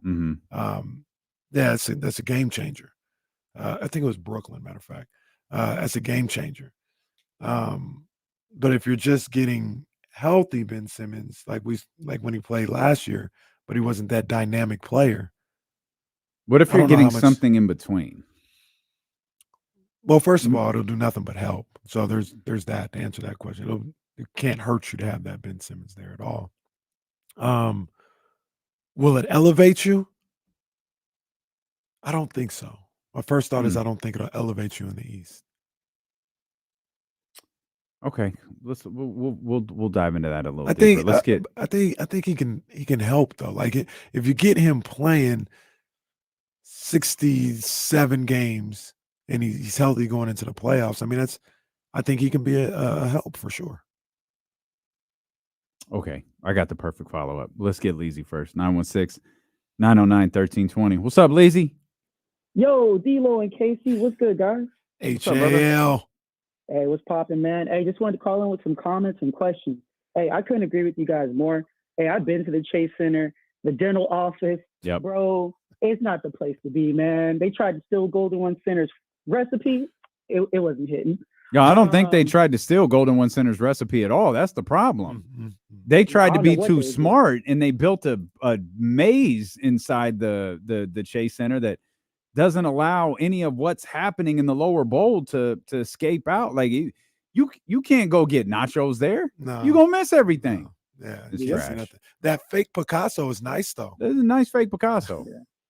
Yeah, might be a real yeah, no, could be. No, Chase Center ain't the place Stupid to be, place man. to hang it. Yeah, and Team USA, man, they're missing a real big man. Like the guys that got at center, it shows whenever they play, they're lacking size. Steve Kerr isn't using Brandon Ingram enough. I don't know what's going on. But the real reason why I called, guys, I wanted to talk about JaVale McGee. Do you guys think he'll be able to fill that role that Rashawn Holmes used to have? A guy that could hit the floaters and play a little defense. And also my comment was I totally forgot his mom actually played for the Monarchs. That was a whole big thing. I totally forgot about. But yeah, do you think he can play that Rashawn Holmes role? Yeah, I do. I think so. I don't know if he's going to play as much as Rashawn Holmes. Yeah, but I think he can. I'm super looking forward to seeing him out there. My NBA buddy that I talked to, he hit me up. He's like, I think JaVale's going to play a lot. I think JaVale's winning this training camp battle. Oh, yes. Yeah, I think JaVale's winning this training camp battle. And I feel like it's now. I feel like it might be JaVale and Neemias now. Because I feel like Alex Len played really well in his last run of the season, but is that what you want? Like JaVale and Alex Len, like does that make as much sense as? And I'll reframe it because I don't want to pick on Alex Len. Does that make as much sense as JaVale or Alex Len with Neemias Queta, as much as it makes sense JaVale and Alex? To me, it makes sense to have Neemias Queta in the fold somehow, unless, and this could be an uncomfortable truth, unless as an organization you're sold, he ain't it. Yeah, he ain't it, which we've questioned for months now. Yeah, their opinion on. Yeah, I first of all I agree definitely. Like, I ain't even know he not in the battle. In my opinion, he's the backup guy. These other guys are fighting for a roster spot. Alex Len, Lawrence Noel, and Neemias Queta. I look at JaVale, and I saw, like I said, my homeboy got me thinking about this. He said JaVale alone will elevate the defense to possibly top 15 defense. I said, wow. I'm sorry. He Run said- that back again. He said JaVale being on that team will elevate the defense to possibly being a top 15 defense. You said this is your NBA person that told you? Was it Jerry West? Is this Jerry West? Because I know those are the circles you roll in. My boy Jerry West, man, on Winning Time, man. Bro, That's this my new boy. season is fire. Oh my God, this new season is so good. Some of it's cheesy. Like when Riles is looking in the mirror and he just gets his hands wet and he pulls his hair back and he looks at it and kind of nods. It's like, oh, all right. They're killing it. All right. This They are season killing is it. so good. You see Jeff Perelman or whatever? Feels so bad. I mean, this is just terrible. But he's like on Twitter constantly begging, like, please watch the show, because if we don't get the certain amount of ratings, they're gonna can it because there's no actors. Oh, like he's like, please, like, we need the numbers bad if we want to keep this going, or else. Well, we're gonna I be don't. really- I don't think I understand. I don't know either, but that's what he keeps saying. How does that work? Would they be the only ones to Well, like, record or what? I yeah, don't like know, they ain't gonna work. They can't. At least I but don't. the poor guy continued like, please, please, we need the number. I wonder how that works, because it's all based off of what Jeff Pearlman wrote, but obviously they're not taking pages from his book. So Right. you give it to like a screenplay writer, and then they lay it out. Maybe so. I don't know. It's good though. Brian- This season's so good. Brian Cruz says Paul Westhead is it. Paul Westhead looks like an idiot. He's- I'd be he's furious. wild. He looks like a complete idiot. That dude is the worst, man. He's so annoying, just doing everything backwards. He is. Oh, he- we want David Everybody Thompson? sees Yeah. everything except for him. yeah.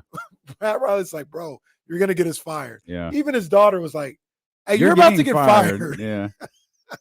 So you'll get the chicken. No steak. Mm. Gotta start saving. We'll come back. Jason Jones set to join us here shortly. Oh, we got something that I've been meaning to talk to you about all weekend. Oh, I don't know what this is, but we will find out when Dealing with KC return here on Sacramento Sports Leader, ESPN 1320.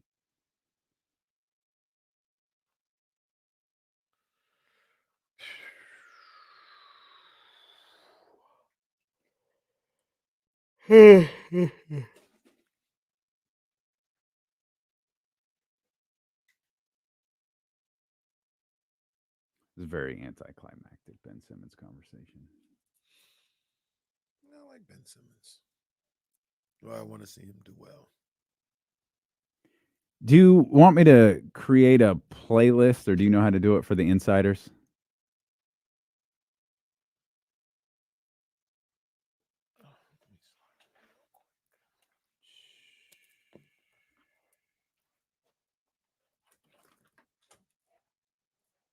Yeah, when it finishes, we can. Maybe it's done. Okay, I'll create one right now. This is the insiders. Yep, insiders. New playlist. New playlist. With James Ham and Kyle Madsen.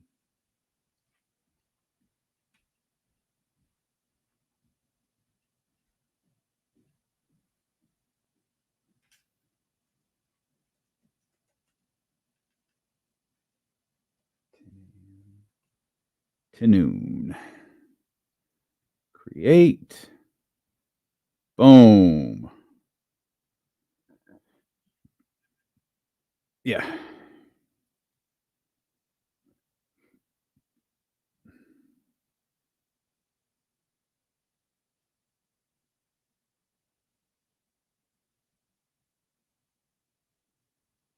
Have you opened up the other one yet? Okay. I didn't want to open it because you should set it up like with your stuff. But yeah, we can download those other apps whenever you're ready.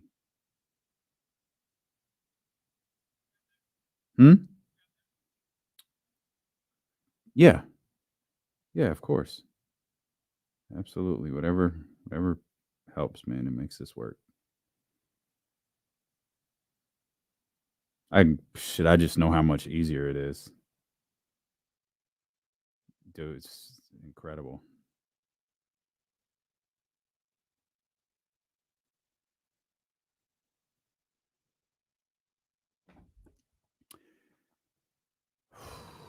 Russ, we'll talk a little wrestling right here. I didn't really like Payback. I actually fell asleep during the main event. I wanted that to be. There was nothing wrong with it. I just didn't. I don't know.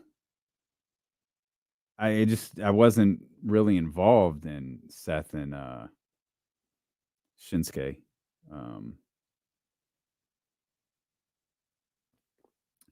I like the Jey Uso reemergence, and man, it sure feels like that feels like it would make complete sense. But I like that little move right there. That was a nice little unexpected twist.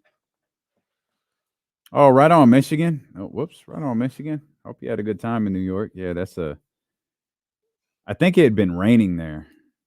Oh, that can sometimes create a little mustiness. I didn't watch on Saturday whenever the pay-per-view was, but so that's it. Jey Uso was just on Raw, and like that's it with him and Jimmy. And so stuff. It's weird, yeah. Like Cody came out, was like, I pulled some strings and got Jey Uso over to Raw, which was like, all right.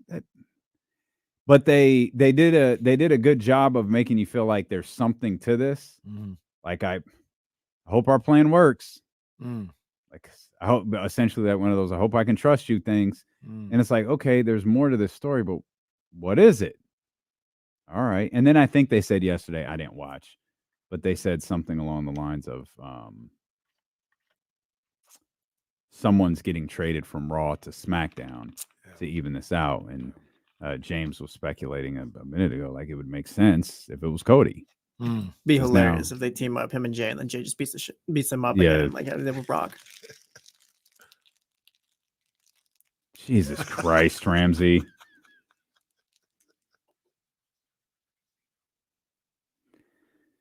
(916-909-1320).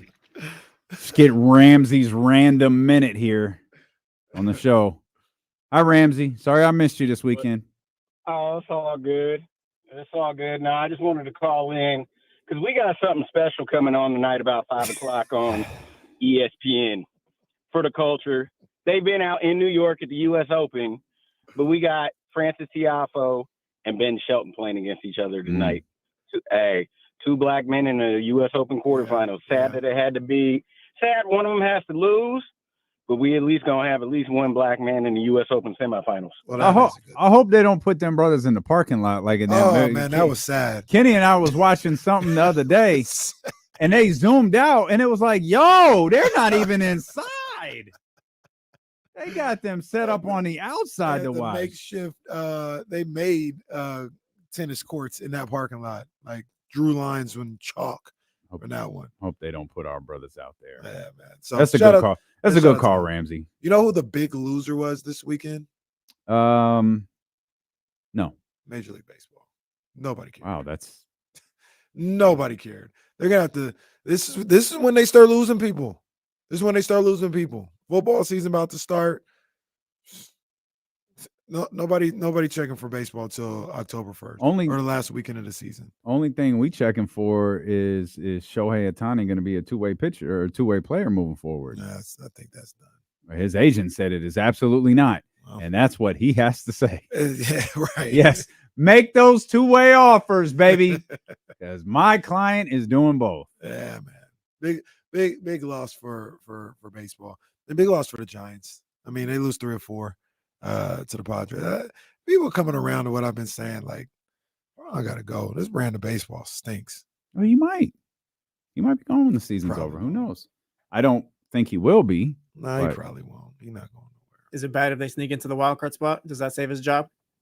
I mean, his job's probably not in danger anyways. Is that what you're saying? Yeah, I don't even think your personal preference is he be gone, but I just can't stand his brand of baseball. Like what's his brand? Explain it to me. Like It's looking for cheap buys and like didn't they cut the guy? Yeah, that AJ Pollock. They traded him at the deadline. The only move they made. They released him. McGovey AJ Chronicles said Pollock. the Giants traded for the worst player in Major League Baseball. Dude got traded to the San Francisco Giants and didn't even get to go to San Francisco. They just sent him to Sacramento after that. Wow. They got, man, it's like these bargain basement deals, like 1-2 year deals of guys like a Jock Peterson who like he's cool. He has some moments. He should be like your 7th or 8th best player on your team. But the Giants, like, they really need him to be the 2nd best player. It's just little stupid stuff like that. And I'm sick of it. It feels like they sign guys you hope catch fire, kind of like the 105 or however many wins it was season. That's it. That's all they do. And they say, well, the numbers say, well, excuse me. Well, the numbers say that if you put this guy in the right situation and use his Vazorp here at Oracle Park, then that should be enough to get you into the playoffs. And once you're in the playoffs, it's a crapshoot and anything can happen. Your goal is just to get there. No, Farhan, it's not. Like, you want to be a good team throughout the season. Okay. So it's a good strategy. It's to be good throughout the season. Oh, man. Still in the hunt, though. It's still there. The Giants are still there. CM Punk is not. AEW fired CM Punk over the weekend after their latest investigation just determined, he needs to be fired. It turns out our entire locker room appears to hate him. His return and his stint with AEW was such an epic failure. It was so disappointing, especially after that phenomenal moment on the night of their debut Friday show. Is that Dynamite or something like that? I think it was. Is there a show called Rampage? Yeah, Friday night is Rampage. Yeah, I think it was the debut of that show. It was in Chicago. It was flawless. It was everything you wanted it to be. And then you say, okay, they're doing the slow build, got them working with a young talent. All right, and then you kind of sitting like they're really taking a long. They're not really going anywhere with him. Like it's not really anything happening, and then stuff starts to happen, and then this isn't very good. Then he gets hurt. Then he comes back. Then he gets in a fight. Then he gets suspended. Then he comes back. Then he gets in another fight. And now he's fired. He seems like a miserable human being. Yeah. And AEW said they had enough. And I'm confident WWE will say thanks, but no thanks. They welcome everyone back. Yeah. I do not think they are welcoming him back. I had a take over the weekend. I don't know if you saw it. I don't know. I have a pretty good idea what it is. I see it here in my notes. CM Punk is the most overrated wrestler of all time. Now explain. People talk about him as if he's a legend. He's not a legend. He's not. People talk about, and like one of the guys, like when I put this on Twitter over the weekend, they're like, yo, if you go through his ROH stuff or ROH and that, that's great. Bro, ain't nobody worried about Connie Hawkins at the Rucker. All right. We're talking about the NBA. All right. With all due respect to ROH. All right.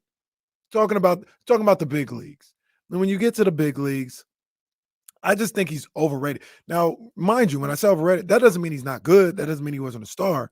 But the way people talk about CM Punk, like he's not a legend. He's not a legend. So there's a lot. Like he had a lengthy career before that famous promo. The promo changed everything. The promo,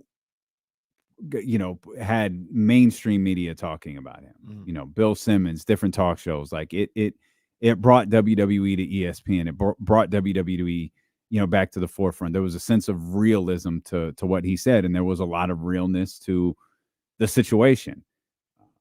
And then you had the incredible moment at the Allstate Arena for Money in the Bank. And then as he's done a time or two, there have been different points in all this where Hunter just kind of killed it. Like he and I think in between those two things is where Hunter just like wiped this whole thing out. And he had a legendary moment that changed like how he was perceived, because he was kind of perceived a certain way until that promo. And that promo was so legendary. It's not that different than Austin 316. It catapulted him into an entirely different stratosphere. But his run there didn't last very long. And so part of his legend is the absence, which I think was 7 years. It was a long time. Yeah. Part of his story is the Barry Sanders element. He was really good, and you could argue he was hitting a peak when he left. You just like forget it. And part of the sad part is part of his story is, you know, he left the 7 years away, the return to a new company. But now it ends with, that return to the new company was a disaster because he was a prickly old man. And I'll even go a step further. I'm just going in on CM Punk right now. That whole promo and stuff, like when you and I think I understand what you're saying. I think you'll understand what I'm saying. Austin 316 says, I just whooped your ass. That was Stone Cold Steve Austin creating something organically. That was him that I'm going off with. CM Punk essentially just preyed on the fact that adult wrestlers were tired of John Cena. And that's all that was. That wasn't, I'm a great character, I've got charisma. You just saw, okay, there's an opening where people are tired of John Cena, and I'm going to be the anti-Cena. And that's what that promo was. That's all it was. So, but I'm confused. Like, what's wrong with that? Like, Austin was like, yo, real talent, in my opinion. Like, I've got a character that's really talented. I'm about to turn this up and do good. He's just like, oh, I mean. So if we're doing that, let's tell the whole story, Doc. Let's be we should fair tell to the whole this, story. because there's been this narrative about Austin 316 says, I just whipped your ass. And the next day, there were Austin 316 times everywhere. That's cap. There was not. Yeah. That promo took place in June. You know when people started giving a crap about Stone Cold Steve Austin? WrestleMania, the following No, year? October. Because October, or it might have been late September, but September, October, somewhere around there, when he started, if you put the letter S in front of the word Hitman, you have my exact opinion of Bret Hart. So exactly what CM Punk did to John Cena is what Stone Cold did to Bret Hart. I know the narrative is there were Austin 316 signs everywhere. No, there weren't. Go back and watch. He wasn't even on SummerSlam.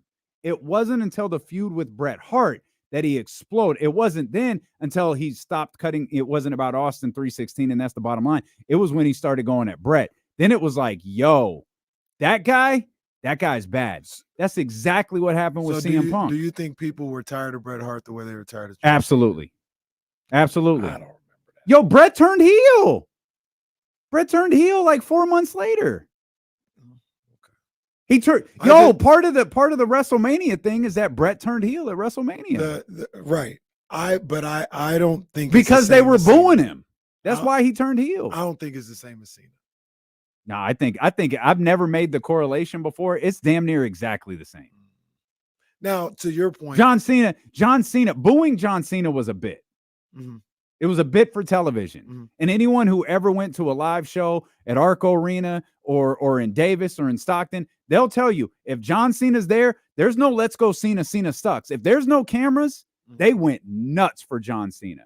That's when I said last week, I want to make a big deal. John Cena's going to be at the Golden One Center. Yo, that's a big deal. He's going to get one of the biggest reactions you've ever heard because people just don't know when they're going to see him anymore. Booing him was a bit. So I look at CM Punk, and this is to your point, maybe Triple H didn't allow him to build upon that moment the way Stone Cold was allowed to build upon his moment. But we can only deal in what happened. Wrestled Kevin Nash, for God's sakes. Kevin Nash was like 50 years old at the time. We can only deal with what happened. CM Punk didn't do it. CM Punk, he don't have no moments, man. CM Punk. He don't have no moments. CM Punk. All his moments are in Chicago. CM Punk had damn near a 3-year run as the champion. or not 3-year one. He had a 300 some. I don't even know how. Find out how long CM Punk's run was. It was over a year. Didn't move the needle. Man, I disagree. So you like so I think the original statement. I think CM Punk is the most overrated wrestler of all time. You disagree with? I do. Who's the most overrated in your opinion? The most overrated wrestler of all time. I don't think you'll find one bigger than Punk. Probably Bret Hart. Brett's not overrated. I'm not going to do that. Brett's not overrated. Punk had it for 434 days too. No. Don't say The Rock. That's wrong. The Rock. We've been over this before. The Rock stuff doesn't age well. It doesn't age well.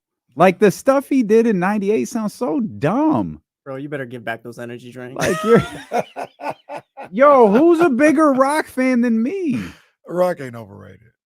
I think Okay. Hulk Hogan's overrated. Hulk Hogan's not overrated. 80s Hulk Hogan's not over. He's Hulk not Hogan's not overrated. Somebody tried to make that analogy as well. No, Hulk Hogan's not like overrated. Like Hollywood Hulk is cool, but 80s. Okay, Hulk, I'll give it to you. that Here, doesn't age well. at all. here it is. The most overrated wrestler of all time is Ric Flair, and here's why. For reasons of what you just said.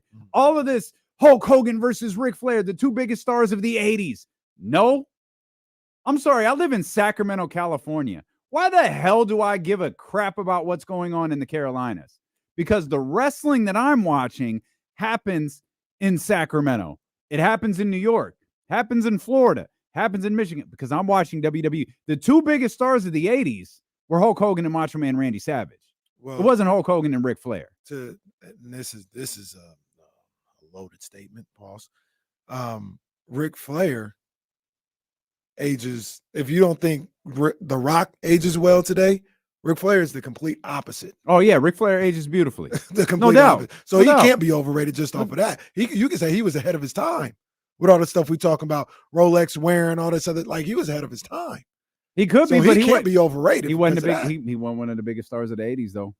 To me, you ain't even a big. You can't stake your claim as one of the biggest stars in professional wrestling unless you did it in WWE. I'm gonna tell you. I'm gonna use Or one of your, WWF. I'm gonna use one of your lines.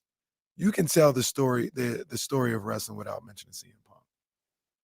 Yep, I agree. And I think a lot of people look at him like you can't tell No, the that's story. you can. That's why I you say can he's skip overrated. right over CM Once Punk. again, doesn't mean he's bad or didn't have a run or anything like that. There's a I'm lot saying of overrated. So because of his present situation, you can't.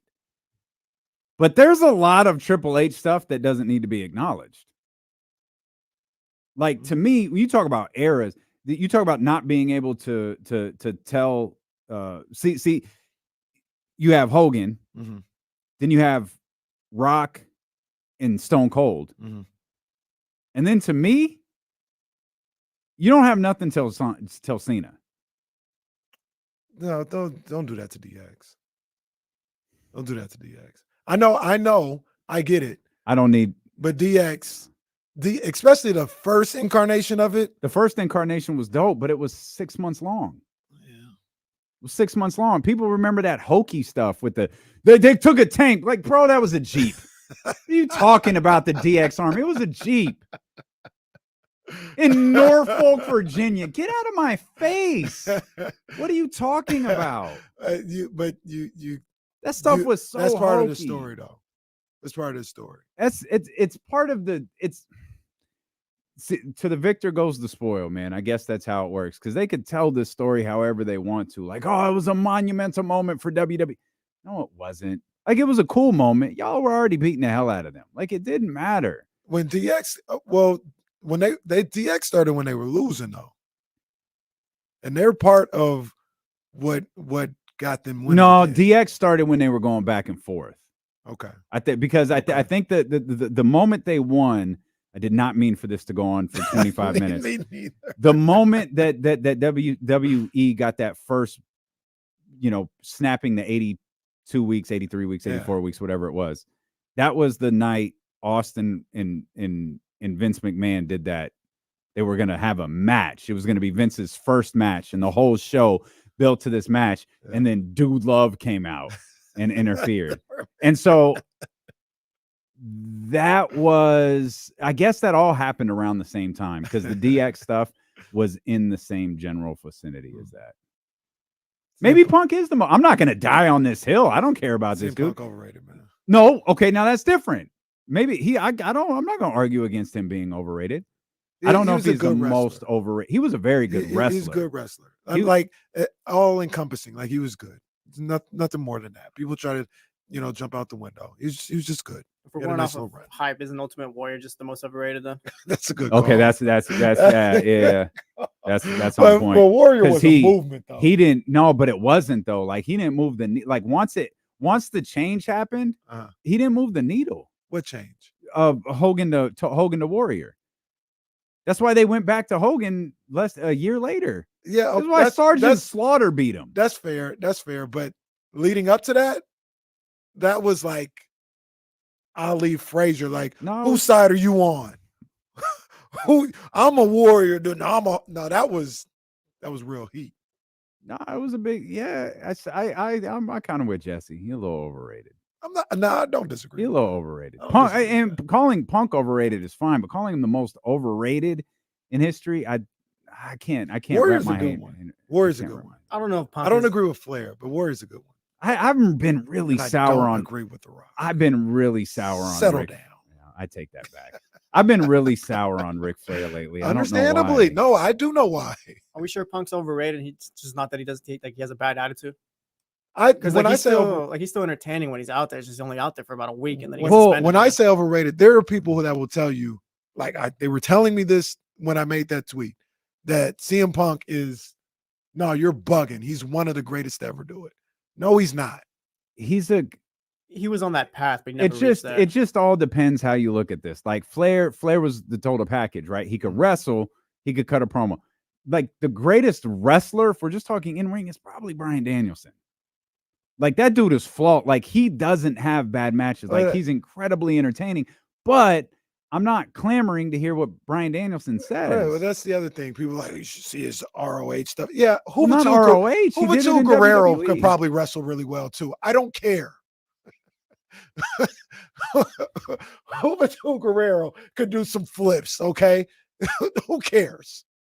Yeah, I'm with you. Like you can wrestle, that's fine. So can everyone else in this locker room. Can you cut a promo? What's the Mike? I don't know. Heel Daniel Bryan stuff leading into the Kofi he's Kingston? Great. Yo, that was fire. But he also, I mean, come on, you can't. Where's the story again? You can't talk about the story of wrestling without talking about the Yes Movement. Yeah, no doubt. Like he did that. I think we're on the same side. What are you getting mad at me for? We are. Well, why are you using that tone then? No, because people talk about you use that high voice like you arguing with me. No, because I talk about people talking about Punk's wrestling skills. I'm like, that's fine. Once again, Juventud Guerrero could do a Hurricane Rana. Okay, so what? The Hurricane Rana. Yeah, that reminds when people just try to tell us like, oh yeah, Cesaro's great. He's great. Like, no, this dude sucks. He's so boring. He's so boring. You're like, oh, he's in AEW. Who cares? Who cares? He stinks. Cesaro doesn't suck. Come on, man. Bro, people, oh yeah, Cesaro, he's so good. Yeah, push him. No, he stinks. He's horrible. That dude just wrestles.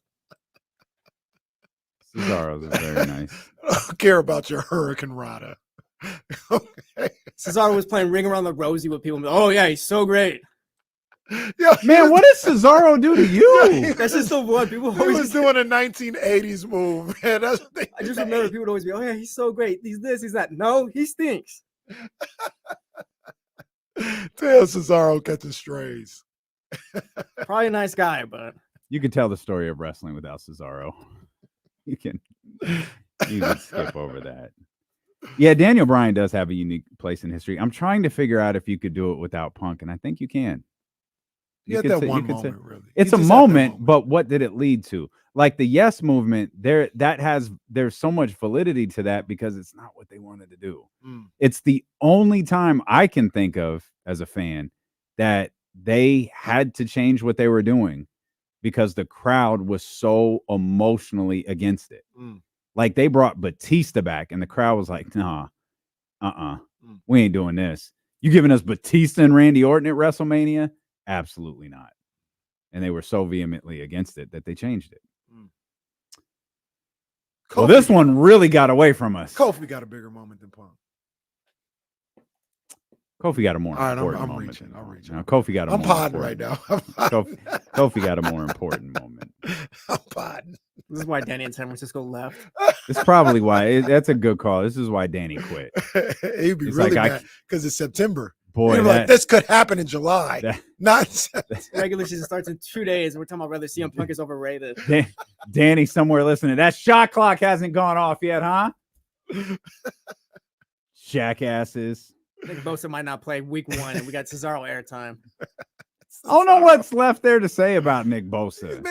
Sign a contract or don't. Like, what do you want me to do about it? Both parties are so frustrating to me. Let's get this done. There's one party that's in the wrong in this situation.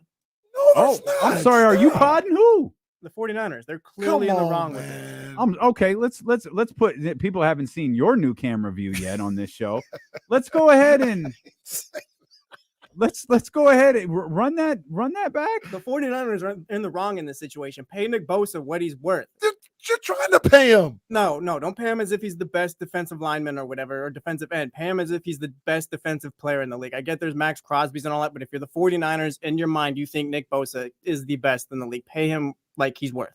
But it's arguable. Isn't that what they're doing? They're essentially, yes, except for Aaron Donald. There's one person that he's probably not better than. It's an issue that they're not paying him. It's an issue because he's not going to play week 1. Is that $2 million really worth that? The $2 or $3 million. That's the same thing to Nick Bosa. He's got the leverage, so it doesn't matter what. Like, he's got the leverage. The 49ers hurt if he doesn't play. Pay him the extra $2 or $3 million. He don't. See, then you get me in the front office mode. He ain't got all the leverage.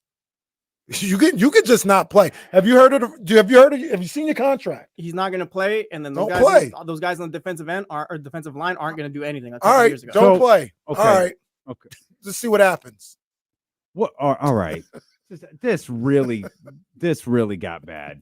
Let's fix it. And the sad thing is, Jason Jones is coming up, and I would just really love to talk wrestling with Jason Jones. We exhausted our wrestling time. I think we've kind of wore that out. We'll talk about a variety of different things, but we'll start with his guy, JaVale McGee. I shouldn't say that no more. Being the newest member of the Sacramento Kings. So we'll talk to Jason Jones when Dylan and Casey return here on Sacramento Sports Leader, ESPN 1320. I would say like this, Jesse. I'd be like, fine, don't play. Don't get paid. You heard of the franchise tag? You're under contract for, what is it, this year and next year? You're not a free agent after this year, is he? I'd have to double check. Go ahead. Well, he's played 4 years, right? This is the fifth? 4 year. Yeah, it'd okay. Have to be. So he'd be a free agent? I would think so. All right. So you willing to lose games over this? That's what it comes down to. Like, I get the GM and I get offering him whatever, but are you willing to lose games over $3 million? How many games are you going to lose? As many as he's out, maybe. I think they're losing to Pittsburgh if he don't play. I don't think that has nothing to do with nothing. Because if he's not playing, that ain't got nothing to do with Brock Purdy playing well or not. I'm just saying, because he makes that defensive line go work too. And I would say you make him go to work in the playoffs. Where the hell were you when you needed the guy that you want more money than? He brought the chip home. I saw him single-handedly from a tougher position, to be honest with you, the interior line. I saw him take the NFC Championship game in the palm of his hands and say, I'm taking this team to the championship. Coach. And then in the Super Bowl, he did the same thing. John, I didn't get a chance to affect the game. Tyler Kroft didn't block Hassan Reddick. Brock Purdy was out. That's not my fault. What happened when we played the Rams? It was 3 years Where were you at there? We had a 10-point lead. I need you, best defensive player in the game, to make sure that we bring it home. Instead, you let Stafford and Kupp and all these other guys march down the field 3 times so we can lose that game. You can tell them that, but it's not going to work well for the 49ers. That's the thing. That's why I don't want to get in negotiations, because I don't want to bring up that stuff. I don't want to bring it up, Nick, but you're making me do it. Just take this money that is big time money and let's get this thing started. Nope.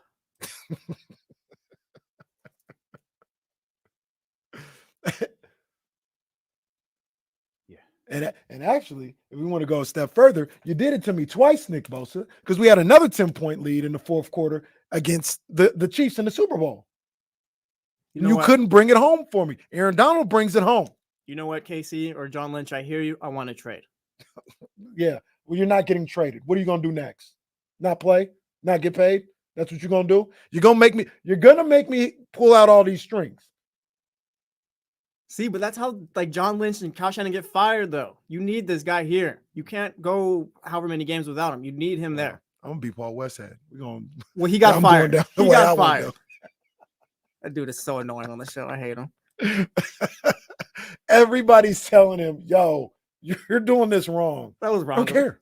That was wrong with Star. Yeah, he wants the chicken. I would have grounded it right there. Oh, not enough is being made about her badass. Disrespectful ass. I'm paying for this school that you're going to, and this is how you're gonna talk to me. Oh, basically tell him, "Hey, idiot, you know you're gonna get fired, right?"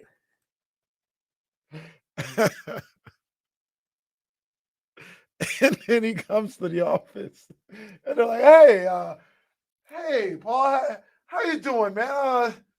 Yeah, no, I don't." Yeah. Ignore the whiteboard with all the coaches' names on it. And Jerry West kind of picks, "Oh, what's up, Paul?" Jerry West.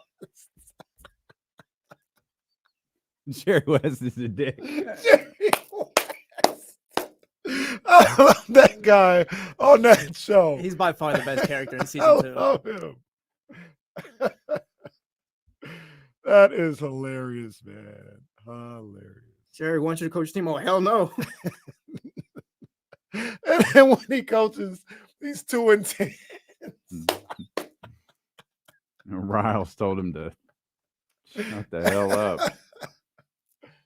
Oh man, that's my favorite character. You know what I watched a good chunk of this week. Sorry, I planned to watch The Office, but it didn't happen. Sure.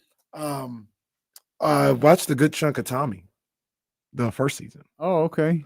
I'm in. Okay. I like Tommy. Very That's my good. guy. I told you had to get through some of the. I tried to get it so I could watch the first episode this week, but it didn't happen. So maybe I'll finish. I was trying to get caught up on The Chi. Like I'm way behind I'm like on The 3-4 seasons behind. Same. I really like the first season too. Yeah, it's a really good. It's a really good series. Really good series.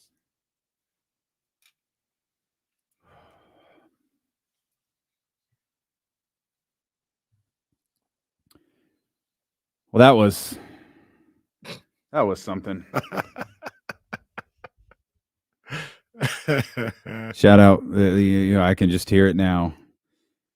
We almost got the rights for the Sacramento Kings, but they tuned into a show one day and you guys were arguing about the Ultimate Warrior and Cesaro. Jesse seemed to have a really, really built up hatred towards Cesaro, and they just thought, well, how about this? We'd rather be somewhere where no one's listening. Let me tell you how CM Punk is just like Mitch Richmond. No, I'm not gonna do that. You know Mitch is my boy. I ain't gonna do that. Mitch is my boy. I wish they get along. I wish they figure out a way to, fix things. We need Mitch here more. Why CM Punk is just like Mitch Richmond. There's a line that you have to work the Rock in here somehow, but I'm not witty enough to do it. Like Marcus I can't. Is the Rock? Well, Mitch is the Rock, isn't he? I feel like DeMarcus is CM Punk. Easy. Excuse me, what? DeMarcus Cousins is CM Punk. Okay. Not as far as like. No, it's fine. No, you've already gone too far. I'm not calling DeMarcus overrated, first of all, okay? Well- Because I don't think CM Punk is overrated. So don't do that to me. I'm just saying. There's always attitude problems and stuff like that you guys talk about. Oh, wait a minute. That reminds me. We finished off talking about Nick Bosa. You said there was something going on because what did Jesse say? Just said the Niners are in the wrong. Yeah, I said there's one party in the wrong in this whole negotiation thing. It's the 49ers. Why isn't it Nick Bosa? They're giving him $31 million a year. Because Nick Bosa is doing what every player in the NFL has ever done, and their agent. He's no different than what Aaron Donald was, however long when he got his contract. You're supposed to ask for the most money, and he's good enough to where you can make him the highest paid player in the NFL as far as defensively. I don't disagree with that, nor do I disagree with you. My concern is we're now days before the start of the NFL season, and it's not done yet. So there's some point of we're past what you just said, Jesse, and we're past what you said, Kenny. Mm-hmm. There's a legitimate hang up here, more than I want this. There's something that I'm assuming it was the San Francisco 49ers didn't tell Ian Rappaport. And that's where we're off. Because again, we're days before the start of the NFL season. Well, like we're entering, like if this thing isn't done tonight or tomorrow, like Nick Bosa is probably not playing Sunday. No, I don't think he's playing Sunday at all, to be honest with you. But I think the hang up from the report that I saw from Ian Rappaport, it's a matter of principle at this point, which is, to me, is ridiculous. He believes he's the best defensive player in the league, and he wants to be paid like the best defensive player in the league. He wants the most money annually, I guess, of any player in the league. And it doesn't matter if you're close to that. Non-quarterback, excuse me. It doesn't matter if you're close to that. If you're not going over what Aaron Donald's making, we're not signing. It's the principality of the situation, Smokey. And that is ridiculous to me. It's just, for me, if I'm the 49ers, I'm not going into a season where Nick Bosa isn't playing if it's over like $3 million or whatever. If it was like something like how you said with Chris Jones, like he wants $8 more million, so like that's one thing. But I'm not risking some losses or whatever of $3 million. Let's bring in our man Jason Jones of The Athletic. Jay, you following this stuff with Nick Bosa and the 49ers at all? Yeah, I was wondering if Nick went to the Beyonce concert or not. Well, you think he peeped out Beyonce, or I don't think that he did. It's just my guess. I don't think that he did. Not his bag. Not his bag. No. I didn't think so. I didn't see him at like Kendrick Lamar, the Golden One either. I just don't think we're going to run into the same. He'll be live streaming that new show that's about to drop in Georgia, though. I bet he'll be all right. Come on, man. Let's stop it. Stop it. Come on, man. All right, everybody, grow up. You got a show to do here. And I'm resisting. He won't be at the Eminem show either. I don't know. Hey, with the Kid Rock show. I can't. He's got front row seats for Kid Rock. Go get a quarterback. Okay, I'm sorry. I said JaVale McGee was going to be the first thing I asked Jason. I Keep have it to sports. No. Mr. Bosa should want the biggest contract. He should. I mean, that's the way the NFL works. He's next in line. Is he worth it? Is he worth an Aaron Donald? The issue, Jay, I think right now is T.J. Watt tops the position group at about $28 million annually. Aaron Donald tops the non-quarterbacks at about 31.6 annually. And the belief is Nick Bosa wants to get above the Aaron Donald number, which would put him substantially above the position group number that TJ Watt has. Yeah, and I don't think he's Aaron Donald. I think Aaron Donald's the best three technique in NFL history. I don't think he's the best defensive end in NFL history, but we know how contracts work. It's not about where you rank all time or even where you rank as a player currently. It's about when you get your contract. Justin Herbert's not the best quarterback in the NFL right now. No. But real quick, Jay, that's the point. The contracts don't work as in I'm the best defensive lineman or I'm the best cornerback, but pay me like you do an edge rusher. No, when your contract is up, you're paid as the highest paid cornerback in the league. They're paying him like the highest paid edge rusher in the league, but that's not good enough, or they're planning to pay him that way. I mean, yeah, they're going to be for me, it's hard to go above Aaron Donald. And I understand the Niners not wanting to go above Aaron Donald, but I mean, I've even when I covered the league, people have told me for years, if you want to make it work, you can make it work some way or another. It's going to be like he's going to have to maybe give a little and vice versa, but as much as I like that Niners defense, without Bosa, it ain't nearly as scary. I think Bosa is probably is the best edge rusher in the game. I mean, he's a game plan destroyer, and you've got to commit two guys to him every play. I think, especially in the passing game, good luck blocking him with a tight end. You got he changes the game. And I think if you don't have him on the field, it's still a damn good defense. And that's not act like, if he's not playing that they're going to all of a sudden be 30th. But if you're talking about wanting to be a Super Bowl caliber team, you want to win a championship, you need Nick Bosa on the field. Not yet. Nick, not Joey. Nick. Yeah, you need him on the field. That's probably a point that we haven't stressed enough. This is about winning a Super Bowl. That's what this is about. And I can't. Javon Hargrave, that was the biggest acquisition this offseason, right? One of, for sure. I mean, because it feels probably maybe the biggest. Yeah, that feels like it was done to be in tandem with Nick Bosa and not without Nick Bosa. Because we talked about this with Eric Armstead before, and like what happened to Eric Armstead the year that Nick Bosa was out, and how that it took him like 10 weeks to get acclimated with Nick Bosa out because of the increased attention he got. You're minimizing this offseason pickup, in my opinion. You're minimizing this offseason pickup if Nick Bosa isn't around. Because now all of a sudden you've got teams, we don't have to worry about over here anymore. Right. We can focus all our attention. We got Fred Warner, Eric Armstead, Javon Hargrave. We can handle that. Right. It's when you throw in, this other element that's one of, if not the best at what he does, that takes this thing from, and Jay used the example of they're not 30th. Maybe they're top, maybe they're 10th. Maybe they're a top 10 defense without Nick Bosa. But they have the potential to be like 1 or 2 with Nick Bosa. Right. You know who's going to be really mad if he's not there? Those cornerbacks.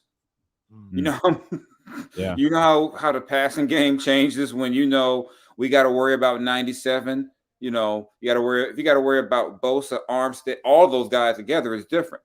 It's just a different, and then if you're offensively, if you're not worried about Bosa, you can send that tight end out on a route maybe in a situation where you wouldn't. Because you don't, or you don't have to worry about chipping that guy before you go. It changes so much. Yeah. And I don't know what the number is, but it's crazy that it got to this point that, it's week 1 coming up and you pretty much get to assume he's not going to, at this rate, do you have him week 2? I mean, who knows? I mean, it's Tuesday and I've seen, I'm assuming if they get a deal done, he'll be in shape. But even then, to go from working out on your own to, now go against NFL offensive linemen, it's a different ball game. But I think if the Niners want to win a Super Bowl, you want to keep, number 97 happy. I would give him what he's asking. But I understand the argument for paying him as clearly the highest edge rusher in the game. I see both sides. I see why he's asking for what he's asking for, but I also see why the Niners are like, no. I mean, like I said, to me, Aaron Donald is a once-in-a-lifetime player.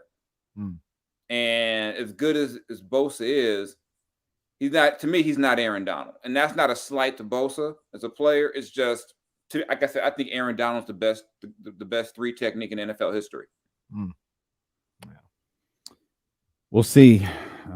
We'll see how this unfolds moving forward with the season set to start here shortly. We can get back to the NFL, get Jay's, I'm sure, less than stellar thoughts on his Las Vegas Raiders coming up here. But since we've seen you last, your boy, JaVale McGee, is officially a member of the Sacramento Kings. Dreams do come true. How quickly did you call the Athletic, and how willing were they to put you back on the Kings beat? No pun intended. We're in negotiations. I've received several calls from several outlets asking me about my availability to cover JaVale McGee and JaVale McGee alone. I don't care about the rest of the team. Windhorse of JaVale McGee. I want to hang out with JaVale. Now, like I said, I'm Meek Mill. Dream time. Dreams do come true. I don't think this is. Ain't this what they've been waiting for? Yeah, I've been waiting for this. You ready? How come this couldn't happen 5, 6, 7 years ago? Instead of drafting Willie Cauley-Stein, you could have just traded for JaVale and made my day. No. Could have made Jason happy. Hashtag Jason Jones. Make Jason Everyone's Jones talking happy. about they should have drafted Luka. No, this is the move they should have made a long time ago. This is the move. And What they have when he went to Brian Windhorst had the heat index. Is that what now we Yeah. call it the JaVale index? I just hang with JaVale, man. I wouldn't care if the Kings went 0-82. I'm hanging with JaVale. Well, we're not doing that. No. JaVale McGee is going to lead the Kings to a championship. That's what he's going to do. 3-time champion. There is a buddy of mine who works in the league who talked to me about this, and he said something. I thought he kind of jumped out the window a little bit, but he said he thinks JaVale might help this team get into the top half of the league defensively, with his shot blocking ability, his rebounding, just his presence around the basket. He said it's like perfect for what they need. They can't honestly play Sabonis and him at the same time. But he, my guy was like really high on the deal on getting JaVale with the Kings. What you think about it? That's the thing. I don't know if Sabonis and him are both playing the 5. I don't know how many minutes JaVale gets to have that great of an impact, so to speak, in terms of boosting them. Now, I think what's going to boost them to the top half of defensively is better perimeter defense. Because it doesn't matter who you put back there. If you're letting guys just drive to the lane, all you're going to do is get JaVale or whoever's back there in foul trouble. So I think it's going to really come down to the perimeter guys. But it helps to have a guy back there who can block shots. Then offensively in the pick and roll, you can throw the lob up there to him. I think he has a chance to help him. I just think I don't know if he's going to play the number of minutes to where you'll be like, wow, he's really going to tilt things that way. But I think he's definitely going to have a chance to help them and give them something they haven't had in a long time. I think that was we kind of had our fun with the JaVale McGee thing, as if it was like silly and wouldn't it be great? The crux of the whole thing with JaVale McGee is once you get it works, it makes complete sense. JaVale McGee was a guy we were talking about last year at the trade deadline when people were talking about, fixing that backup 5 spot. And JaVale McGee was one of those names that not as often as Mason Plumlee came up, but he was a name that came up all of the time. And that was the fun part about the news from the Dallas Mavericks is it was like, okay, we have our fun here. This actually makes a ton of sense. Yeah, I think it definitely makes sense. It's not one of those, why in the world are you doing this type moves? Right.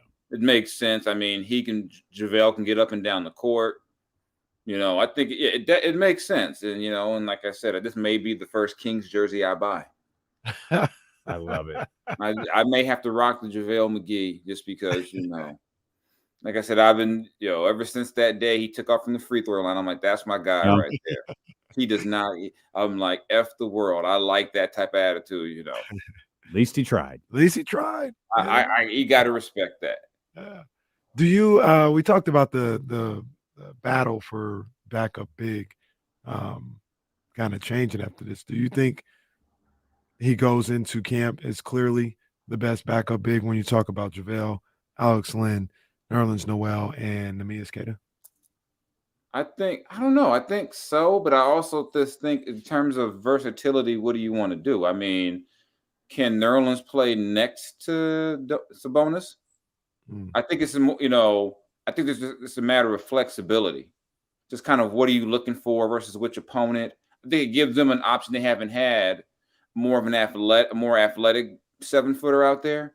So when you're playing, you're playing against a guy like a Jokic or a Davis who can go out and space the floor and get away from the basket. I like his chances out there better than Alex Len's being, 20 feet from the basket. So I think it gives you some different options. I think I could really see a scenario where Mike just kind of says, you know what, who gets these minutes after Sabonis might really depend on the opponent.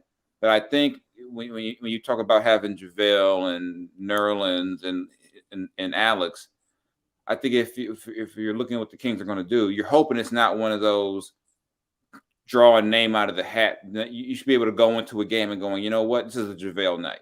Or go into a game and say, okay, you know what, they're playing a small team. This might be a night where, you go to Nerlens more. They got a lot more flexibility. I think what happened last season was you just didn't have any stability. What was going to happen or who you were going to go to. And some nights it looked like, okay, this is the guy. And then we're trying with this guy and that guy.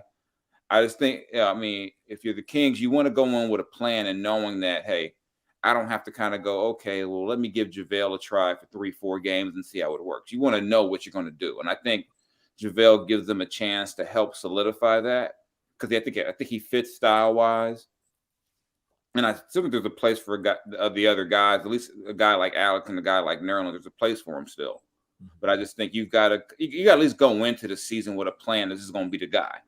You can't go into the season going, okay, we got 1 through 6, and then we're just going to, we see what happens when that, you can't get any continuity. So I think JaVale gives them a chance at continuity.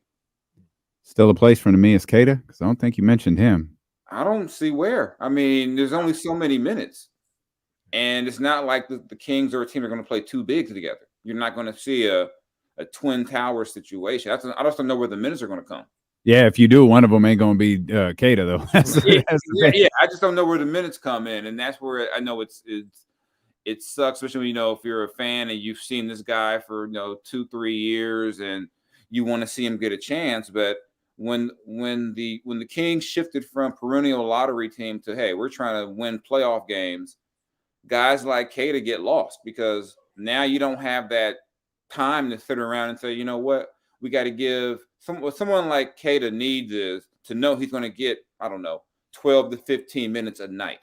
Yeah. To develop. And there's really no, if you're trying to, stay in the top 4 in the West, can you afford to do that and also develop? I mean, is it impossible? No, but if that was the plan, you wouldn't go out and get a Nerlens Noel and a JaVale McGee if the plan was to do that with Queta.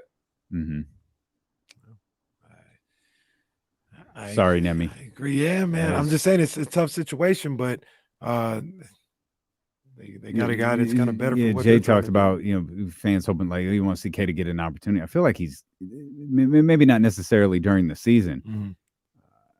I hated the way his summer started, Mm-hmm. And that I'm someone who was really and still is really, really intrigued by Neemias Queta. But like Jay talked about, the priorities of this team has shifted. Like you've got to win basketball games now, and that probably comes with guys like JaVale McGee playing at that position, or perhaps Alex Len or Nerlens Noel or whoever. But that'll be a lot of people joked about this. James Ham included. This is going to be a fascinating training camp because all of those guys aren't making the roster. Right. Which ones are? Yeah. Will be interesting to see. And you have to look at the contracts. I haven't dove in that who's got guaranteed money, all that type of stuff, and because this is not the 1980s NBA. You don't need like 5-6 centers. Yeah, I think they're all getting like several $100,000 to show up at camp, and then everything after that is roster bonuses, day ofs, opening day, different things like that. Yeah. But yeah, I mean, it's going to be fascinating to figure out how, but I don't think JaVale signs with the Kings under the idea that, JaVale, if you really show us something, you just might make the team. Yeah. Yeah. What do you feel like what is your honest assessment of this team right now, of this Kings team? They finished 3rd last year with 48 wins. 48. What given the offseason in which they pretty much kind of stood pat with the additions of JaVale McGee and Sasha Vezenkov, like what is your assessment of this team when you think about how they'll match up against Lakers, Clippers, Nuggets, Warriors, whoever? My biggest concern with them is like just the front court physicality. Just do you have enough to deal with those teams that are going to try to come in and bully you? You saw what the Warriors did where they pretty much told Kevon Looney, hey, you go out there and you just go out there and you rough him up. Make this, do you have enough to deal with those type of guys? When you the teams you mentioned, and Anthony Davis, Jokic. I think Phoenix is a little bit they have Ayton, but he's not going to be the focal point that you worry about per se. But to me, it's just that's that front court size. If teams go big at the 4 and 5, do you have the size to rebound and defend at those spots? And also just overall the defense. So I could see them still winning 48 games next season, but it's a season by season thing. 48 games might get you in 6 next year. We don't know. A lot of it's going to depend on Can Phoenix figure out who's going to play point guard? Can the Lakers stay healthy? Is what the Lakers showed from February on, who they'll be all of next season. Who plays for the Clippers next season?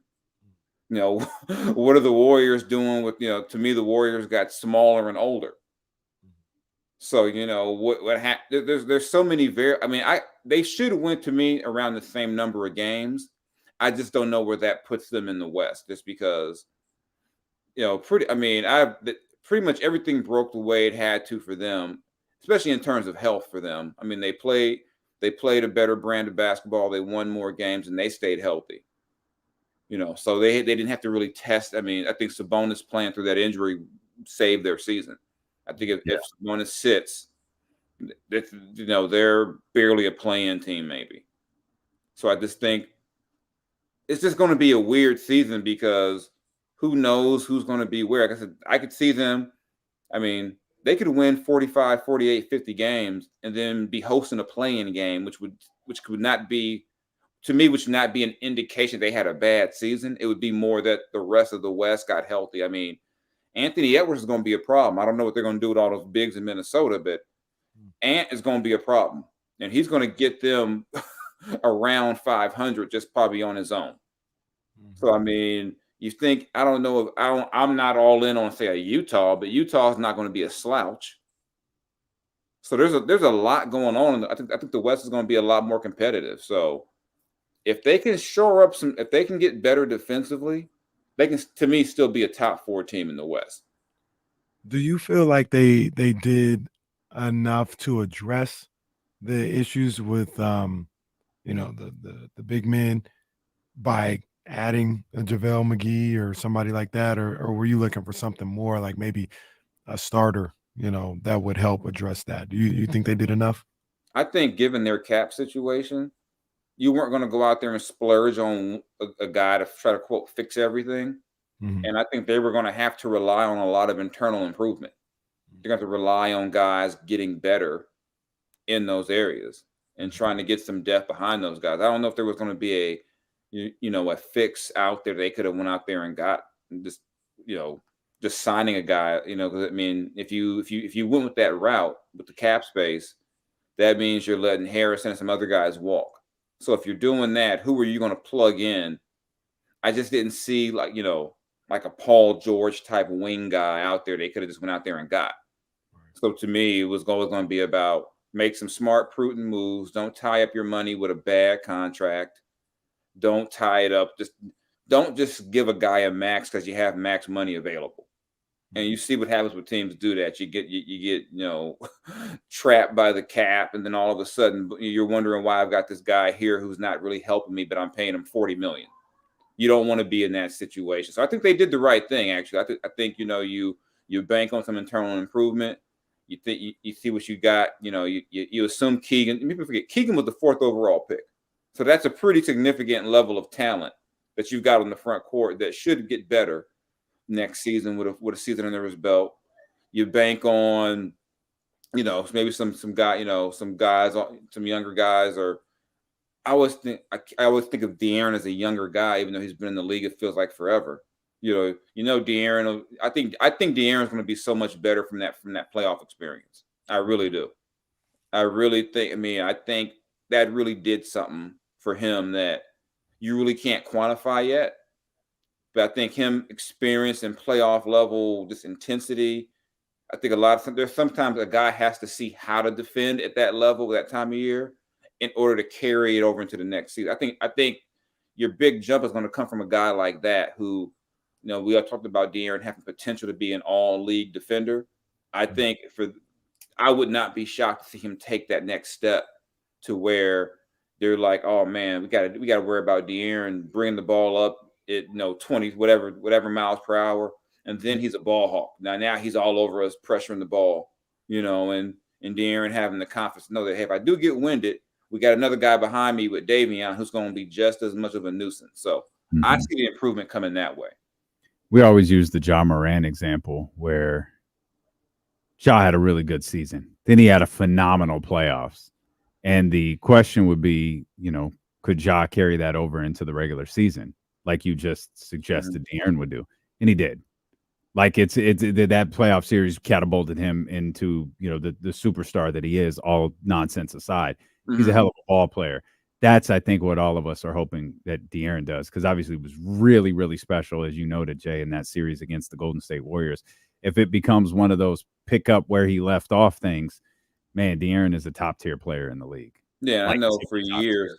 Yeah, for years, depending on what coach you talk to, all of them would always say, if these guys could just get a taste of it, just see what it feels like to play beyond tax day, it would do so much for this franchise. So now that it's happened, let's see what let's see if they do that versus the whole, hey, we did it, everyone patted us on the back for ending the streak, and then we fall backwards, and then all of a sudden there's chaos. So I'm not expecting that, but you always got to be wary, because we've seen teams do that where they finally, break through and then things go crazy the next year or so. Yeah, and you're not talking about Sacramento. You're talking about teams like we saw in New York. We saw, the Knicks made the playoffs, didn't make them the next year. Atlanta went to the conference finals, probably the worst thing that ever happened to them, because they thought they belonged there. Oh, man, they went to the conference finals and lost their mind. Like, oh, yeah, this is what we do. It's like, it's actually not what you do. I'm sorry, was that the birth of the regular season? Is boring? It's just hard to get up for the regular season. It's just boring. Trey, sit your ass down. It's like, come on, man. You ain't done enough to be able to pull the I'm bored. Like, you guys weren't like a top 2 seed when you got there. Like, come on, let's be real. If De'Aaron says we're bored a week into the season next year, we're screwed. I'm ringing it. It's over. Ringing the alarm. If De'Aaron shows up at training camp, like, you know what? Can we just get to April? We're cooked. We're absolutely cooked. Hey, Jay, man, we got to talk to you about this while you're here, man. What's your thoughts on Coach Prime and the Culture's new team, the Colorado Buffaloes? This is kind of funny to me, because I remember when they were hot back in the day, like Michael Westbrook, Cordell Stewart. Like, so this is just, I think it's fascinating to me, because I think now we've gotten to the overreaction the other direction, to where now it's like, how dare anyone question Colorado? They can get to I look at their schedule. I only see 2 losses. I'm like, chill, y'all, chill. I'm like, chill. But I mean, they've now become, I think a lot of folks have now adopted them as their team. And the fact he brought back the Deion Nikes,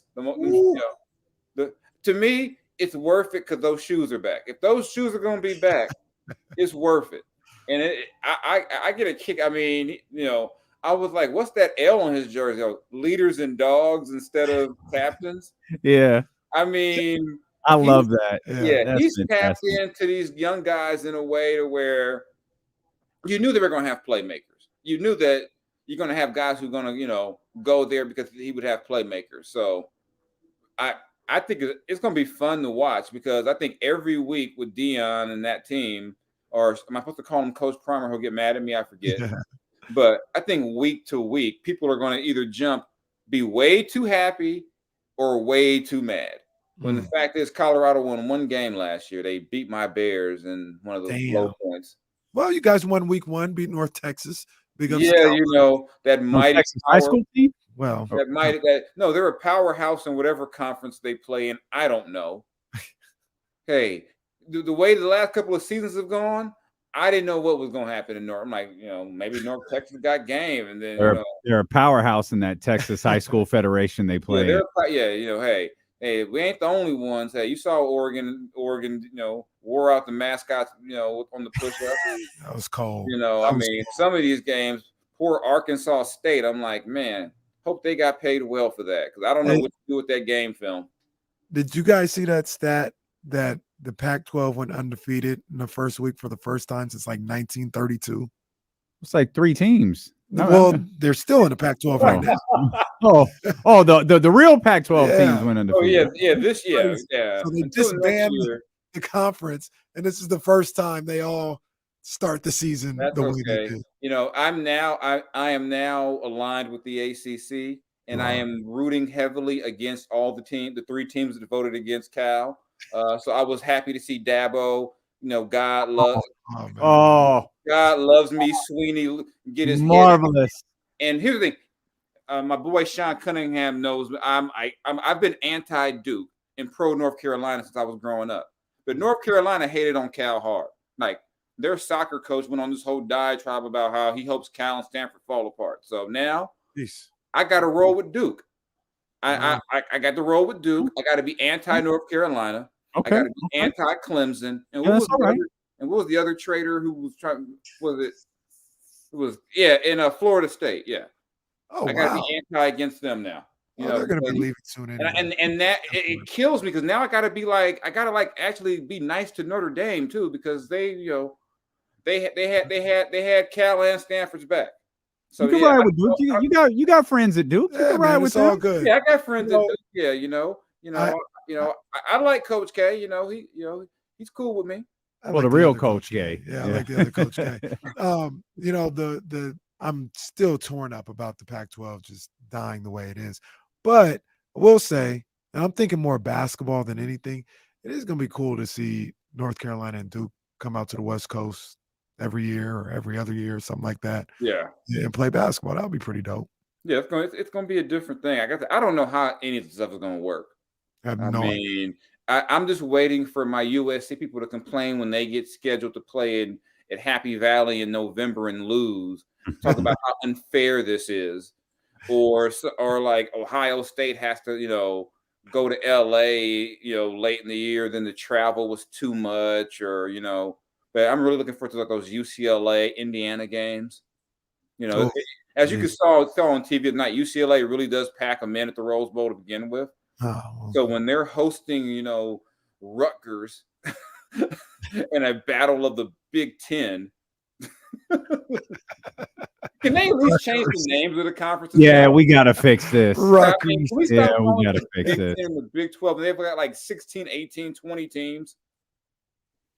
Oh, Clemson getting their ass kicked was that was beautiful. So Mr. Dabo, we're going to pay these players. I don't know if I can do this. Man, shut up.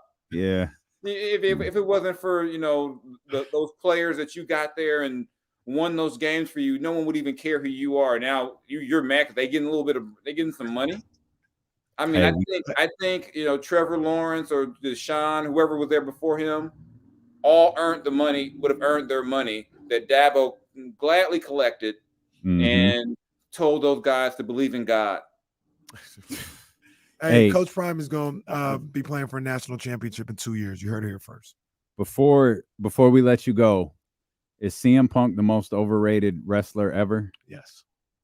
Well, that's leading the witness. Did you let the man answer? Just say objection, and then it'll be stricken from the record, but it'll still be out there. I don't know. I got to think about that because part of me wants to say Hogan, but Hogan has a bigger impact. Hogan had a much bigger impact. He had a bigger impact, and I don't know the thing. I'm a big CM Punk fan. I always have been a fan. Oh, I didn't know that. Yeah, but I just think it's that whole AEW, like all the talent are the vice presidents. I just think it's a weird setup. It is kind of a weird setup when you're a talent and a vice president and you can just leave and go to the competitor. Yeah. Like Cody was the vice president. He's just like, I'm out. Or the talent can say, hey, I want to meet with the I want to meet with the vice president. No, I don't want to meet with you, but I'll post a video making fun of you getting fired. Well, and we'll do victory laps because you're gone. I'm like, I mean, you guys might want to consider the fact that a lot of folks didn't care about your company till he showed up. So I mean, let's not act. I mean, his shirt was selling out. I mean, I'm a pretty big wrestling fan. I've never seen a person wear a Kenny Omega or a Young Buck shirt. Well, I ain't never seen the Young Bucks out in the street. We overrated. We'll end it there. We'll run it back next here on Sacramento Sports Leader ESPN 1320. Vamos 49ers. Appreciate you, Jay. Thank you, my man. No problem. I'll catch y'all next week. Yes, all right. Yes, bet. sir. All right. Jason Jones. I didn't even bring up. I was reading his article about Stephen A. this morning. Didn't even bring that up to him. Shout out to the Oakland Roots playing their games at Cal State East Bay. Well, they can go to hell after that because they are a rival of my Sacramento Republic. But shout out to them for playing at East Bay. Oakland Roots got some cool gear. Yeah. Not as good as the Sac Republics, of course. I like the black. Yeah, I like the black on the Oakland Roots. All right, y'all. Let's shut it down. We gotta switch over.